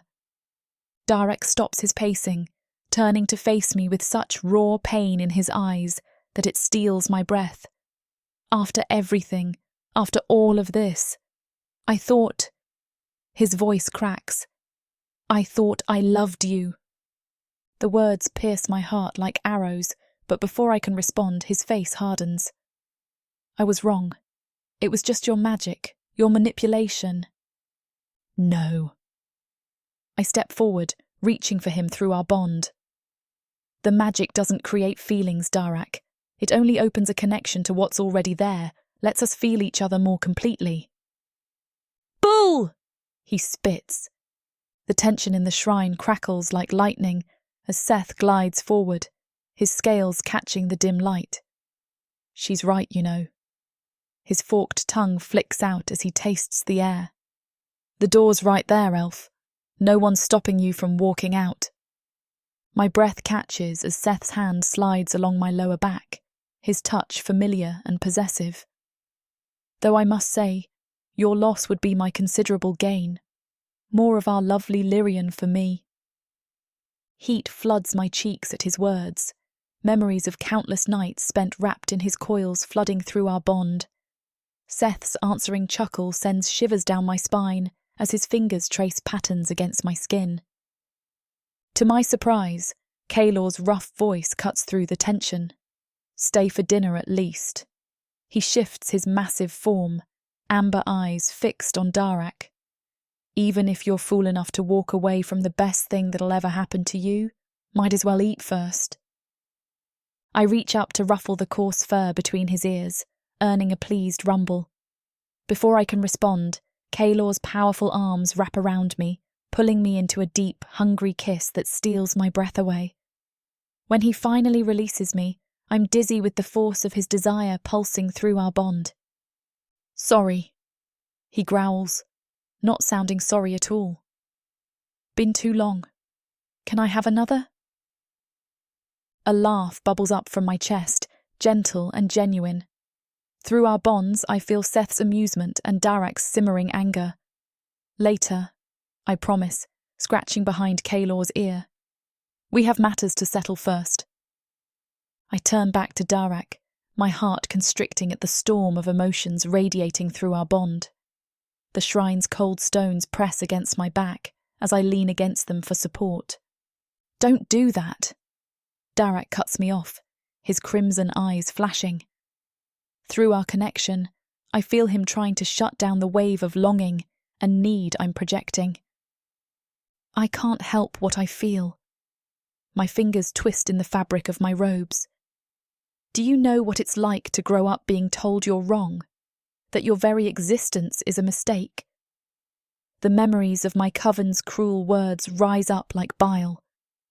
I won't hide anymore. I shouldn't have to. Our gazes lock across the chamber.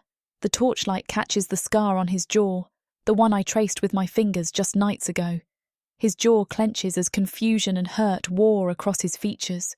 Behind me, I feel Seth and Kayla's presence like twin flames, steady and sure. Stay, I whisper. Just for dinner. Just for tonight. Darak's hand flexes on his sword hilt. His eyes dart between my companions before settling back on me. Fine, he growls. But only because I'm hungry. I nod adamantly and whisper a weak, thank you. I turn to Kaylor, forcing a smile. Would you show Darak to the guest room? He'll want to wash up before dinner. Kaylor's amber eyes narrow, but he nods. This way, elf. The tension in my chest eases slightly as they disappear around the corner, though I can still feel Darak's turbulent emotions through our bond. Seth opens his arms, and I practically fall into them, letting his familiar presence wash over me. Talk to me, pet. His scales are cool against my cheek as he wraps around me. You seem different. I pull away, heading for the kitchen. The familiar motions of cooking will help settle my nerves. It was different this time, I insist, pulling vegetables from the pantry. Seth follows, his tail making a soft whisper against the stone floor. Different how? He reaches past me to grab the knife I'm fumbling for. You've never brought one home this angry before. I slide the knife through the vegetables with practiced motions, though my hands tremble slightly. Seth's scales brush against my arm as he leans closer, his presence steadying. With you. My voice softens with memory. It was easy. You were eager to show me things I never knew. The knife pauses over a carrot. With Kalor, he was just so eager. As soon as he smelled my blood, he was prepared to devote his very existence to me. But Darak. The vegetable splits under my blade with more force than necessary. He's fought me every step of the way. How so? Seth's hand covers mine, stilling my aggressive chopping. He sends waves of calming energy that make my shoulders relax. There was this cabin. I set the knife down, turning to face him. A human woman there. Sarah. She was beautiful, and Darak. My throat tightens. He welcomed her attention, and the things he said to me. Seth's scales ripple with anger, but his voice remains steady. And this upset you? I press my palms against my eyes. We had to fight for every moment of affection. Nothing came easily like it did with you and Kalor. And now... My hands drop to my sides. Now that I finally earned his love, the thought of losing it... Shh. Seth's tail wraps around my waist, pulling me closer. Valentia chose him for a reason, pet. All will be well. At least now I'm home. Chapter 23. Darak. I sit at the crude wooden table, my appetite gone as I watch the nauseating display before me. Kalor tears into his meat, but his amber eyes never leave Lyrian's face. When she laughs at something Seth Reese says, the beast's tail wags against the stone floor. More wine, my dear. Sethris's forked tongue flicks out as he reaches for her cup. His scaled fingers brush against hers deliberately. Thank you, Seth. Lyrian's voice carries that same warmth she used with me just hours ago. The same warmth I thought was special. Reserved. My stomach churns as Kalor pushes his plate toward her. Try. Sweet meat. Oh, I couldn't possibly eat another bite. But she does, letting him feed her a morsel directly from his claws. The wine in my cup tastes like vinegar. Every gesture, every loving look they give her, it's a mirror of my own behavior these past weeks. The way I'd bring her water during our travels, how I'd scan the horizon for danger while she slept, the pride I felt when making her smile. Remember when we first met? Sethris coils closer to her. You were so determined to prove yourself to the Coven. And now look at her, Kalor rumbles. Strong. Beautiful. I push back from the table, the scrape of my chair cutting through their intimate conversation. I'll retire for the night. So soon. Lyrian's green eyes meet mine, and for a moment, I see guilt there. Or perhaps that's just another manipulation. Yes. I turn away before I can see her curl further into their attentions, before I have to witness more evidence of what a fool I've been. The narrow hallway leading to my room has never looked more inviting. I slam the door behind me, pressing my forehead against the rough wood. The guest room is sparse. A bed, a chest, a small table with a pitcher of water. My sword feels heavy at my hip, its familiar weight now a mockery of my warrior's instincts. How did I not see this coming? Just hours ago, I'd pulled Lyrian close as we crested the final ridge, thinking about building a life together. Now those thoughts feel laced with bitterness, Laughter drifts through the door, Sethrus's cultured chuckle mixing with Kalor's rumbling mirth. And there, like bells in the wind, Lyrian's own delighted giggle. The same laugh that made my heart race on countless nights under the stars. Damn it! I yank off my sword belt, tossing it onto the bed. The scabbard bounces against the wall with a dull thud. The bond is there inside me, warm, alive, inviting. I close my eyes, remembering how it felt when she strengthened it. How real it seemed. How perfect. But then there's Kalor, practically wagging his tail at her every word. And Sethrus, his golden eyes following her every movement with that same desperate devotion I feel in my own chest. Is this what I look like to her? Another pet in her collection? I grab the water pitcher, tempted to hurl it across the room. Instead, I set it down harder than necessary, water sloshing over the rim. Some warrior, I mutter to myself. Centuries of battle experience, and I fall for the first demon who bats her eyes at me. But even as the words leave my mouth, I know they're not true. It wasn't just her eyes. It was her determination, her vulnerability, the way she'd curl into me at night, trusting me to keep her safe. Unless that was all an act, too. No! I shout, slamming my fist into the wall in an attempt to dispel the frustration in my chest. I pace across the wooden floor, each step matching the thundering of my pulse. The shadows dance on the walls from the single oil lamp, and my fingers twitch with the urge to extinguish it, to hide in darkness where I won't have to face these thoughts. The truth burns worse than any battle wound. I still want her. The bond remains strong inside me, warm and alive, mocking my attempts to hate her. Every time I close my eyes, I see her smile, feel the phantom touch of her fingers against my skin. Pathetic, I mutter, running a hand through my hair. She's probably deciding which pet to take to bed tonight. The image of Kalor's massive form hovering over her makes my stomach turn. Or worse, Sethrus coiling around her, his scaled hands. I slam my fist against the wall again, welcoming the sharp pain. 3 soft knocks break through my spiral. The sound is delicate, hesitant, so perfectly Lyrian that my body responds before my mind can catch up. My heart races, and heat floods my veins. What? The word comes out harsh, hostile. Can I come in? Her voice drifts through the door like smoke, sweet and impossible to grasp. Please, Darak. My feet carry me to the door before I can stop them, and suddenly the door is open.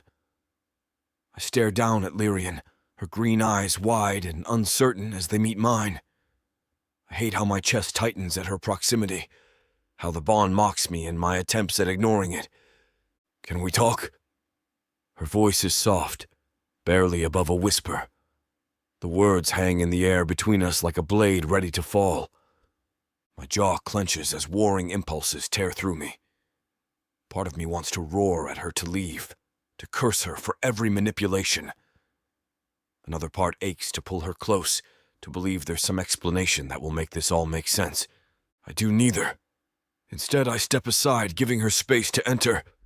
She slips past me, her robes rustling against the wooden floor. The scent of herbs and moonflowers follows her, the same scent that used to comfort me during our nights together. Now it just makes my stomach twist. I drop onto the bed, the frame creaking under my weight.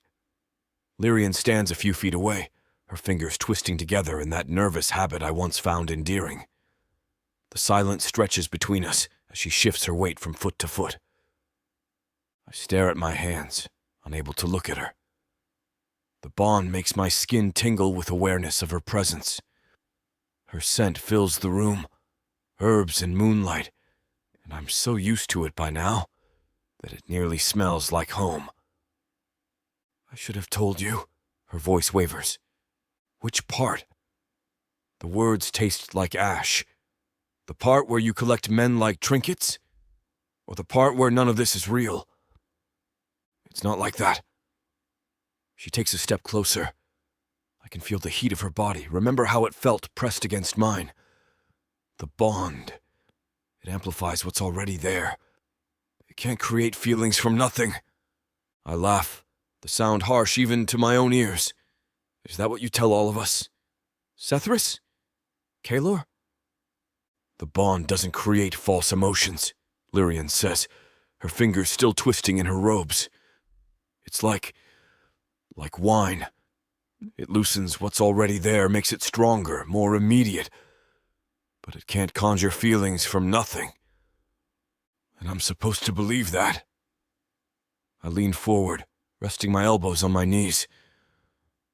After seeing those two fawning over you like lovesick puppies? That's exactly why I fought against strengthening our bond. She takes another step closer, and I hate how my body responds to her proximity. I knew if we did, your emotions would become too entangled with mine. If you chose to leave. When? I correct her. When I leave. She flinches, but continues. When you leave, breaking the bond would be more difficult. My head snaps up. Break it? We can still break this? Of course. Her voice softens. Keeping the bond would be too painful for both of us after you leave. You wouldn't be able to get very far otherwise. The pieces don't quite fit. I stand, pacing toward the window. Then how were you able to travel across an entire continent without your... I wave my hand toward the door, where her other pets wait. Without them? Because once the bond is sealed, it functions differently. Lyrian's explanation comes quickly, rehearsed. The initial binding requires proximity, but after that... After that, what? I turn to face her. You can just collect more of us? Her green eyes flash. That's not what you meant. I step closer, close enough to see the faint glow in her irises. Then what did you mean, Lyrian? Help me understand how any of this isn't just another manipulation. Lyrian backs away from me, her robes rustling against the wooden floor. The moonlight streaming through the window catches in her silver hair. My fingers itch to reach for her, but I clench them at my sides instead. You don't get it. Her voice trembles, but her chin lifts defiantly. Valentia blesses us with this bond. It's an opportunity, not a curse or a prison. She gives us the chance to experience love in ways most people never will, to feel it deeper, stronger. Love. The word tastes bitter on my tongue. Is that what you call this collection of yours? There's nothing wrong with love. Her green eyes flash, the magic in them brightening. No. I step closer, towering over her. But there's everything wrong with lies. The bond throbs between us, making my skin tingle. Lyrian's hands twist in her robes, but she holds my gaze. The only lie I told you was that the summoning was an accident. Everything else, every moment, every word, every touch, that was real. My laugh comes out harsh. And I'm supposed to believe that? Yes, because it's true. She reaches for me, but I step back, including the fact that the bond can be removed. That's why I brought you here. If that's what you want, we can break it. Freedom. An end to this ache in my chest, this constant pull toward her. An escape from becoming like Kalor and Sethris, desperate for scraps of her attention. I do! The words come out sharp, cutting. I want the bond broken. I want to be free of you now!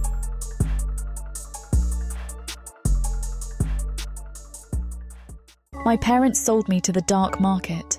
I am the avatar of chaos, and nothing will stop me from fulfilling the prophecy. Looks like you're the only one left. Take a step forward. It's her. She's the woman from the prophecy. My key to godhood. This is Delia.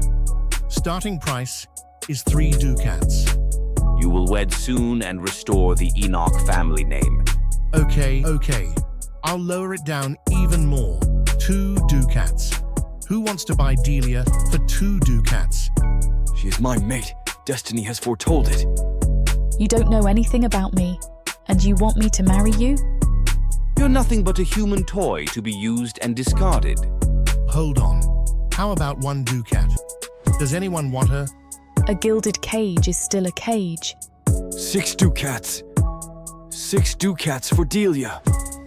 I'll give you revenge on your parents if you marry me. Okay, I'll marry you. Godhood is mine for the taking.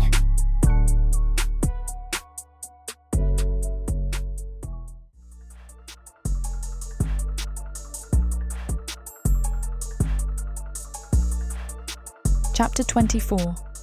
Lyrian. I lean against the door, letting out a shuddering breath. The stone corridor's chill seeps through my robes, but it does nothing to cool the heat of frustration and hurt burning in my chest. A familiar presence looms at the end of the hallway, Kaelor's massive form cast in shadow, his amber eyes gleaming as he watches me. The torchlight catches his silver-streaked fur, making him look ethereal despite his fierce appearance. He upsets you. Kestrel pushes off the wall, his claws clicking against the stone as he approaches. His rough palm cups my cheek, and despite everything, I lean into the touch. Our bond soothes me. I laugh, but it comes out weak. Seth said the same thing. Kestrel's thumb traces the scar on my cheek, the one Darak gave me. His growl rumbles deep in his chest.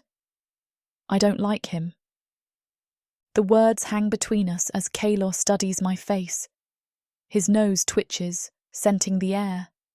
Those amber eyes narrow, and I know he can smell my tears, my frustration, maybe even my desire. The bond makes it impossible to hide anything from them. But you like him, he says slowly, each word careful and measured. And you want him to stay. I close my eyes, unable to meet his gaze. Because he's right, I do want Darak to stay, but his choice is made. I need to prepare for tomorrow's ritual, I say, pushing away from Kestrel's touch. My legs shake, betraying my exhaustion. The day of Valentia is our only chance to break. Kestrel swoops down, lifting me into his arms before I can finish. His fur tickles my cheek, carrying the scent of pine and earth. You've done enough walking, sweet prey. I relax against his chest, remembering simpler days when it was just the 3 of us. Sethris with his riddles and schemes, Kestrel with his fierce protection. Even when they fought the bond, they never fought me the way Darak does, never made me question everything. Your thoughts are loud. Kestrel rumbles, his claws gentle as they trace patterns on my arm. Can you blame me? No. His amber eyes soften. But you can't keep him. The truth of it settles in my chest like lead. I know. Then why torture yourself? His grip tightens fractionally. Why torture him? I press my face into his fur, hiding from the question. Because I wanted more. Because it would be so easy if he would just stop fighting what he feels, what he really feels. I'm not, I insist. I'm letting him go. The scent of jasmine and sage hits me as Kestrel carries me into the main chamber.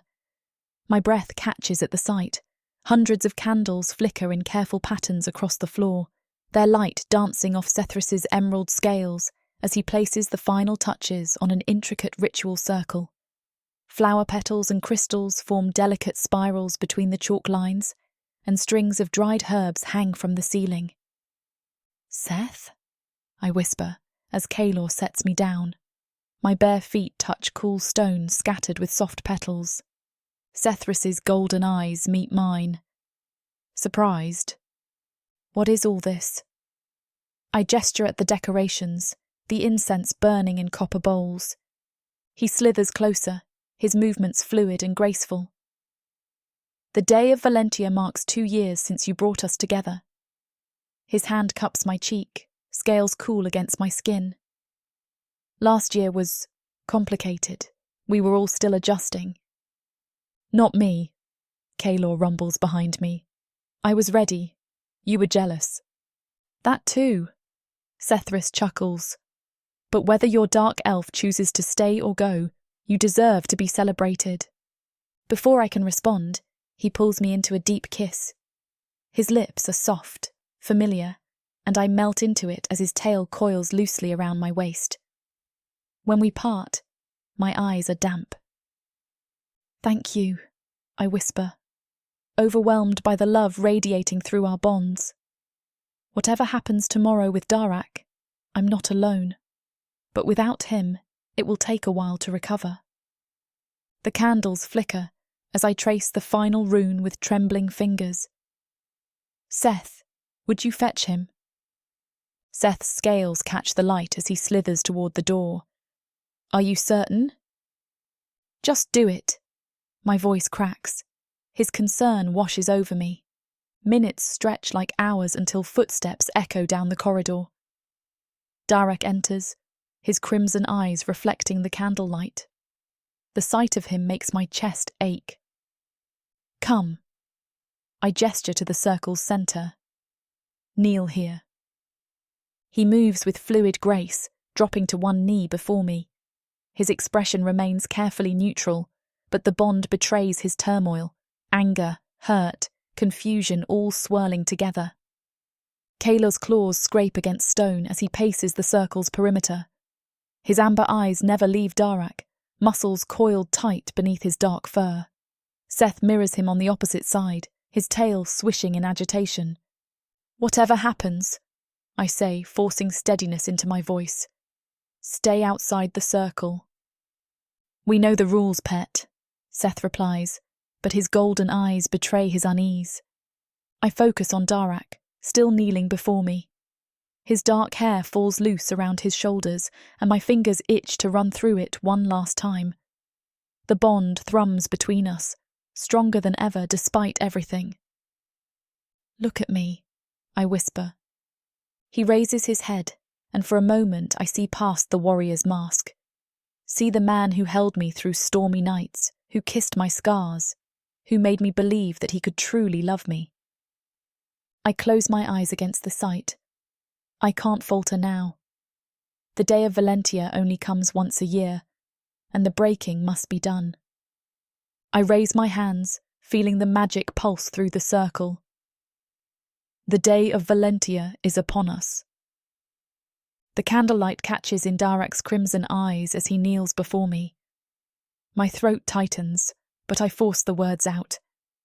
It is a day of love, devotion, and sacrifice, as Valentia sacrificed herself to spare the ones she loved, and they sacrificed themselves in devotion to her.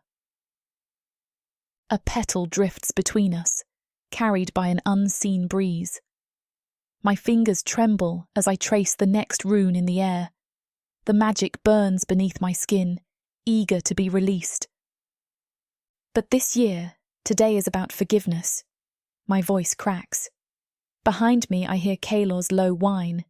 Valentia, I beg for your forgiveness for wasting this perfect, generous blessing you bestowed upon me. And Darak. Our bond trembles, and I catch my breath at the intensity of his emotions. Anger, betrayal, and underneath it all, a tenderness that breaks my heart. I beg your forgiveness for deceiving you. Even one lie is one too many, despite the truth we've shared. Seth's scales rasp against stone as he shifts. The sound steadies me, reminds me why I must do this. I spread my arms wide, letting the magic flow freely. On this day of Valentia, I sacrifice my love in turn for your freedom, Darak, so that you might find true happiness elsewhere, untainted by my heart. Green light erupts from the circle, whipping my hair around my face. Flower petals spiral through the air, caught in the magical current. The breaking has begun.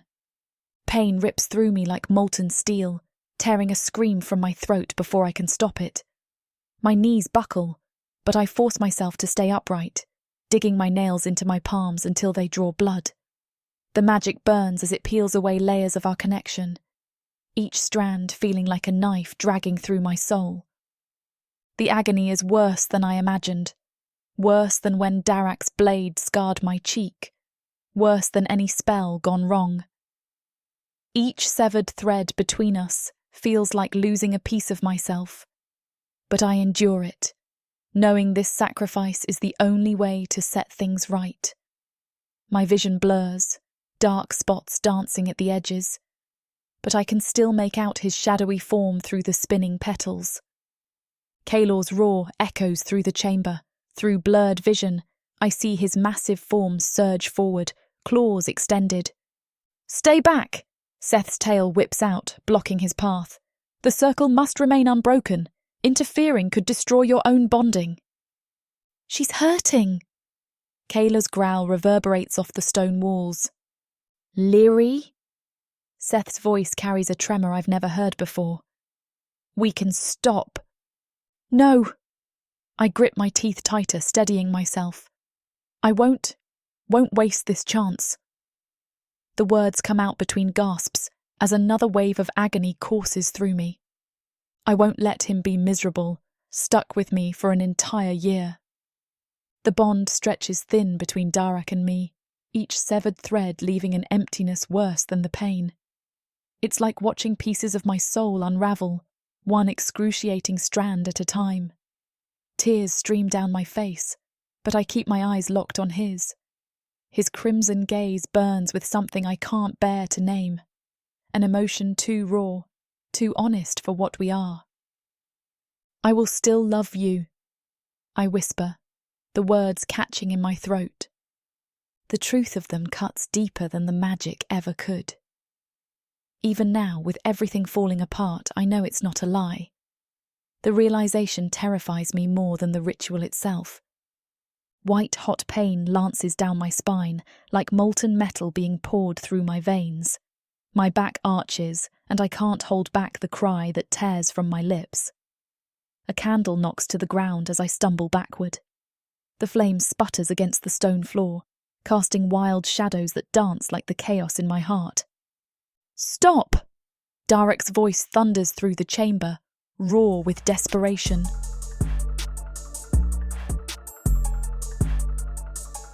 Chapter 25.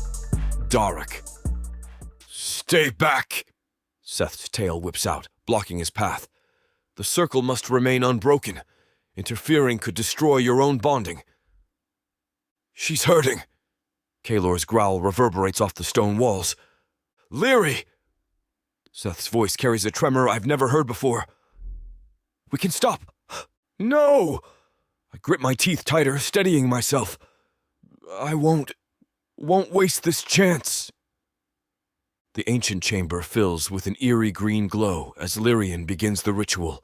Her hands tremble as she traces symbols in the air, her silver hair floating around her face. I watch, mesmerized, until her first scream tears through the silence. "Leary!" My mind screams her name, my mouth unable to form the words. Kalor lunges forward, his massive form casting shadows on the stone walls. Sethrus's tail whips out, blocking the beast man's path. "Stay back! The circle must remain unbroken. Interfering could destroy your own bonding." They argue with each other, but all I can do is stare at Lyrian, at the tears forming in her eyes as she resists the pain, the heartbreak. Another scream rips from Lyrian's throat, her back arching as tears stream down her face. The bond between us writhes like a living thing, burning through my veins. My stomach churns, acid climbing up my throat. "I will still love you," Lyrian gasps between sobs. I hold her gaze, and the pain in those green eyes cuts deeper than anything I've ever known. Her fingers clutch at empty air, reaching for something I can't see. Magic crackles across her skin, leaving angry red marks in its wake. My skin crawls, every instinct screaming that this is wrong. I shouldn't feel like this, like poison seeping into my soul. Lyrian's next scream sounds like it's being torn from her very core. "Stop!" The word explodes from my chest. "Stop the ritual!" But she doesn't listen. The sensation burns brighter, and I have to force myself up onto my feet through the weight pressing on my shoulders. I grab her shaking hands. "Stop this!" I scream again. Stop, Lyrian! Stop! I don't want to break the bond! The magic dissipates like smoke in wind. Lyrian crumples, and my heart stops. I drop to my knees, catching her before she hits the ground. Her skin burns against mine, silver hair plastered to her tear-stained face. I'm sorry, I whisper, pulling her close. The words tumble out between shaky breaths. I'm so sorry. I didn't understand. I don't want to break it. Please, Lyri. I can't lose you. She trembles in my arms, fingers clutching my shirt as sobs rack her body. My own tears fall, dropping onto her cheeks and mixing with hers. The bond flickers between us, raw and exposed, wounded. Can you forgive me? My voice cracks. For being such a blind fool? For causing you this pain? Lyrian's hand finds my face, her thumb brushing away a tear. The pain would have been worth it. Her voice is hoarse from screaming. To give you your freedom. No. I press my forehead to hers. I don't want freedom. Not anymore. The truth of it settles in my chest like an anchor. I want you. I capture her lips with mine, pouring everything I can't say into the kiss. Her surprise melts into need as she kisses me back, her fingers tangling in my hair. The bond sings between us, stronger than ever. Seth mutters something behind us. Kalor growls. I ignore them both, lost in the taste of Lyrian's lips and the feeling of finally being exactly where I belong. Lyrian pulls away, her eyes glistening with tears. Don't. Please don't say these things out of pity. I couldn't bear it if... Pity. A laugh escapes me, raw and honest. You think this is pity? I cup her face, thumb tracing the scar I gave her that first day. I could never hate you, Lyri. Even when I wanted to, I couldn't. Her lips part in surprise, and I capture them again, tasting the salt of her tears. The bond between us is ecstatic, alive and electric. When we break apart, I press my forehead to hers. You said the bond could be sealed permanently. Let's do it. Darak. She tenses in my arms. You're not ready for... I'm tired of thinking only of myself. My fingers thread through her silver hair. I want this. With you. Lyrian bites her lower lip, gaze dropping to my chest. There's something you should know first. She takes a shaky breath. The sealing ritual. It requires intimacy with all bonded parties. My eyes dart to Seth and Kalor, who've been unusually quiet. Seth's tail twitches, and Kalor's amber eyes burn with an intensity that makes my skin prickle. All of us? The words come out hoarse. Lyrian nods, not meeting my eyes. I let out a slow breath, considering. The warrior in me balks at the idea, but something deeper, maybe the bond itself, whispers that this was inevitable. These men are as much a part of Lyrian as I am now. All right. I lift her chin, making her look at me. I accept. As much as Samara and I want to finish what these two characters have started, it looks like this chapter is about to get too hot for this platform to handle. Unfortunately, we have to pause here because their guidelines won't allow us to reveal the spiciest details. They keep bringing you these free audiobooks. We have to follow their rules. But don't worry. You can experience the full, unabridged version over at worldsofprotheka.com, where the boundaries of passion and fantasy collide. Use code YouTube30 for 30% off any of our unabridged audiobooks set in the rich and immersive worlds of Protheka. Protheka's magic is eternal. With these scenes, it will be unforgettable.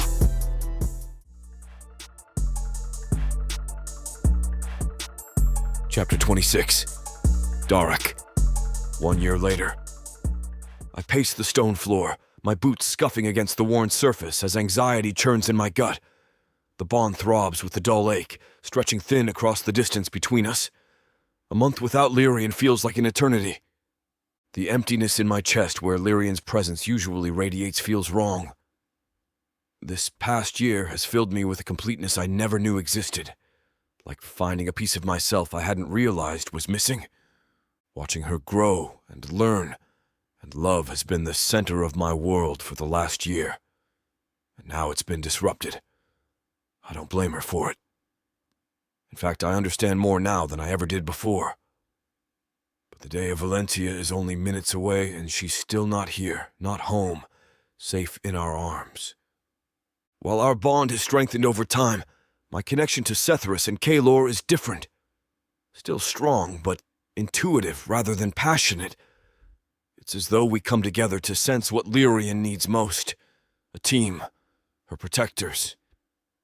She should be back by now, I growl, running my fingers through my hair for the 100th time.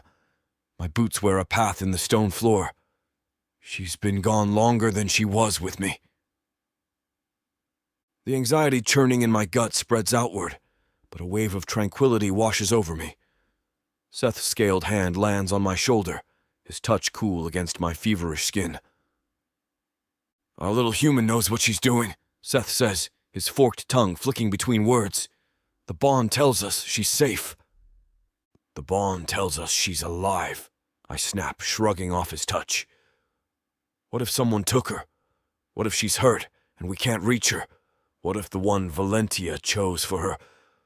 A rumbling laugh cuts through my spiral of fears. Kalor emerges from the kitchen, chunks of raw meat caught in his silver-streaked fur. You worry even more than I did. Very funny.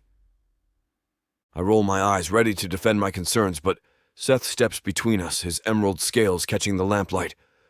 If anything had happened, the bond would have shattered us all, Seth says, his forked tongue flickering. You know this, Darak. You felt how it works. That doesn't mean... The words die in my throat as warmth spreads beneath my skin, a familiar tingling sensation that makes my heart race. The bond hums through my blood like a forgotten melody suddenly remembered. Kalor's massive form straightens, his ears swiveling forward as his amber eyes brighten. Even Seth's constant movement stills, his tail freezing mid-sweep across the stone floor. A grin splits Kalor's wolf-like features, exposing sharp teeth as he bounces on his haunches. She's here. His voice carries all the excitement of a child receiving a gift, his claws clicking against the floor as he shifts his weight. The bond is stronger now, and I know he's right. After a month of emptiness, Lyrian's presence fills the void in my chest. My fingers itch to touch her, to verify she's real and whole and safe. The warrior in me wants to check for injuries while the bound part of me just wants to hold her close and never let go. My heart hammers against my ribs as footsteps echo down the corridor. Through our bond, I sense Lyrian's presence growing stronger with each step. But there's something else. Someone else. With her. The air crackles with unfamiliar magic. The questions burning in my mind threaten to overwhelm me. Who has Valentia chosen? Will he accept the bond? Will he hurt her when he learns the truth? The chamber door creaks open, and Lyrian steps through with a tall, willowy man at her side. His blonde hair falls past his chin in perfect waves, his features delicate yet masculine. Despite his obvious beauty, there's something unsettling in his ice-blue eyes, a knowing look that seems out of place for someone who should be confused by this situation. Darak! Lyrian's voice rings out across the chamber, her face lighting up as she breaks into a run. Her silver hair streams behind her, those green eyes I've missed so much glowing with joy. I catch her as she launches herself at me, wrapping my arms around her waist and pulling her close. The familiar scent of herbs and magic fills my senses as I bury my face in her hair. Her body fits against mine perfectly, like she was made to be there. Or perhaps that I was made to hold her. I missed you, she whispers against my neck, her fingers digging into my shoulders. I watch as Seth slithers closer, his emerald scales catching the lamplight. You're cutting it close, pet, he scolds, though his lips curl into an affectionate smile. His forked tongue flicks out between words, a habit I've grown oddly fond of over our time together. Lyrian laughs, the sound like wind chimes in a summer breeze, and pulls away from my embrace. She throws her arms around Seth's torso, her small frame dwarfed by his serpentine form. I missed you all so much. Her voice cracks with emotion as Seth's tail curls protectively around her. Kalor crowds in next, his massive furry form engulfing both of them. The bond between us all pulses with warmth and contentment, like sunlight breaking through storm clouds. I feel it in my chest, a golden thread connecting us all to Lyrian, humming with renewed strength now that we're together again. My boys, she muses in a sigh of satisfaction. When she finally extracts herself from their embrace, she moves back to the stranger's side. My jaw tightens involuntarily as she places her hand on his arm. The bond twists with something that feels like jealousy from all three of us. This is Alaric, she says, her green eyes bright with an emotion I can't quite read. Kyler's massive form tenses beside me, his nostrils flaring as he scents the air. The silver streaks in his dark fur catch the lamplight as he circles Alaric, studying him with predatory focus. Rockin'! Kalor growls, his amber eyes narrowing. A blood drinker? A soft chuckle escapes Alaric's perfect lips. Indeed I am. His ice blue eyes sweep over our mismatched group, lingering on each of us in turn. And I must say, your little family is exactly as fascinating as Lyrian described. My hand instinctively moves to my sword hilt. You know the truth, and you're still here? The words come out sharp, challenging. Impressive. Alaric's arm slides around Lyrian's waist, pulling her closer. The bond twists with anticipation. I feel it echo through Seth and Kalor as well. Through our connection, I sense Lyrian's mix of pride and nervousness. Your lover's summoning spell did more than just call me here, Alaric says, his thumb tracing circles on Lyrian's hip. It broke a curse that's bound me for centuries. I'm forever in her debt. I watch as Lyrian leans into his touch, her green eyes bright with something that looks suspiciously like triumph. The bond reflects her satisfaction. And if she wants to be bonded, I wouldn't have it any other way.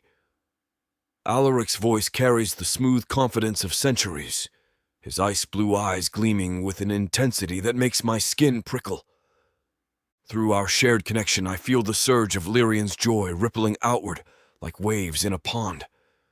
The sensation floods my chest, mingling with Seth's cautious interest and Kalor's protective curiosity. The bond stretches not painfully, but with an elastic warmth that suggests room for more. Lyrian's gaze darts between us, her silver hair catching the lamplight as she turns. Her lips curl into that familiar smile, the one that first captured my attention on the battlefield. The bond reveals the level of her satisfaction, her love for each of us distinct yet harmonious, like instruments in an orchestra. I watch her green eyes darken with desire as she looks at each of us in turn. The bond thrums with increased intensity, carrying hints of her growing arousal.